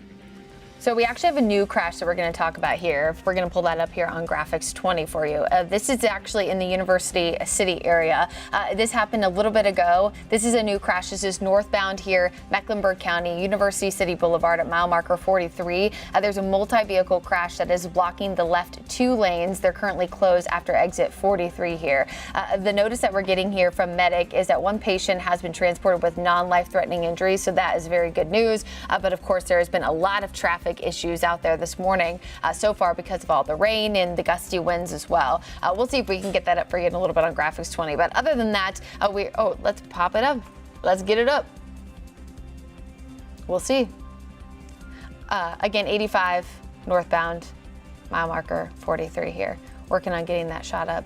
Let's just skip. We can do it always next time, or we can come back around to it. The biggest issue that is impacting us for all morning long, this is probably about since 5 o'clock this morning when Chris was tracking the traffic issues, is an obstruction still blocking here in Belmont Mount Holly Road there. That's I-85 southbound, still blocking, still continuing to cause major backups, major issues, still only allowing for about 5 to 10 miles per hour of traffic. Again, your best detour here is going to be to hop off 85 and take Highway 29 instead. You can take that all the way through Belmont, through McAdamville, and then eventually get back on I-85. As we zoom out here, though, even though there are not as many widespread issues, I just want to show you the amount of additional crashes that we have. I'll go back to the first one that I started with you, the University Boulevard issue. That is what you currently have on your screen. This is at mile marker about 43 there. Again, that's I-85 northbound. So some major issues on the interstate as expected. Avoid 85 if you can in this area. And I would say either use Highway 29 instead, or for the most part, just stay off the roads until the storms have passed, if at all possible. Goodness, 85, a problem throughout the morning. Goodness. Well, as Brittany's been alluding to, the roads, a major issue out there right now. Let's send it over to our Austin Walker. He's been in Belmont where we were seeing a storm there, or an issue there. Austin, take it away for us. Where are you now? Yeah, hey guys, we're actually on I-485 heading towards the Weddington area, also kind of the Monroe area right now, where you're really actually seeing a major slowdown. This is what we're looking at, though. It's kind of stop and go traffic on I-485. To give you more of an idea of where we're currently at, it's north of Weddington, kind of by where the IKEA is down here. So if you're heading out right now, just know that you could be seeing some slow traffic right now. We are seeing this across the metro, though, obviously, as we are really trying to monitor and kind of see what the issue and deal is currently at this time. We are kind of talking about Union County as we're seeing some effects and some impacts from the current storm right now. What we are seeing is obviously our teams are monitoring the conditions out right here. But again, roads right now, obviously a big concern because driving is kind of a mess in areas. I know we were talking about over in Belmont earlier where we saw that crash blocking one lane of traffic, having a pretty severe backup for about 3 miles. Also, Brittany talking about a crash up in North Charlotte in the University City area. And now here we're seeing some slowdowns. Actually looking at a map on my phone, it looks like it's pretty much in the red area. Not sure exactly what we're looking at currently and why it's doing that. We'll make sure to update you when we learn more this time. But this storm really adding some impacts for these drivers. Things are going pretty slow. Again, you can see right here, we kind of are on a standstill traffic at this point, while traffic is moving the other direction. Pretty okay at this point, but just some things to consider as we are seeing the impacts of this storm currently right now. This all being said, we always talk about good driving practices when we're seeing severe weather and any weather in the Charlotte area. I think we all joke that Charlotte TN needs some help when driving. So again, this is a 10-2 kind of day. Don't try to lax it out right now. Obviously, both hands on the steering wheel, increase those following distances between the car in front of you to make sure you also are not in a bad situation like other drivers at this time. But I will send it back to you guys in the studio for right now. 45 at a standstill. Austin, thank you. Well, one of the other big concerns this morning is the wind, which could lead to downed trees and power lines. Fortunately, though, at this hour right now, 9:16 here on WCNC Plus, we're tracking only about 2,000 outages across our area, which big picture is not that much. Yeah, as we talk about this, our Richard Devane live this morning with a look at how energy companies are working to keep the lights on. Richard. Yeah, good morning to you guys. Good morning, Kaylin, Ben. Good Wednesday morning, everyone. Yeah, we've been checking, as Ben just told you, about those numbers, the numbers of power outages that Duke is dealing with in our area. The number of customers is not significantly high. Of course, they'll keep monitoring throughout the day to make sure that if they get an upsurge because of falling trees and the power lines and things like that, that they're prepared. They're seeing more power outages in the western Carolinas and areas like that, and in the north, of course, where that storm is really hitting hard right now. Now, as you take a look at this video, that's why they say they're taking their time. They're being cautious and they're being prepared.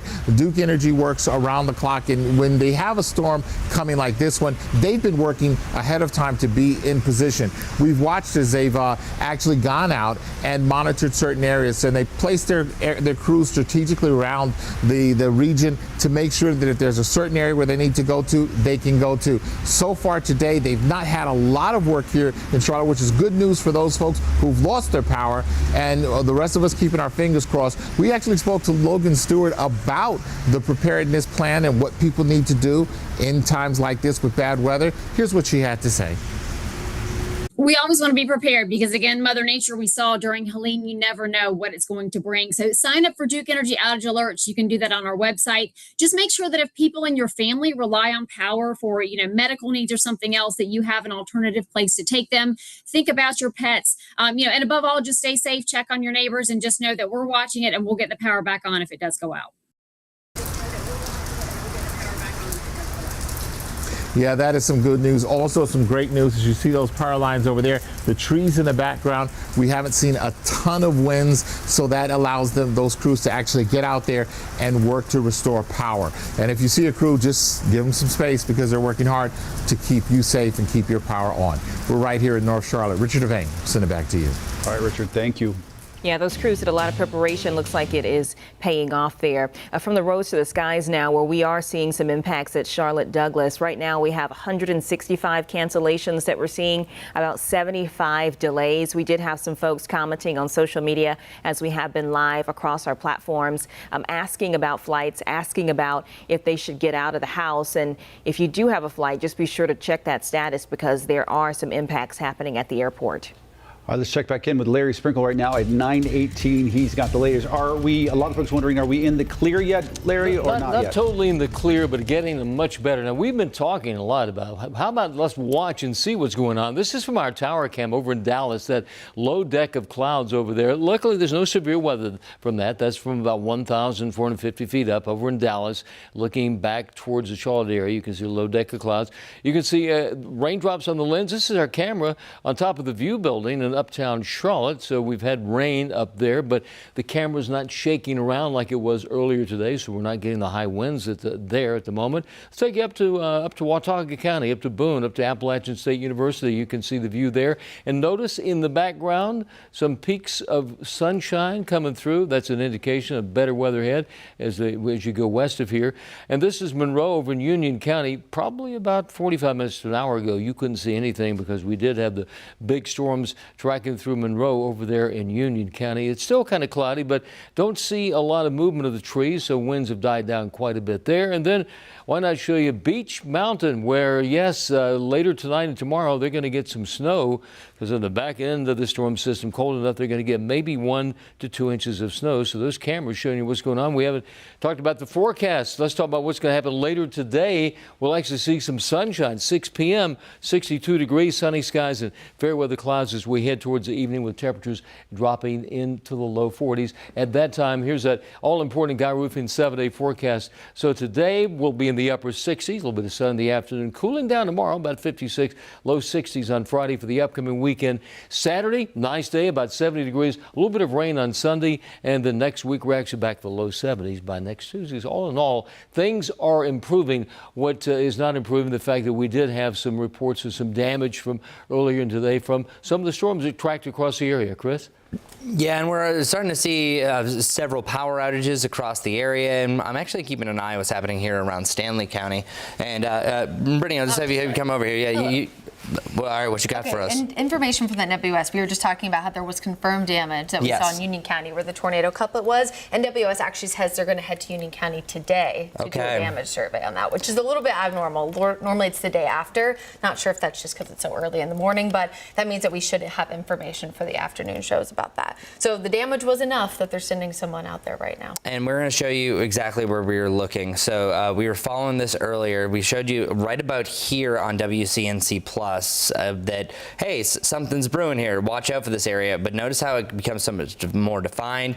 That red to the green, that's where I think we saw this. And Brittany, did you have an exact spot? What was that cross section that we saw? So the cross section here was Porter Ridge High School. So that's in Union County. That's where we saw some structural damage. Looks like a farm. And there was also an Eastern Indian Trail.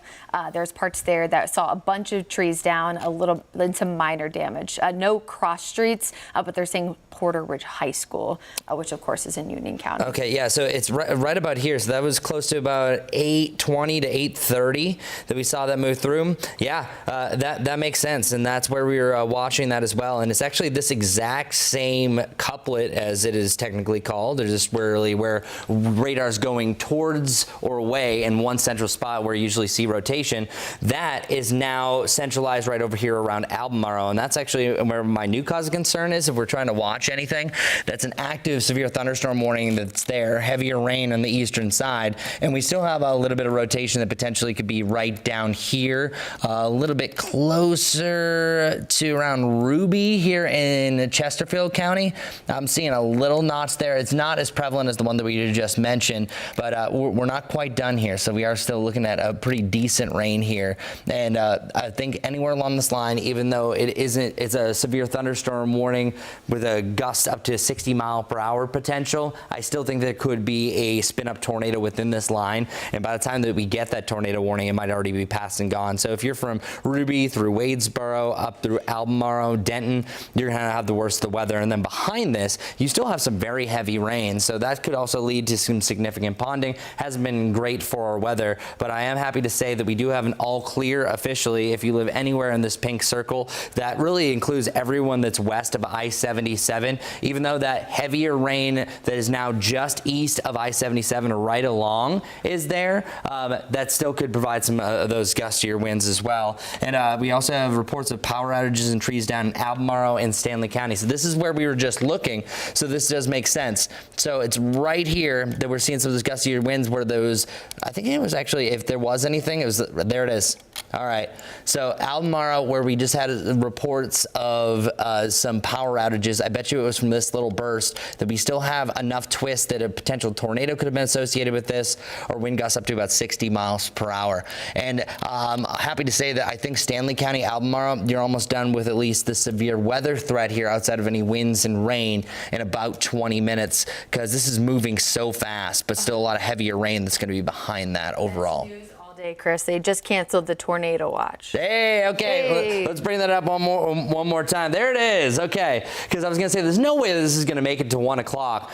We're just dealing with rain now. Now it's only the counties that we were mentioning. Stanley, Anson County, Chesterfield County, and Richmond County, not until 1 o'clock. It's not going to last that long. That was just a general range. I bet you that is going to be canceled likely in the next hour and a half. Once you get to about 11 o'clock, I think that we're going to get the all clear for storms across the area. That's the way our future cast is currently trending. But Brittany, I actually think because you took over the traffic reins this morning, I think it's the rain that's falling right now around the Queen City that is the biggest issue for most of our population. But I still want to give a shout out to anyone in eastern Stanley County. It's this cell right here where there's some heavier rain. There is still a chance there could be an embedded tornado with that. Gusty winds up to 60 miles per hour. The main central part of this line is also about to work into Wadesboro. So Wadesboro, I wouldn't travel if I were you. I would wait at least another 30 minutes or so to be safe. That yellow lines that you're seeing in here that starts between Asheville and Polkton, west of Rockingham, that's a severe thunderstorm warning that goes on for about another 20 minutes. So Wadesboro, I would wait because we are seeing a decent gust along that. And then last but not least, this little bit of working its way towards Maysville and right around Deep Creek, where these are much smaller communities, still a chance that you could have some gusty winds and tornadoes spin up there as well. But for the Charlotte area, mainly just some heavier rain. All right, and Brittany mentioned some damage that we're seeing near Porter Ridge High School out in Union County being one of the areas where we saw that tornado warning earlier today.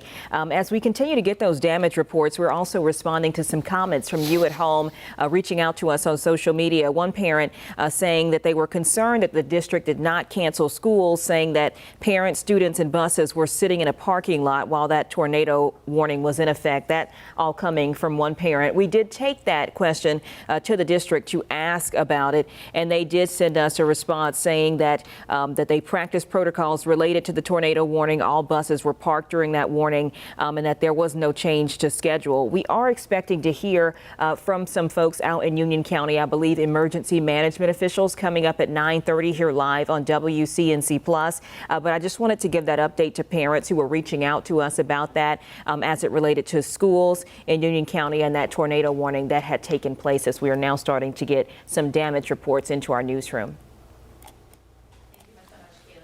That, of course, good news that they're going to give us an update there.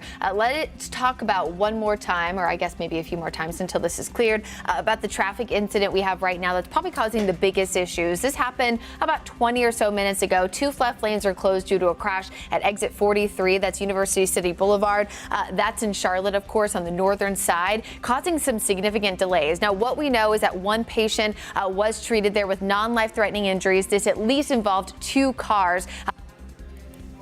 So right now, I-85 northbound, again, you can see that on our maps here, University City Boulevard, causing some pretty significant slowdowns heading northbound. But as we always see, also some onlooking delays in that area. Obstruction still impacting here, Belmont Mount Holly Road. This is I-85 southbound. Happened earlier this morning, actually about 4.5 hours ago. Still causing significant issues if you're heading southbound there. That's between Belmont and McAdamville. From closer view here, you can still see that the interstate is crawling at about 5 to 10 miles an hour. Now, unfortunately, the biggest detour you're going to see here is going to be to hop off I-85 and take Highway 29. We are now seeing some slow areas there too, just probably with the amount of people that are using that detour at this current time. Taking a wider view, a lot of these crashes we were showing you earlier this morning cleared. So those are the only 2 current incidents we have. Of course, if anything additional pops up, we will certainly let you know. What a mess that is, and yeah, taking that, getting off and getting on Highway 74, that's the thing to do. Hello. Is this thing on? Yeah. There you go. There we go. Yeah, there he is. We're here and we're live right here. By the way, we're keeping track of time. 28 minutes after 9 o'clock. Yeah, it has been a crazy morning out there. Let's take a look and show you. We'll go to weather too and show you where at the moment we still have in the area. We still have one warning to talk about, and that's a severe thunderstorm warning that's in effect momentarily. It should go away, and that is good news. But that is over in Anson, Montgomery, Richmond, Stanley counties, and that area as we scan the skies and show you we still have some pockets of pretty heavy rainfall over towards Matthews, Mint Hill, gets along 485, some heavy pockets of rain down around Rock Hill. From Albemarle to Polkton down into areas at northeastern corner of Chesterfield County around Pageland in that area, also Lancaster County, still some heavy rain there. So we've had within the area as much as 1.5 inches of rainfall, not talking about any flooding or anything like that. Now, what more can we get in addition to what we already have? Maybe 1/3 of an inch in the Charlotte area, a little bit more once you get over towards Rockingham and over towards Cheraw in South Carolina, maybe about 1/2 inch because that storm system starting to move in that general direction over the next several hours. Current winds much better than they were a while ago. In fact, sustained winds here in Charlotte only about 9 miles an hour. Sustained winds 13 at Monroe, about 20 over at Rockingham in Richmond County. Current wind gust about 20 miles per hour, and with that we do see the potential for more severe weather threats even with the gusty winds. And Chris, I think you have the latest warning that just came in. Yeah, this new severe thunderstorm warning now officially starts just east of Albemarle, so we're almost done with the severe weather window for you in Stanley County. Not done yet. This icon represents that we have a really strong cell that's associated with this moving northeast at 58 miles per hour. Boy, we're dealing with a lot of rain right here. And in Detroit, this is now pushing just outside of our viewing area. But this is a new warning that officially is going to go on until, oh, that's for the tornado watch. This new warning is going to go on for at least the next 45 minutes or so, and that is going to include parts of the Stanley County area and neighboring counties. And then it looks like we're also avoiding the potential for a tornado through this stretch. No new warnings down towards the south, but we're still going to be watching this really closely. So the newest information for the severe thunderstorm warning is actually a hour long until 10:30, but this is barely in Stanley County, so it's mainly going to be affecting areas now moving east, approaching Southern Pines, and then eventually this is going to be the same storm system that's going to impact Raleigh, I would say a couple hours from now. Almost in the clear, but we're still watching this other cell that's down towards the south. I want to give you a better look at this. All right. Mainly all rain, not really seeing too much in here. It's not as clear, but we still have a really defined edge. This right through there. So Chesterfield County, you know where you are, cuts right through Ruby, and soon is going to be impacting areas like Patrick. Chesterfield, I would still be on guard that you're going to have some really strong winds associated with this. Wadesboro, you're also into some of the heavier winds that are likely going to be upon you. This blue is representing still some wind gusts up to about 60 miles per hour. And then Stanley County, I think you're actually almost in the clear right now for the strongest. Yeah, you can see that frontal edges jump now over to Troy. So Albemarle, you're clear. Stanley County, just mainly going to be dealing with some moderate to heavy rain. And even Charlotte, so if you're trying to do something, you want to get outside, Huntersville now likely starting to see some significant clearing. The rain is done for the day for you over in Lincolnton and Gastonia, besides maybe a leftover sprinkle that's still suspended in the atmosphere. So if you want to do anything around uptown, I would still wait it out for the next 30 minutes or so, but we're almost done with the heavier rain even, and the severe weather window is closing, still impacting now only 3 counties, Anson, Richmond, you still haven't even seen it yet, so we'll see what it's like when it gets to your neighborhood, and then Chesterfield County. So good things, Larry. We're heading in the right direction. The great thing about this is the fact that maybe some of that volatility is being lessened when we thought it would increase, but that's just a severe thunderstorm warning. That would be anyone traveling Highway 74. You got going eastbound over towards Wadesboro, all the way into Richmond County, eventually to Scotland County, headed to the Carolina coastline. That's where we're still seeing the impacts from severe thunderstorms with some gusty winds. Regardless of that, it's going to be a very windy day across the entire area. We can still see some winds gusting up to about 35 to 45 miles per hour. Back to you, Ben. All right, 9:33 right now. You're watching WCNC Plus. We're in the middle of weather impact coverage. A number of tornado warnings issued throughout the morning. Let's bring you up to speed on the power outages, something else we've been talking about. Logan Stewart with Duke Energy joins us now live. And bring us up to speed with what you know. Last thing we checked, things were not so bad when it comes to power outages. Is that still the case? Hey, Dan, good morning. So I checked right before I got on here, and it looks like Greater Mecklenburg County, we're just under 300 outages, which, of course, every outage is important, and we do have crews out responding to those. But probably all in all, considering what we heard was coming, it's probably not as bad. That said, crews are on standby as outages occur. As long as it is safe to do so, our crews will get out there and respond. I heard you all talking a little bit earlier, Larry, talking about, the winds. So I think it's important to know, too, that crews can't work up in the buckets, in the bucket trucks, and winds that are above 30 miles an hour. So just something to keep in mind. That's just a safety thing for us. So as soon as, that wind dies down, they will be out there responding to any outages. Logan, when we spoke to you a little bit earlier, ahead of this storm, you were telling us about the preparations and everything that you guys were doing. It looks like those are bearing fruit for you. Can you tell us how you guys have been getting ready for this and what it looks like now? Yeah, absolutely. In advance of any storm, we do a lot of things. Our crews will be loading up bucket trucks and things like that. But year round, Duke Energy stays prepared because this is certainly not our first storm. A lot of the work that we do year round, think about, trimming trees that vegetation. We live in an area that has big trees, big branches that can impact our lines. And so we strategically trim those trees to make sure that the impact to the lines is reduced.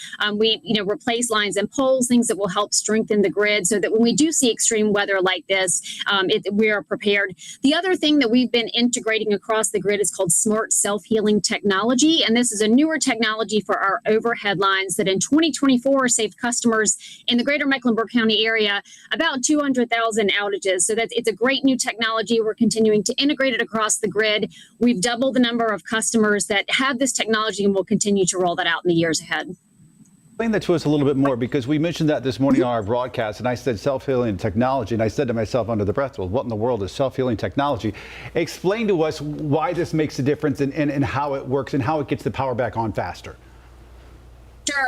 We love to use the word smart with it because it is a newer, smarter technology, and it is a mouthful. So self-healing technology, the best way to describe it, it's actually technology that's on the power lines, but it acts almost like a GPS in your car. So if there is an outage on the line that serves you or serves your neighborhood or your area, it can almost reroute that and kind of put you onto another line. So you may experience just a temporary outage, or you may not even have an outage at all. If folks do experience an outage in their area, what's the best way for them to get in contact with you? There are a couple of ways to report an outage, and we definitely want you to do that if you do experience an outage. Probably the easiest way is to text out OUT to 57801. You can also call us at 800-POWER-ON. Download the Duke Energy mobile app, report it there, or report it on our website. Logan Stewart, our go-to person, been talking to you about these things for years now, so we appreciate it. All right, Logan, thanks for taking time. All right, let's turn it back to the forecast right now. Chris standing by. Chris, what's the latest? I want to say that from what we were talking about earlier, that one tornado warning that was verified in Union County, well, it's Evergreen Nursery. So that's at 317 West Lawyers Road. This is the quote from Marie. My husband and employee saw the tornado prior to seeking shelter, where we don't have the permission to show it, but you can actually see visibly part of the roof ripped off there. We also had another report right here around Porter Ridge High School. And these two circles are the two spots of damage that we saw. I'm going to rewind because we're actively doing this right here on WCNC Plus. This is the couplet. This is that red to the green that we were talking about. You see that at 8:35 as it crosses. That's 8:37. So within that time period, there's a good chance that that could have been a tornado. The radar is showing it, and now with the reports from people saying they saw a tornado, which is very tough to see in this rainy conditions, but through this little batch, and then it started to lift after that. Just letting you know that we do have a verified damage through this stretch. Just look at how close it is, seeing damage, likely a tornado that did touch down here in Union County, and that would be around the Indian Trail area. Yeah, we were talking about earlier about some of the reports coming in from Indian Trail. Really, it kind of reflects exactly what we're talking about in those areas. We were talking about you go into the eastern part of Union County, Highway 74, almost following that through Indian Trail, the Lake Park area, Porter Ridge High School. So basically, that storm system was moving almost due east as it tracked across here and caused the reports of damage. And then obviously, what Chris was saying, that we did have indication that there was some rotation. They actually saw that. At the moment, let's go ahead and take a look at weather too and show you what's happening at the moment. We still have some severe weather in the two-state area, North Carolina. That's why we've been talking all morning about people. People travel in this area, and if you've got travel plans, if you're heading east, if you're heading northeast, you'll encounter some strong storms there. Kind of zoom in and show you what we're talking about. In our area, this is a severe thunderstorm warning that was issued a while ago, and it does include areas over towards Stanley County, also Montgomery County, Moore and Randolph County as you head just a bit north of there. So it really is a long line of storms that stretch literally from the northern Piedmont all the way down into the eastern Piedmont, right into Virginia up there. And these storms right here, that's a tornado tag. That's a severe thunderstorm with a tornado tag. It does mean there's a potential, there's rotation within that, so that could become another tornado. For us, this is not. This is just a severe thunderstorm with some gusty winds that could cause problems in themselves. Now, we do have the tornado watch. It has been east of here now, not for us, but anybody from Wadesboro, that's in our viewing area, Rockingham, all the way east up towards Greensboro, Raleigh. And we talked about this earlier, how the severe thunderstorm activity would shift to the east, and that's exactly what the National Weather Service is indicating. At the moment, we do have pockets of heavy rain over towards Mint Hill as you get towards Matthews, around Pineville, heading down into South Carolina, around Indian Land as you get into Lancaster County. Highway 74, if you get travel plans, if you get into over towards Monroe, Wadesboro, Rockingham, up towards Albemarle, then up in Rowan County and Salisbury, down Interstate 77 into Chester County in South Carolina. You can notice, looking back to the west, Morganton, Marion, over towards areas around Cleveland County, things have cleared out. No storms over there, just some gusty winds in the forecast. So our futurecast, additional rainfall, not that much here, maybe a third of an inch. It's really over towards Rockingham and Charlotte. They could get maybe another half an inch of rainfall in the storm system. So futurecast forecast indicates the storm system is gone, moved out of here as we get into the afternoon, but this takes us to Saturday, maybe a couple of spotty showers. Current wind gusts that we're getting right now, winds gusting not that much in Charlotte. 20-mile-an-hour wind gust here, 25 over at Rockingham, about 25 at Jefferson and West Jefferson as you head into the houses. Now, futurecast, throughout the afternoon, we're still going to see some high wind gusts, but most of that is going to shift off to the east. Wadesboro, Rockingham, and Charlotte could see winds gusting up to maybe 35 to 45 miles an hour. Locally, 25 to 30 mile an hour wind gusts as we head towards the afternoon. And that does include all the way through early on your Thursday morning out there. That's our camera in Dallas. You can see the low deck of clouds. And then we look at uptown Charlotte, just a few spotty showers up there. So all in all, locally, Chris, things have calmed down quite a bit. But we do have some problems northeast of here and east of here. And we're seeing more damage reports that are coming in from around that same area that we were looking at. So this did confirm that we were mentioning the Monroe and the Unionville area. It's technically North Monroe that we're seeing here. So Brad just sent us this picture. Didn't have confirmation to use the other one. Pretty sure be able to use this one, but I'm just going to go for it. You're actually seeing some power lines that are pretty significantly damaged. So let me bring this up real quick. Yeah, it was really over there along Highway 74, heading towards Indian Trail, Lake Park, and that part of Union County towards Porter Ridge High School that we saw those intense winds that did cause some damage. And National Weather Service has been looking very closely at all these because, you know, a tornado could be an F0 tornado with winds 60, 70 miles an hour, or it could be an EF5. So it winds over 200 miles an hour. Yeah, well, luckily we didn't have that. Nothing like that, no. Yeah, but check this out. So this is right. We mentioned the nursery that somebody reported they saw a tornado. So they took shelter at the nursery there. This is right off of Lawyers Road, North Monroe, and that is Lawyers Road. So you can see likely something might have came down here, even though it isn't all one direction, but since it is so isolated, completely just snapped the power pole.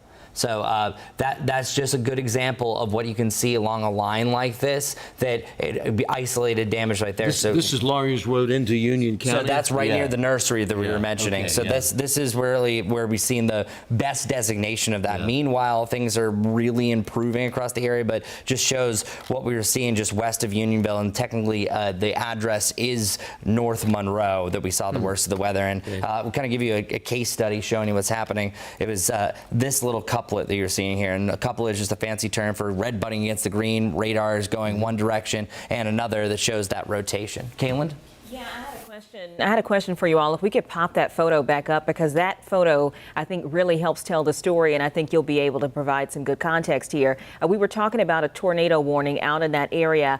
We often debate between a tornado or straight line winds and what is it that causes this. Of course, the National Weather Service will probably have someone out on the ground to try to identify what took place. But from you all's expertise, what story does this tell when you see the way in which those power lines are lined out? Winds in a thunderstorm, everything is falling in one direction. When you have the twisting of a tornado, then you see kind of things spread out of a twisted motion. And when you look at that right there, I mean, you know, once again, this is an EF0, which is a minimal tornado. But I don't know. It looks to me like there's that twisting effect in the damage that we see right there. Yeah, because and you can't really tell in a 2D trend, but it looks like there's one direction, and this one's actually a little bit closer to us, and then that one kind of is a little bit more closer to us. So it does show kind of a slight rotation in a small little bit, and that's what the National Weather Service, you also see a tree like that. So yeah, this right now, preliminary, and it's really tough to see just from one photo,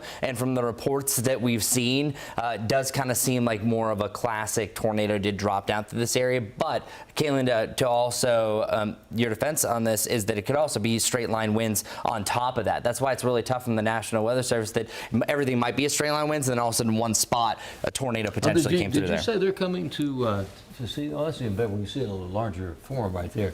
Yeah, I believe we said that they're coming today, actually. Yeah, okay. So walk us through the process. What do they have to sort of go through to get a better understanding? What they do is they don't come the same day. In most cases, it's the following day, but they're looking at the pattern of wind damage that they actually survey the wind damage and the type of damage that you get. You know, is it a tree that snapped and bent in one direction, or is it tree limbs all over the place, twisted and everything? That would indicate some rotation in a storm. Yeah, and one sign is is usually like if you see a tree that almost looks like a bomb went off or it's splintered in the middle of it, that's a real big indication. And the National Weather Service, and we've done a weather IQ on this, the enhanced Fujita scale is actually a damage scale, where it's called a DOD, where it's degrees of damage. So they're looking for different evidence. They'll say, hey, this represents an EF1, EF2. But number one, as Larry says, you got to see if there's any rotation. We have the power of 3 today. Brittany, you got brand new. Come on over here. Bring your computer. I'll just walk in front. Hello.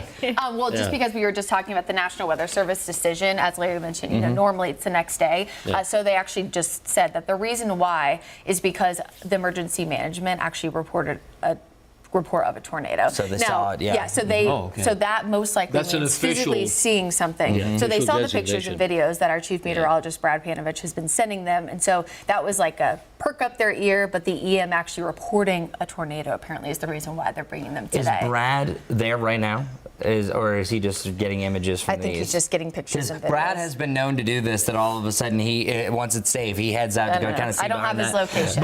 But just where we were looking at the radar, like everything adds up. You had a live in-person report. The radar was classic tornado, the tornado warning, the pictures. So yeah, this is likely, and this is the whole reason why we're doing this. That's why we were under a tornado watch. That's why we had a tornado warning and severe thunderstorm warning with the potential of a tornado. Yeah, and there are some videos too that we've gotten that we haven't had permission to share that also you can see a To little further bit. answer your question, there is no way to measure. We can't use a tool to measure the speed. It's estimated speed, and it's by the damage, the type of damage. That's how you get the estimate of the wind speed. There are instruments that can be used, but in most cases, it's post-storm, the day after they see the damage, and they can estimate from that damage. That's the kind of winds that could cause that type of damage. Kind of the same thing like with a hurricane, they do their wind estimates, you know, at landfall based on what the damage is. So. Well, as we take one final look here at this image, I just think it's amazing that as you see the power lines that were lying down, there was a trash can just a short distance away that is still sitting up, along with those mailboxes that were untouched. So that kind of speaks to potentially the direction or the way in which that gust hit or that tornado hit. Pretty amazing there. Let's send things over to our Austin Walker, who's actually heading in that direction or toward Union County now, monitoring things from the roads. Austin. Yeah, hey guys. So we were actually looking to drive into Union County towards that that nursery we've been talking about. When we saw this right here, you can see if I flip the camera, power lines are down right now. You can see that they really look like they've fallen with ease, and the poles have really just split. That shows you how really heavy and fast those winds were blowing in this area. Specifically looking at a couple different things. I'm actually going to have us flip the camera one more time now to our other camera that's now outside. We just got set up. He's actually going to zoom in, and you can see right here that those power lines are down. Those lines currently are blocking a lot of homes right now because those lines are stretching across driveways. In the distance, you can also see that there are, it looks like a utility truck is also here already. So this happened within the last hour. So we are getting some information from those who were out here. We know that one person says they did take shelter in that nursery over here. So this shows the impact of the storm thus far. I also want to zoom in closer on the most current pole at the very, very front, and you can see again that is how that wood is split. It really shows you how heavy that wind was and how aggressive it was. No word on any of the homeowners in this area. I'm counting at least a dozen homes right here that could be impacted. I'm not sure exactly when it comes to outages what that looks like right here, but something to consider. This is the direct impact that we're seeing across the area. And now we really cannot be everywhere, so we are relying on those like you who are watching this right now to send us what it looks like in your area. Are you having any outages? Is there any downed trees in this area, or even power lines? Get to a safe location if you can. Take a photo, take videos, and send them to us on our WCNC Charlotte mobile app on the Near Me feature. You can also text us. That information is on WCNC.com or inside our mobile app, because we would love to make sure that everybody is informed on exactly what currently is going on.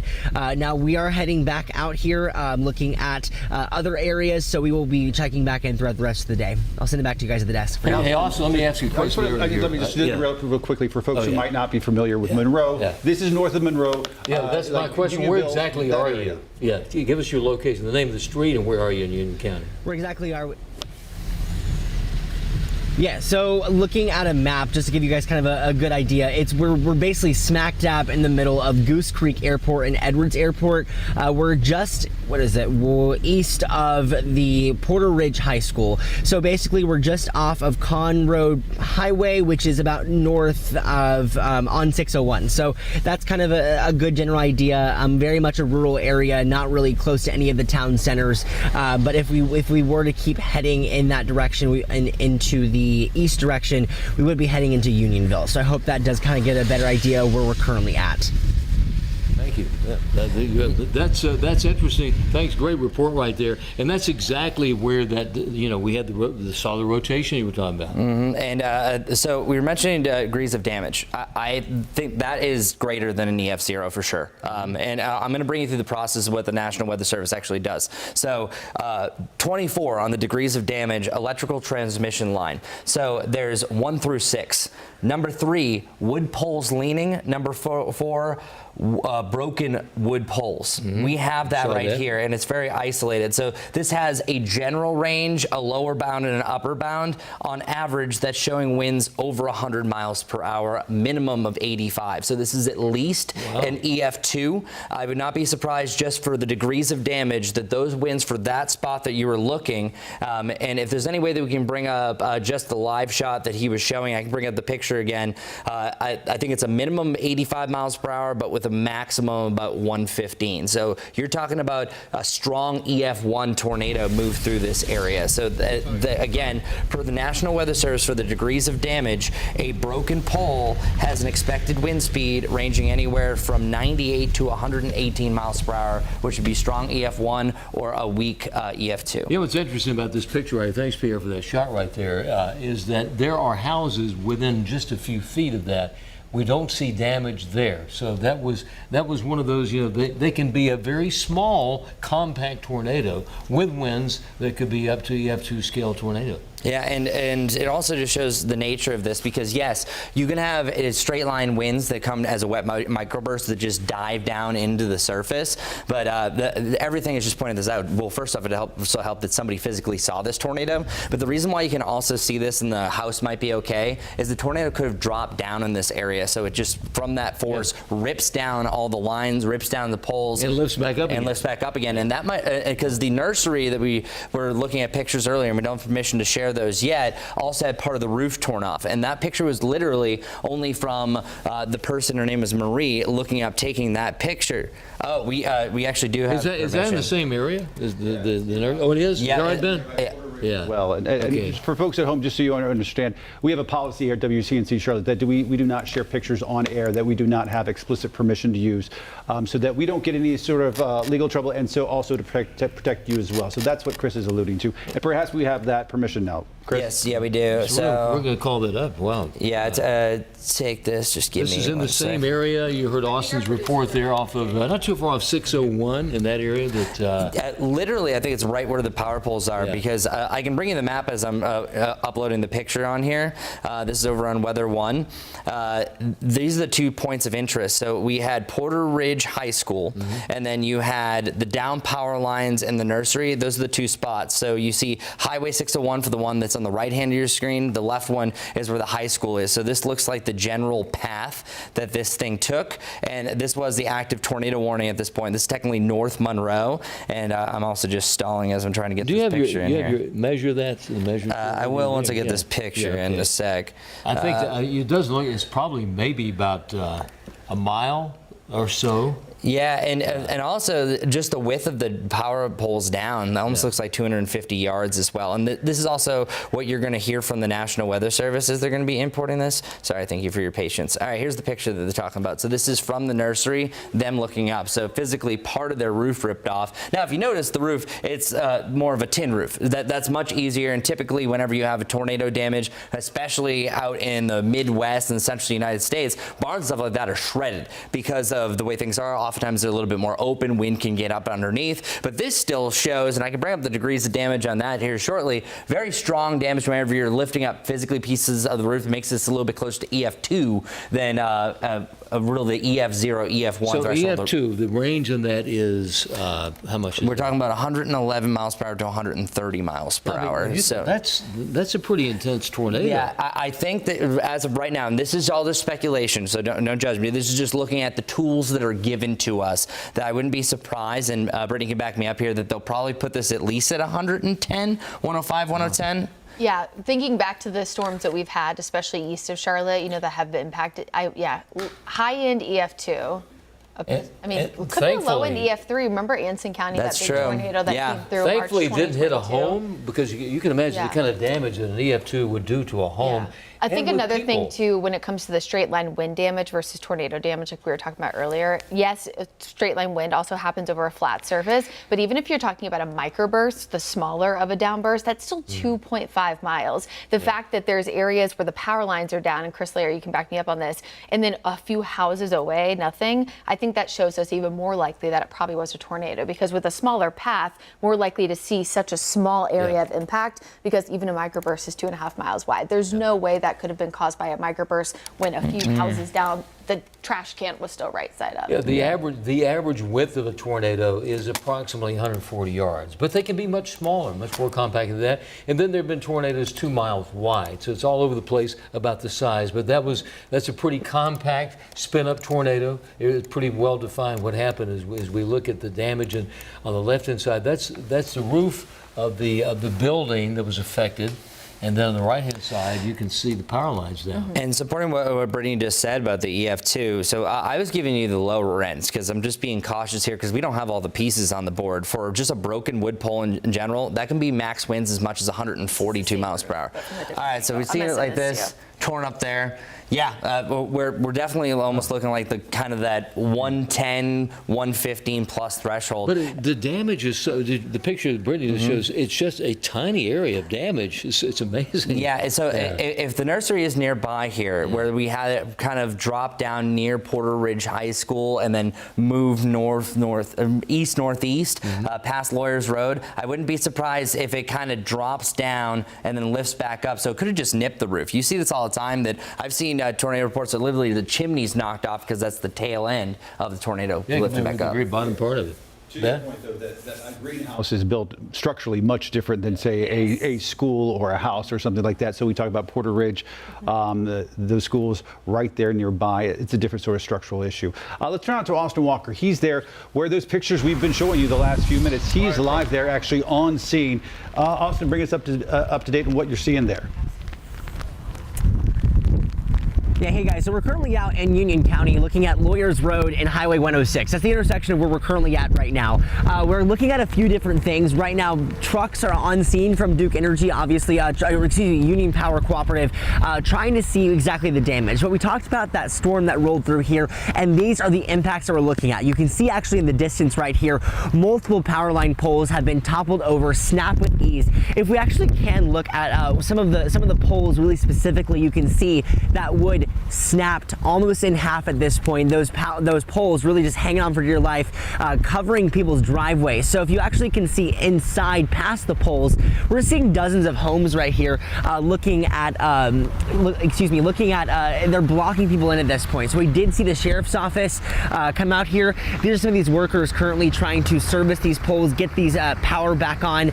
The opposite direction too, we actually know that there is the lights at this point after this intersection are also out. So this is what we're seeing with the impacts. I know Chris mentioned a few minutes ago that for a pole like this to snap, it has to be at least, 90-mile-an-hour winds. Also looking at a few different things. So obviously things were pretty vicious in this area when that storm rolled through. Obviously, we don't know exactly right now if this was a confirmed tornado. We're trying to figure that out at this point because it has to be those circular winds. But you can see the damage is very extensive here in Union County. Zooming in farther towards the back of the road to the very, very distance, you can also see crews on scene right now trying to just start the restoration process of getting these poles back up and good to go. Right now, we have not seen any of these neighbors out just yet. We do not know the condition or if their power is off at at this point, assuming that they are working on these poles right now. That is the case. We are hearing also that a nursery in the area, probably about a quarter of a mile away, did receive and withstand some heavy damage from that storm. We saw a photo from a viewer who sent us a photo. It shows that they had to hunker down inside and part of the roof did come off. So this is just the thing that we're seeing throughout Union County as we are continuing to service this area, trying to see exactly where that damage is. And I mentioned this last time too. The thing that we need to tell you this is when it comes to the idea of getting everywhere all at once, it's hard to do that, right? We don't have the crews to be every single place around our viewing area. So we really do rely on you at home. If you have any photos or videos, or if you can take them safely, we ask you to take those photos and videos, send them to us right here at WCNC.com or inside our mobile app. We have a Near Me feature where you can do that, kind of explain where you're at, what you're seeing to help us paint a better picture. For now, we're live in Union County. Austin Walker, WCNC Charlotte. I'll send it back to you. And kudos to those Duke Energy line crews we saw out there already within an hour out there trying to fix the power lines out there. All right, Austin. Folks, joining us right now, we are streaming live at 10 o'clock on WCNC Plus. We've been in the middle of weather impact coverage for you this Wednesday morning. Thanks for staying with us. I'm Ben Thompson. And I'm Kaylin Hagwood. You just heard from our Austin Walker, he's out in Union County. It's one of at least two areas where we saw tornado warnings just within the past couple of hours. Those warnings have now been canceled. We are making some progress. Even where he's standing, you didn't even see a lot of rain. So things are moving fast. And what we were telling you all morning was going to be a fast moving storm. Let's send it over to our Larry Sprinkle tracking the latest. Larry. And yes, good morning. It has been a fascinating morning because everything came to, we talk about this, we say the potential's there, and every bit of it happened. We had the spin up tornadoes. Luckily, we've not seen a tremendous amount of damage, but there are damage reports. You saw Austin Walker's report coming over from Union County. So at the moment, here's what we have as far as severe weather warnings.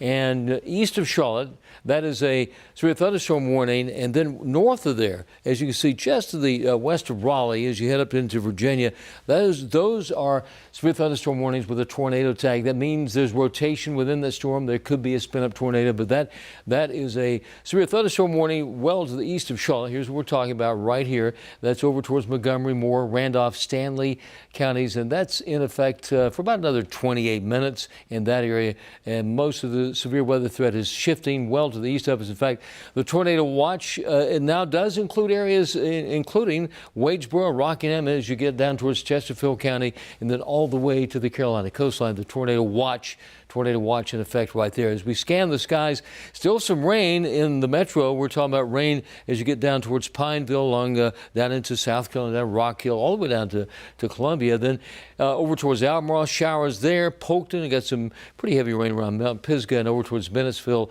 in South Carolina. Looking west, the rain is over. What they're going to see west of here is just some gusty winds.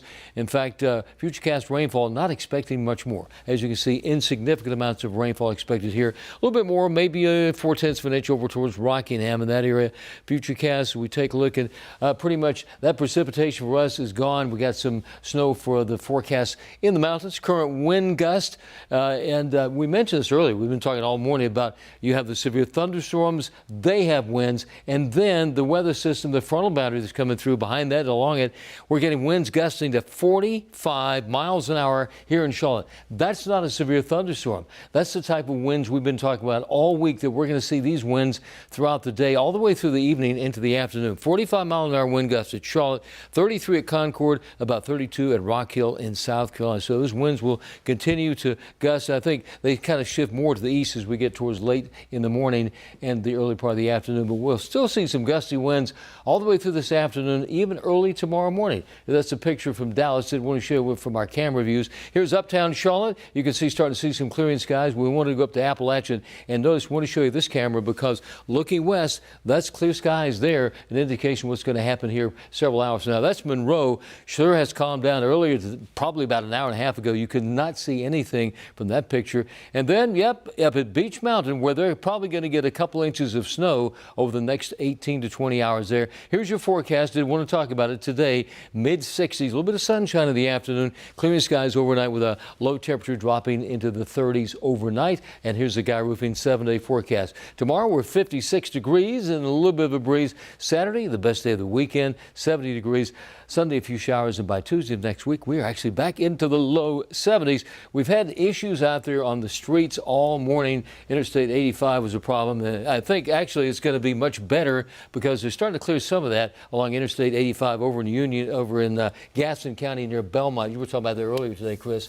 That was a mess a couple hours ago. Yeah, I'm happy to say that things are improving. We also have the all clear, and then also our active tornado watch officially is out for much of the I-77 corridor, the greater Charlotte area. And even though it's actively raining right now, I think within the hour, we're going to drop it for our 4 counties that are still under it. That's Stanley, Wadesboro, Richmond, and Chesterfield County. So let's move the all clear that I had earlier, and that will include much of the Charlotte area. So even though we do have some active severe thunderstorm warnings off towards the east, I think as far as severe storms go, most of the area is clear. The only exception that could be still an embedded gusty winds over in Richmond County and Chesterfield County, but most of us are good to go. So I officially give the all clear where we see no more rain. Now, there's going to be still some gusty winds. Larry was just alluding to that, but this is the spot that you don't have to worry about any sort of severe gusts. Sometimes the back edge of this could provide a gustier wind up to 40 miles per hour. Things are actively improving in that stretch. So again, all clear pretty much west of I-77. Still dealing with some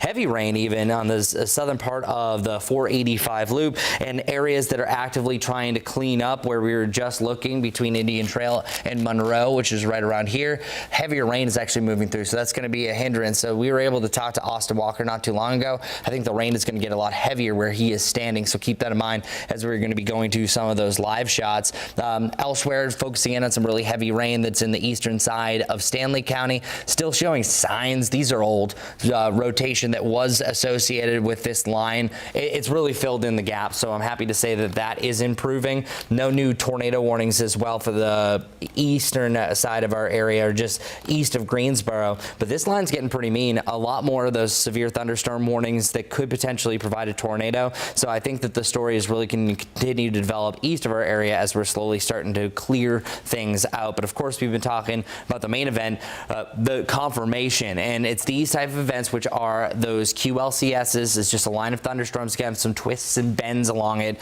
This one did verify. We had 2 tornado warnings. One was in Chester County. This one here in Union County, it's North Monroe that we had some of this damage. It was Porter Ridge High School that we had one, and then we received several images here. I'll throw one up here. This is the most recent one. There's the top of the roof. This is right here about Lawyers Road near 601, kind of near where Austin Walker was.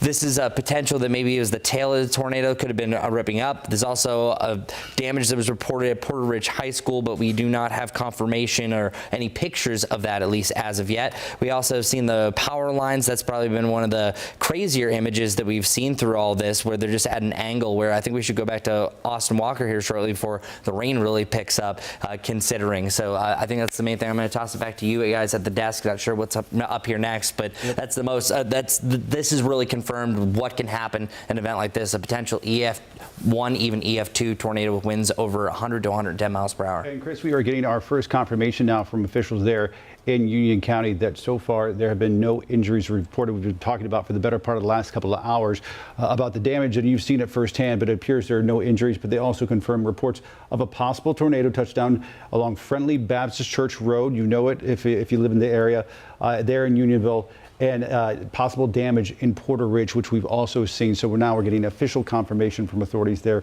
in Union County. In the meantime, let's talk power outages. There are some there in Union County. There are a few others in other places, but surprisingly, the area has fared fairly well when it comes to power outages. Yeah, let's send things over to Logan Stewart. She's live with us now with Duke Energy. And Logan, we've seen things looking pretty good out there, but can you give us an update on where things stand? Yeah, sure. You know, we spoke a little bit ago, and since then I was actually able to speak with one of our supervisors out in the field, and he confirmed that across the greater Charlotte area we're seeing right now just a little bit over 100 outages, which, you know, every outage is important. Our crews continue to respond to those. But I think the thing we're going to be watching through the day is, you mentioned, the high gusty winds. So for us, a lot of times with those power lines, big trees, big branches, that's kind of what we watch for, and what sometimes can be the culprit that does cause outages. Now, of course, I mentioned crews. They've been on standby all night long, and will continue to respond as long as it's safe to do that. And what about your message to folks there in Union County? It seems like at least early on, That seems to be where the brunt of the damage is. And we saw in a live picture no more than 5 minutes ago, linemen already out there within an hour trying to tackle some of the power lines there that look to be broken. Yeah, I mentioned our crews got prepared yesterday. We do prepare year-round, strengthening our lines and poles, trimming trees and things like that. But they were preparing yesterday, just making sure inventories were ready, supplies were ready. So they get into work super early, really about the time I'm getting up. So they were out very early this morning, again, responding as long as it's safe to do so. Safety is big for Duke Energy. We make sure our employees don't work up in the buckets when the wind is above 30 miles an hour. So as long as we can get them out there, we're going to continue to do that today. Yeah, I think you made a really great point about that. It was an interesting nugget for our audience about when those winds are high, which is a big part of this system that we're seeing, that your crews cannot work just for their safety. So it's good context for our audience as well. That's right. All right. Logan Stewart reporting for us from Duke Energy, filling us in. We appreciate it. Seems like your crews have done just a yeoman's work of keeping folks with their power on. Logan, thanks so much. We appreciate it again. Thank you, guys. Well, let's send things over to our Austin Walker. He's standing by. He's actually in Monroe. He's just near Porter Ridge High School, where we have had those damage reports. And he's live where we've seen really whatever type of system this is, knock over several power lines. Austin, what can you tell us? Yeah, hey guys, so currently it is an all hands on deck situation as linemen are really out already surveying this damage that happened. We're currently on Lawyers Road, just off the intersection of Lawyers and Highway 106. And this is what it looks like right now. You can see they're currently working, trying to get these lines back up. But you can see heavy gusty winds did take about, I want to say at least 7 to 9 poles down. And you had to see it from right here. Really, it did just it really did, take a hit at this point. You can really see these poles really split right here where that wood is, which shows you how gusty those winds were. I know Chris mentioned a few minutes ago, about 15 at this point, that it really takes about 90 miles per hour winds to split a pole just like this. So it shows you what this area did experience. We again are off of the intersection of Lawyers Road and Highway 106. That is in Union County. We know that Duke Energy currently is on scene within this hour, already working on this. Now we talked to somebody just about, I got off the phone with him about a minute ago, and he is at a nursery here on this road and had to kind of shelter in place and watch this storm roll by, ripping off parts of his roof, sending those pictures to us, saying it was really an intense situation. Now, one thing to mention about these power lines right here, while they are down, there are dozens of homes on the opposite side of them, obviously blocking them in right now. Many of these lines on people's driveways, so there's no way they can get out. We do know that the Union County Sheriff's Office was out here also checking on these residents. We saw them stop and kind of look and see if anybody was home or standing outside, but really work is underway in the distance. You can see that cherry picker currently up, those linemen working. And like Logan said with Duke Energy, these crews can work as long as it's under 30 mile per hour winds. So the rain is picking up though here in Union County. You can see it falling a little bit more right now. Things are trying to get back to normal, but obviously things are a little bit messed up from that storm. We know that power is out right here, we can say, because the lights are also not working at this intersection. So things are moving, but moving slowly but surely as they are trying to repair from the storm's impacts. Austin, I actually have one question for you. So this sounds a little weird, but can you go down the line and I want you to physically count each of the power poles that are affected? How many are you seeing are actually either the tops broken off or at an angle? And I know we're getting Sesame Street, but I want you to count for me. Yeah, of course. That's it. No, this is great. I love Sesame Street. This is great. So we'll do 1, 2, 3, 4, 5, 6, 7, 8, maybe 9. If you're 8 or 9 right there, I can't tell the very last one, but that shows almost 10 at this point that are seeing some impacts. This is not just a little bit of an issue. These are completely snapped, almost in half, really hanging on because the other lines are holding them all together. So Sesame Street, that's right. About 8 or 9 poles right now that are seeing that damage right here. That is on Lawyers Road, just before Highway 601 here in Union County. This is just some of the impacts that we're seeing. Again, I always always say this, I'll say it again and again and again. If you have impacts in your area, if you have photos, if you have videos, if you see something that you would like to let us know about, please send that to us on our WCNC Charlotte mobile app. Inside our Near Me feature, you can go in there, send those photos and videos, and really help paint a picture. If actually we move this way too, you can see more crews are currently on the way, that truck heading towards the rest of those affected power lines. So like we mentioned, after counting about 8 or 9 poles altogether, really messed up from this storm here in Union County. Austin, great job out there, by the way, and excellent counting. But the only reason why I asked you that question is because a typical power pole in urban areas is usually separated by about 125 feet. In some of the more rural areas, it can be up to 300 feet. So what you're talking about is about over 1,000-foot range that you saw damage. And is there any way that Pierre could zoom into the first one that's damaged? Because I kind of want to walk you through what the National Weather Service is going to do. Because am I right? The top's kind of knocked off. Is that true? The first one that's damaged, like way off in the distance down the road. Oh, way off. Yeah, so way off in the distance, if we go the opposite direction, the top looks like it's a little bit knocked off. Really, yes. Okay. So the only reason why this, and just hold this shot, and I know that the rain's really picking up. I want you guys to get out of the way. Typically, whenever you have a broken wood cross member, that shows a range anywhere from 80 to 114 miles per hour. That shows that we're in the bound of like at least an EF1. When it's down on an angle, as you're seeing right there, leaning or broken, we have minimum winds of 110 to 130 miles per hour. So this is showing every indication as you're looking right here, the isolated damage, how big this was, that this could be an EF2 with winds over 111 miles per hour. So again, great job. Stay safe out there, but crazy damage. I got a question for you, Austin. The other thing, because we've been talking all morning about the winds, but the other, and I don't think it's much of an issue, but there's a lot of rain, and you got quite a bit of rainfall, and you can tell by some of the movement of the cars. A lot of rain, maybe an inch or so of rain out there, do you think? Yeah, I would say a good amount of rain in this area. I mean, it really did pick up earlier today, and then it kind of stopped, but now it's here really in full force. I think throughout the time I've been talking to you live on TV, it really has just gotten heavier and heavier at this point. The accumulation you can see really on the road too. You can see patches and puddles of water forming. Also here on the grassy areas and muddy areas, you can really see that accumulation. So obviously very wet outside. Even more difficult for those crews to work in this condition. But like Logan says, they're going to continue to, from Duke Energy, they will continue to service these lines even in the rain as long as that wind is not over 30 miles per hour. Austin, letting you know, it's going to continue to pour for a little bit, my friend, but I think really over the next 30 minutes or so, it'll get better, but your jacket will be gone at that point as far as the wetness goes. It's exactly what we're talking about. I can, it's one of those days.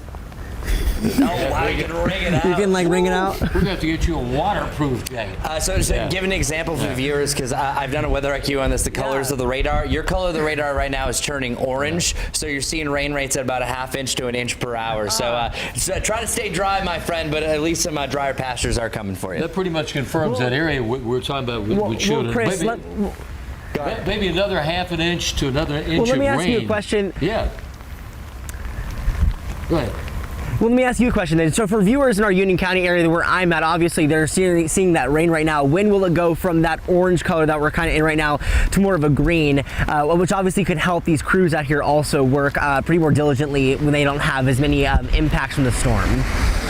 That rain is not moving that quickly, and that's the issue. I think, you're in for a little bit more rain, probably. I don't know. This could be another 45 minutes of rain. Well, yeah, answer Austin's question, so we can kind of work this in reverse, Austin. So we'll do this for you while we have this over here. So oftentimes when we're tracking storms, we do the front of it, but you can also do the back of it. Right now, our most recent radar estimate, so we're going to do some math, is showing this is moving at 25 miles per hour. Notice the difference? Notice how the storms are moving at 45 to 50 miles per hour. This is at 25. So what I'm going to see here is this is going to be the reverse. This is going to be the clearing for where Austin is, and he's around North Monroe. So this is moving off towards the northeast. So when we're going to start to see the all clear, and this is important for any of the cleanup crews, this is showing about 10:53 for Min Hill. Monroe could see rain for up to about another hour doing this basic timing. So yeah, and as Larry was putting away the rain rates are right now, yeah, Austin probably going to be seeing at least another ½ inch or at least a 1/4 inch, because right now the rain rates within that he's dealing with right now now, about a 1/4 inch per hour. So yeah, up to about another 1/4 inch in about an hour, Austin, if you are still listening. So, yeah, and that, we've not spoken that much about the issue with the amount of rain that some neighbors could get. So we've talked about the high winds. So this, in those areas over there in the eastern part of, as you get over towards Union County, we're talking about maybe total rain totals up to 1.5 inches, maybe 2 inches as we take a look at the radar situation. Going to be improving as we head towards the afternoon. By about 2, 3 o'clock, it's out of here. And there are areas in the mountains getting some sun peeking through. So hopefully we may get a little bit of sun as we get to late in the afternoon. But fascinating pictures from over there. Thanks to Pierre Simmons for getting the great shots and Austin for the great report. But just to see the damage that the National Weather Service is going to see. And once again, very unusual for them to come the same day. They normally do it the day after to determine, yes, was it a tornado and how high were the winds? And this could likely isn't the only area, because we also had a very similar signature down in Chester County, but there's a lot less population in Chester County compared to Union County. So there could be other areas that they investigate as time starts to tell. And then I also wanted to mention what we were just looking at. This is kind of a change in the forecast that I've seen, that this is indicating a second coming, and this sometimes happens. So it's like kind of the second tail of this. There's the slightest chance it could be a redeveloping showers late afternoon heading into the evening. That's kind of a forecast change. Not saying, I haven't looked too deep into it because it's been so live That's coverage. a total forecast change. Yeah, there was nothing there before, but I don't want people to be caught off guard that it's going to be completely sunny just with clouds. There looks like another chance for rain for the Charlotte area. Really, I would say between about 5 to 8 o'clock. So that's kind of a forecast change that we just want to give you live time. One thing about this computer model that we're using, it has been so accurate. I trust it. The time frame we were talking about, the amount of rain, the fact that we did get rain. So yeah, interesting, because I don't understand that we could get some rain, because really in the mountains they're going to get snow up there. So yeah, that weather system is going to deliver maybe 1 inch to 2 inches of snow in some of the higher elevations of the mountains between late this afternoon and tomorrow. So yeah, that rain does continue to fall over there in Union County. Rain possibly inch, 1.5 inches in some neighborhoods. Hasn't been a flood situation. That's been the good news about this, but certainly the folks there and we appreciate so much what Duke Energy does. And there's the linemen, the ladies too, that work over there. They're working hard to get that power restored in those neighborhoods. And I tell you what, with that kind of damage, that's going to take a while, because they got to get new poles up, because you had the power lines down, the snap poles.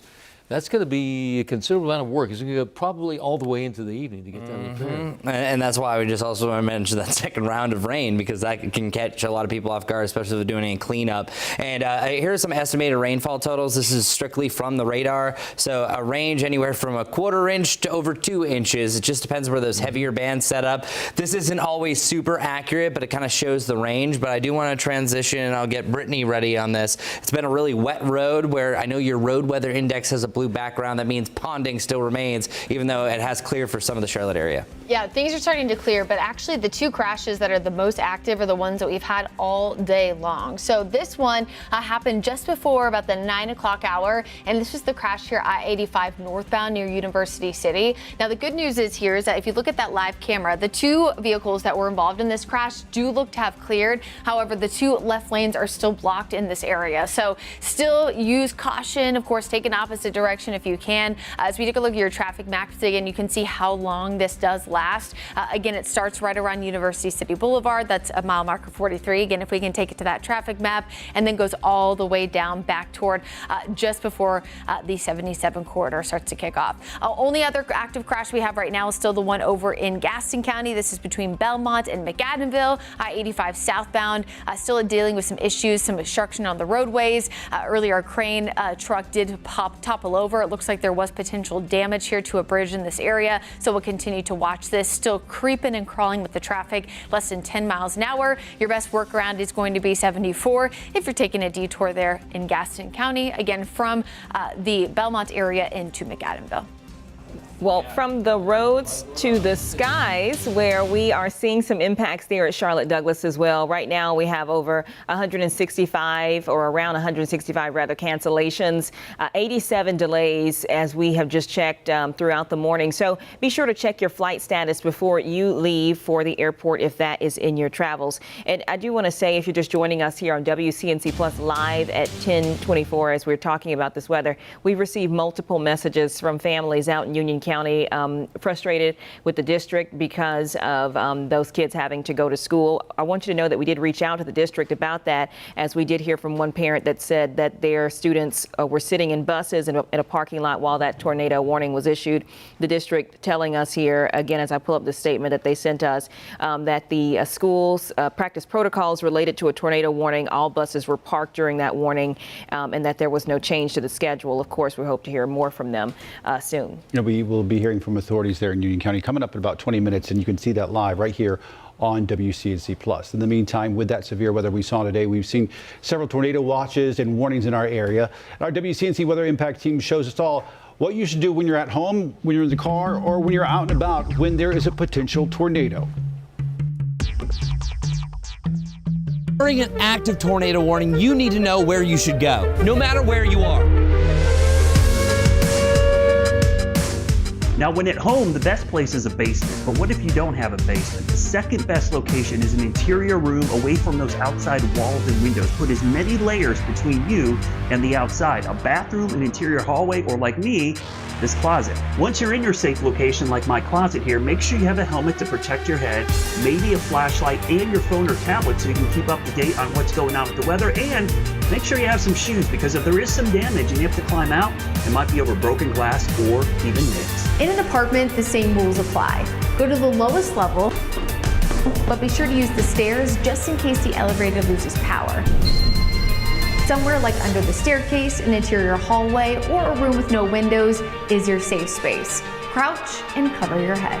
But what about your car? It's one of the worst places to be during a tornado. If the tornado is still at a distance, you may be able to drive away at a 90-degree angle from its path until you find a safe destination. But if it's close enough, don't outrun it. Pull over, keep your seatbelt on, duck below the windows, and cover your head. Even an EF1 tornado can push a car, while an EF2 tornado is strong enough to lift it off the road. Do not take shelter under a bridge or overpass. Wind speeds accelerate in these areas, and flying debris becomes even more dangerous. If you're in a store, an office building, or a mall, don't panic. There are safe places to go. You can go under a stairwell, in a hallway, even an interior bathroom. When you're in the open outdoors, your number one option is to find a sturdy shelter. But that's not always a possibility. Your last resort, you're going to find the lowest level, lay flat on the ground, and put your hands behind your head to protect yourself. You need to be as far away from cars, trees, telephone poles, and anything tall as possible to be blown on top of you during a tornado. If you follow all the advice that we just told you, that is your best option to stay safe during a tornado warning. And boy, did we need that info. Kind of ironic that we ran that today, because that was on the schedule to run, and then we had all this dramatic thing happen. There was supposed to be tornado drills and tornado siren drills for both North and South Carolina. They postponed that until Friday because there were actually tornado sirens going off, so indirectly they actually test them out. And I do want to kind of branch off from that, because so Brittany, you were talking about that a lot of parents are upset here around Monroe because they're actually going to school and dropping off. I think Kaylin was talking about during that, but she has a new report from Brad about there was a few comments, multiple comments about that. And it looks like it might, again, this is the comments from Facebook, but it might have been at the time of drop off for the high school and the middle school, which I think, a lot of parents may be upset too, because like their kids were also driving this. So it wasn't just like a parent in a car with their kid or someone on a bus, but also kids potentially by themselves. And far would be it from us to ever Monday morning quarterback, but we do know that other school systems made different decisions, and each one has to take responsibility for their own decisions. So, but it clearly was a discussion among school districts overnight into this morning. And the main issues was the fact that we're forecasting high winds, and buses or high-profile vehicles, they flip over very easily, and that was why a lot of schools determined, especially Charlotte Mecklenburg, not to send the students out today Because these are school buses, yeah. The buses, yeah. Because the threshold's like 30 miles an hour, which is less than a tropical storm. That's not that high of a threshold that a bus can flip over. And I know the threshold is lower even in the mountains because of the fact that they're at higher elevations. And just referencing that weather IQ is you just never know where you're going to be. And you might know that, hey, there's a chance for it, but an example of what happened in Union County, the tornado warning actually was warned well beforehand, because oftentimes it's the tornado drops down and then we have an active tornado warning. This one did give you a little extra headway because I think they just saw what was happening there. So no matter where you are, those are all the steps that you have to take, and we have that on our Weather IQ YouTube page if you need a refresher, because this is only #1 severe weather event, and we're just beginning our severe weather season, so you know there's more of these likely to come. Also good context too that normally they are rain wrapped and they happen quickly. This time the National Weather Service had a significant lead time. However, you, Larry, Chris, and myself, we were actually watching that rotation before and did even give you guys a few extra minutes. So it's just a good reminder as to why we work, not only us, but the National Weather Service, but work in conjunction. They're our media partners, and we say that for a reason, because we have to work together in order to give people life-saving And anyone information. new to the area, we 9 times out of 10, the tornadoes we get here are rain wrapped. They just come in that type of storm. What does that mean, rain wrapped? Well, it means rain. There's rain around it, so you don't see a funnel. It's just pouring down rain, and it's a huge cloud, rain in that, and within that rain, you have the tornado. So you're not going to see a tornado like what you see in the movies here. In the Midwest, you can see where it it's from dry. miles away. It's an actual dry tornado. That's what you're discussing. Very seldom do you see those here. in this area. So more likely than not, your report is going to be from radar or like correlation coefficient, which is what we look at to see debris being picked up in versus like Kaylin Hagwood calling me from Chester County saying, "Hey, Brittany, I see a tornado on the ground." It's just that is very unlikely to happen.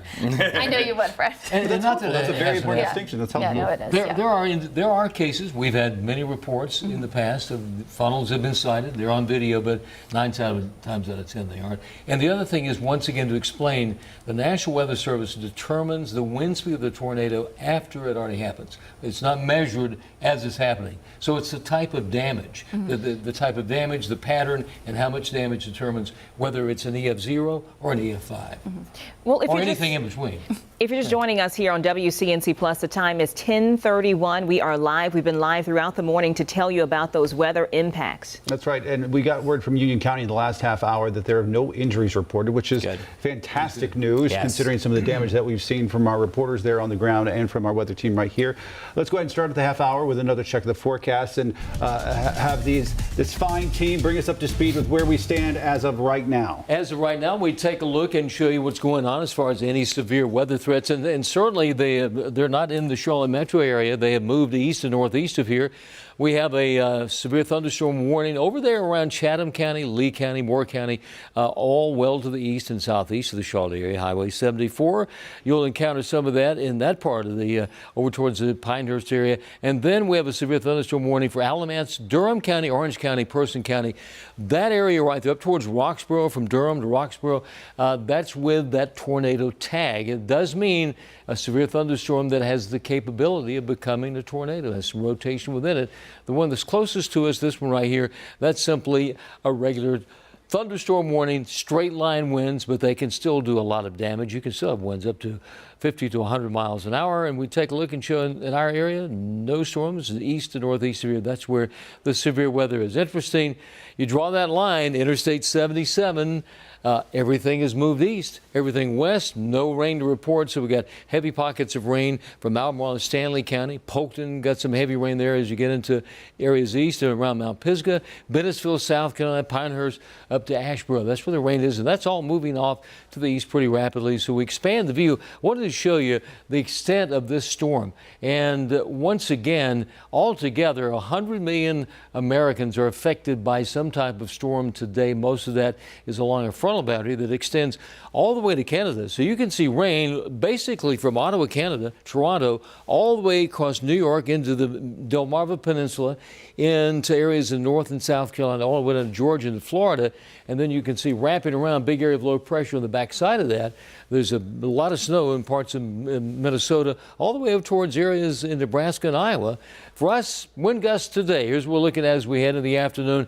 Those wind gusts are not over yet. And these aren't severe thunderstorm winds. It's all part of that big storm system that tracked through. And it's going to be a day with a lot of wind out there. In fact, as we head in the afternoon, you can see winds gusting up to about 34, 35 miles an hour.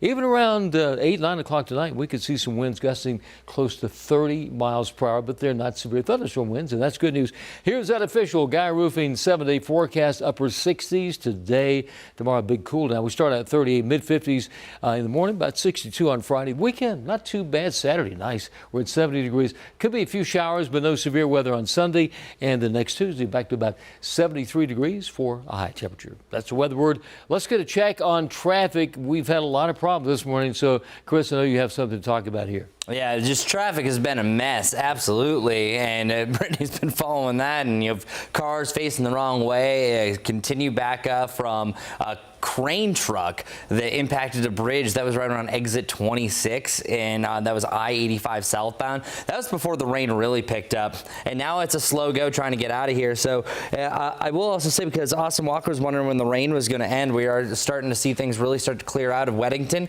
all clear around Charlotte. Huntersville, good to go as well. Heavier rain still falling for the Albemarle area, I would say, for the next hour, hour and a half, because this is now moving pretty slowly, moving its way off towards the north and east. I want to change radar sites here to show you what else is happening with our friends further off towards the east. Not trying to ditch what's happening here, but the worst of the weather has now moved on, and we're not mad about it. All in all, it is going to be just kind of a recovering from the rain type of day. Again, if you live west of I-77, you are good to go. And we're still seeing the same example of what we saw over here. Surprisingly, I thought the signature was actually a little bit better for us when we moved through, better in a bad way. But you still have a lot of these bends and twists of the atmosphere, so I wouldn't be surprised if we are going to see several more tornado warnings associated with this, but the National Weather Service in Raleigh has not done that yet. As far as the rain intensity, how fast the rain is moving, it's moving out towards the northeast at about 25 miles per hour, and any winds within this still could gust up to around 30 miles per hour behind this system. And I actually want to do that. Let's try to show you exactly what's going on for the near term. We are going to cool down, and that's why Larry was talking about a little bit of snow that we potentially could see. So over the next, let's bring up your 24-hour surface map. This surface map is showing what we're going to be seeing and the changes. So one thing that is changing in your forecast is, see how there's a secondary cold front? The first one is what brought us the severe weather. It's the second one that's going to bring us a potential chance for rain. How many times during the forecast do we see a change? And this makes sense, because what's going to happen, the secondary front, we're going to destabilize the atmosphere when the sun comes back out a few hours from now. I'm not going to say that you're going to have round 2 of severe weather. It's still just going to be enough that we could fire up a few more showers. So you might even have a thunderstorm embedded with this, believe it or not. But that secondary front is going to wedge in, I would say, anytime between about 4 to 8 o'clock, giving us a chance for rain. Meanwhile, a trough, that's that dashed line, scoops through, giving enough lift for some snow up in the mountains. And then after that, the damage is done. Much cooler air is upon us. And then going forward, we're going to see temperatures really on the rise, about 70 degrees, 81 on Wednesday. And I also want to make note of this. Now that we're starting to see those warmer temperatures, today we had temperatures in the 60s. We did not have a high level of CAPE, as it's called. That's the available energy in the atmosphere. And we still had a strong tornado embedded in this line. And what's most interesting about this is when we get more moisture, when you get warmer temperatures, our threat's only going to go up. So I just want everyone to be weather aware, just kind of in the back of their mind, that once we're calling for these thunderstorm chances, that there will be more potential. Now, looking ahead, is there anyone that could potentially grab our interest? Not really. I think you're going to see some rain on Saturday night heading into Sunday. Technically another disturbance Wednesday into Thursday, but we gave this weather alert day by, I think it was on Sunday is where we first chimed it. That's where Becca and Brittany were. So we're always going to try to give you the necessary warning to kind of keep this in mind. I'm happy this is a morning event. During the afternoon, I still think it could have been a whole lot worse. And our temperatures, as I was just showing you, are going to be trending in a good direction. But I also want to backtrack here because I want to kind of go through this. As a meteorologist, when I moved here, I never really had seen this. Usually I was used to seeing a strong line of thunderstorms, then you have just basic light to moderate rain behind it. What's really interesting about these QLCSs that we see around here is that literally there's light to moderate rain, so that's the light greens to the dark greens, and within that is a strong line of thunderstorms. This is very unique to where we live here in the southeastern United States. Yes, you can see it further off towards the west, the Midwest, but it's more characteristically found right around here. And then as this went on, so this is at 7:33, we didn't have any warnings, but then we started to see little pieces break. It started to strengthen a little bit. We had wind gusts up to about 58 miles per hour around Alexander County. There were signs of rotation. It was around this point that in between there, this is also a good indication. Whenever there's a break in the line, that might show that there's a rotation, and that did come to fruition because literally right in between there, if I zoom in, yep, that's where we had that tornado damage, and that's where Austin Walker is. And then we have these tools. This is the storm trackers that showed that rotation at about 8:33. At that point, it looked like the tornado could have been on the ground, and that rotation continued, and then you saw a lot of broken segments there, but now I can say that the worst of the weather is past and gone. Now, I am still going to flag Richmond County. I'm still seeing a little bit of rotation here. Nothing that's really at a threatening level as of yet. Some strong winds are also associated right along here. You can see those kinks that we were depicting a little bit earlier on. These blues also show still gusts up to about 60 miles per hour, but for the most part, most of the area is in the clear. Still waiting for that rain to clear, but it's taking a while, only moving at 25 miles per hour from the southwest to the northeast. Let's talk about some of the rain totals. Once again, estimated. We call it Doppler estimates. But yeah, we definitely, the weather too does show where we got some rain, and some areas did get, about 1.1 inches of rain. We were predicting somewhere from about 1 inch, 1.5 inches. Just down Interstate 85, south of Shelby, about 1.3 inches there. Just around Lincoln County, around Lincolnton, about 1 inch of rainfall there. Once again, all estimates. And around Newberry in South Carolina, about 1.3 inches of rainfall there. Once again, we're looking at the big view indicating where all the heavier rainfall is at the moment, and it's a slow mover. It's finally moving east of Interstate 77, Albemarle to Rockingham to Bennettsville to Fayetteville. That's where the showers are at the moment. And then once again, I just think this is fascinating, this storm system, the extent of the rain all the way from Toronto, Canada, New York, all the way into the Delmarva Peninsula, into Virginia, North Carolina, South Carolina, all the way to Georgia, into Florida, and then in the Midwest, it's heavy snow. It's a major storm system. Current winds, these are sustained winds, about 15 mile an hour wind at Charlotte, 21 at Concord, but we are getting some gusty winds out there in Charlotte. Our gust at 26, 33 mile an hour wind gusts at Salisbury, and those winds will continue all the way throughout the afternoon into the evening. Some of the higher winds will be 30 to 35 miles an hour. So yes, winds will continue and even through tomorrow morning. So be prepared. The heavy storm activity is well to the east of us. And that's a look at the weather here. Back over to the guys at the desk. All right. All right, Larry, thanks. Let's get out to Austin Walker. He's live at Evergreen Nursery there near Unionville, another place where we saw some of the damage. All right, lay it out for us, Austin. What are you seeing there? Yeah, so we've actually been out here for a few hours at this point, really just looking at the damage by this storm. We showed you that crews were already on scene. Here they are actually right now. You can see those linemen up in that cherry picker working on those lines right now. We actually counted how many earlier today, and it really was about 8 or 9 that we saw that were knocked over by these winds and by this heavy rain. Now, this all being said, obviously the area is seeing these impacts. Power is currently out of the majority of these homes and businesses right here, and we know that they are on scene working to make this a lot better and get that power restored. There are dozens of homes along this stretch where these power lines are, and a lot of them are blocking the driveways, which could make it really hazardous for individuals trying to really understand and kind of see what the next step is right now. Duke Energy is aware of this. I did talk to Logan just a few minutes ago with Duke Energy. She says that crews are aware of this, and they're going to be really working to make sure that power is restored in a timely manner.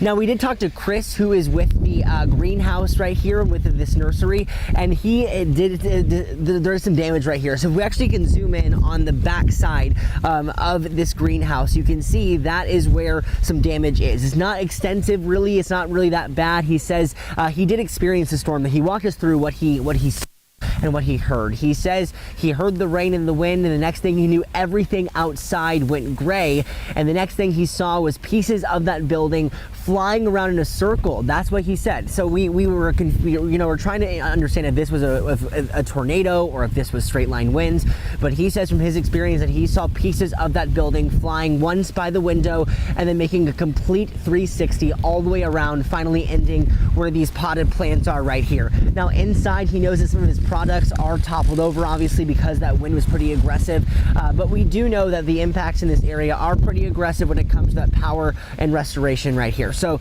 we are seeing some progress. Thankfully, they're already out here within an hour of this all happening, so things are moving in the right direction, but still some residents here are impacted by this severe weather. And we should say, Austin, as we're expecting to hear from Union County Emergency Management here shortly, that we did receive a statement from them saying that they are responding to reports of not only storm damage, but a possible tornado touchdown right in the area where you are along Friendly Baptist Church Road. Let's go ahead and bring in Larry and Chris. They're standing by as well. I mean, just as you watch what Austin's talking about, and as he lays out the damage that he sees around him, what comes to mind, gentlemen? I think my first question is, Austin, kind of paint a picture. You've done a great job, by the way, and the rain's lighter. That's good for you. So we were noticing where the power lines were, and then that was on. And I know you're off of Lawyers Road, and you're near the intersection of Highway 601. How far is the nursery from where you are right now from the damaged power lines that we were just looking at? Yeah, so that first actual power line that we were talking about earlier when we were counting from that first line, I would want to say probably 100 to 200 feet in the distance. So it's really not that far away when you think about it. It's not too far, but still it shows you the distance of where the impacts were for this greenhouse, for those power lines are. But like you mentioned last time, Chris, each power line is probably a good 200 feet in between each other. And if there's about 9 power lines, that is over 1,000 feet that we're seeing that damage just in one area. Yeah. Hey, Austin, the next question is the damage where you are at the greenhouse. Is it only the top of the building? Is there any other damage out there?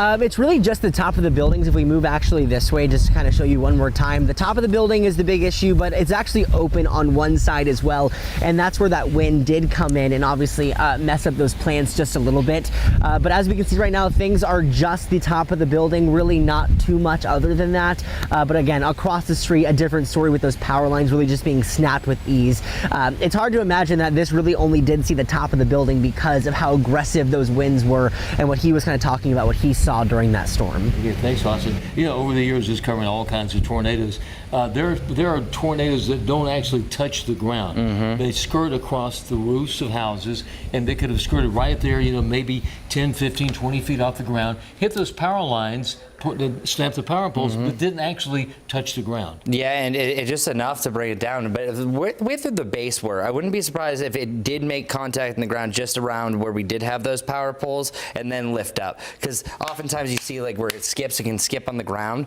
But we've been talking about our degrees of damage, where is the basis of the EF scale. So just loss of metal roof panels, just in general. The lower bound, and that means the minimum winds for that to happen is 60 miles per hour, so that can happen in a severe thunderstorm.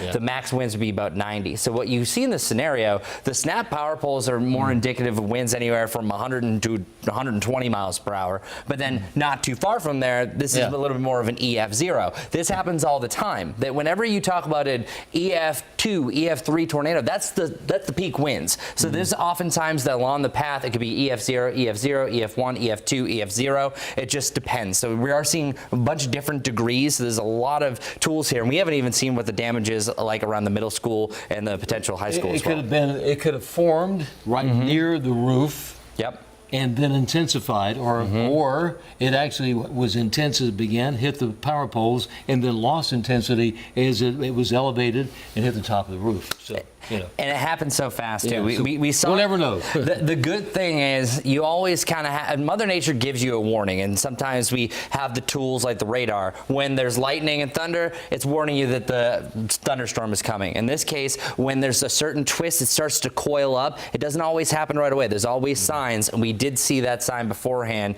So hopefully you're watching WCNC Plus at the time, because the evolution of this, once you started to see it turn, it happened fast in that short time frame. Very quick, and the National Weather Service will give us, we'll probably know by this time tomorrow, an estimated wind speed of that tornado. I bet you even by the evening shows. Yeah, I mean, so maybe so. They may release that information. I mean, they come in, they do a great examination, spend a lot of time determining the extent of damage, type of damage, and the estimated wind speed. And once again, it's estimated. It's not exact. Yeah, so a lot to unfold here, but I'm happy to say the rain's finally getting out of here, and our severe weather window is closing. Chris, Larry, good news there. It's 10:48 right now on WCNC Plus, and we've been talking better part of the morning about folks in Union County, since there was in fact a tornado warning issued there.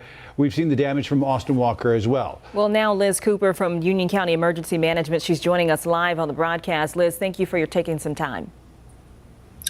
You're welcome. Appreciate the opportunity. Yeah, here in Union County, our Emergency Operations Center has been activated by our Emergency Management Director, Andrew Ansley. And right now we have damage assessment teams going into the Unionville area to monitor and assess any damage that has been reported. Thankfully, we have not heard of any injury reports, so that's really good news. Yeah, that's perhaps the best news of it all. Based on what you're hearing, does it confirm what we've been following as well this morning about around the Porter Ridge area, around the greenhouse that our Austin Walker was at just a few minutes ago? They're off Lawyers Road, north of Monroe. That is correct. That is the area where we have heard initial reports of damage. Right now, the National Weather Service out of Greenville, South Carolina, has teams who are on the way to Union County, and they will go to that area. They will be the entity that will be able to confirm whether or not a tornado, in fact, touched down. Tell us about the people who are living in that area. Is there a large population just right where this damage is, and have they been evacuated? What is the message to people at home?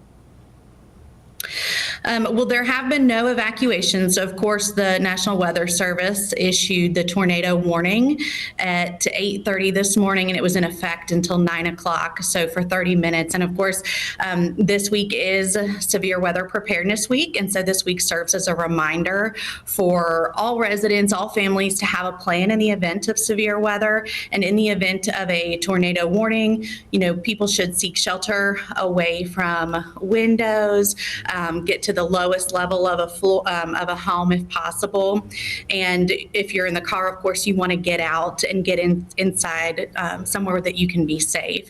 So this area, to answer your question, is one of the more rural areas of the county. However, some of the places around where damage has been reported is within the Porter Ridge area, and of course there are some schools in that area, so we have been in contact with our partners with Union County Public Schools, and thankfully there again have been no reported injuries. Well, to that point, we have heard from some frustrated and concerned parents about the fact that their kids were either on the way to school or in the buses.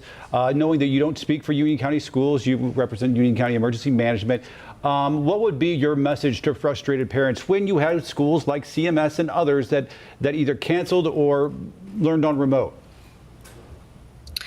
Well, you're right that I can't speak on behalf of Union County Public Schools. I think it's normal for parents, of course, to be concerned anytime there is severe weather or they feel that their child's safety may be in danger.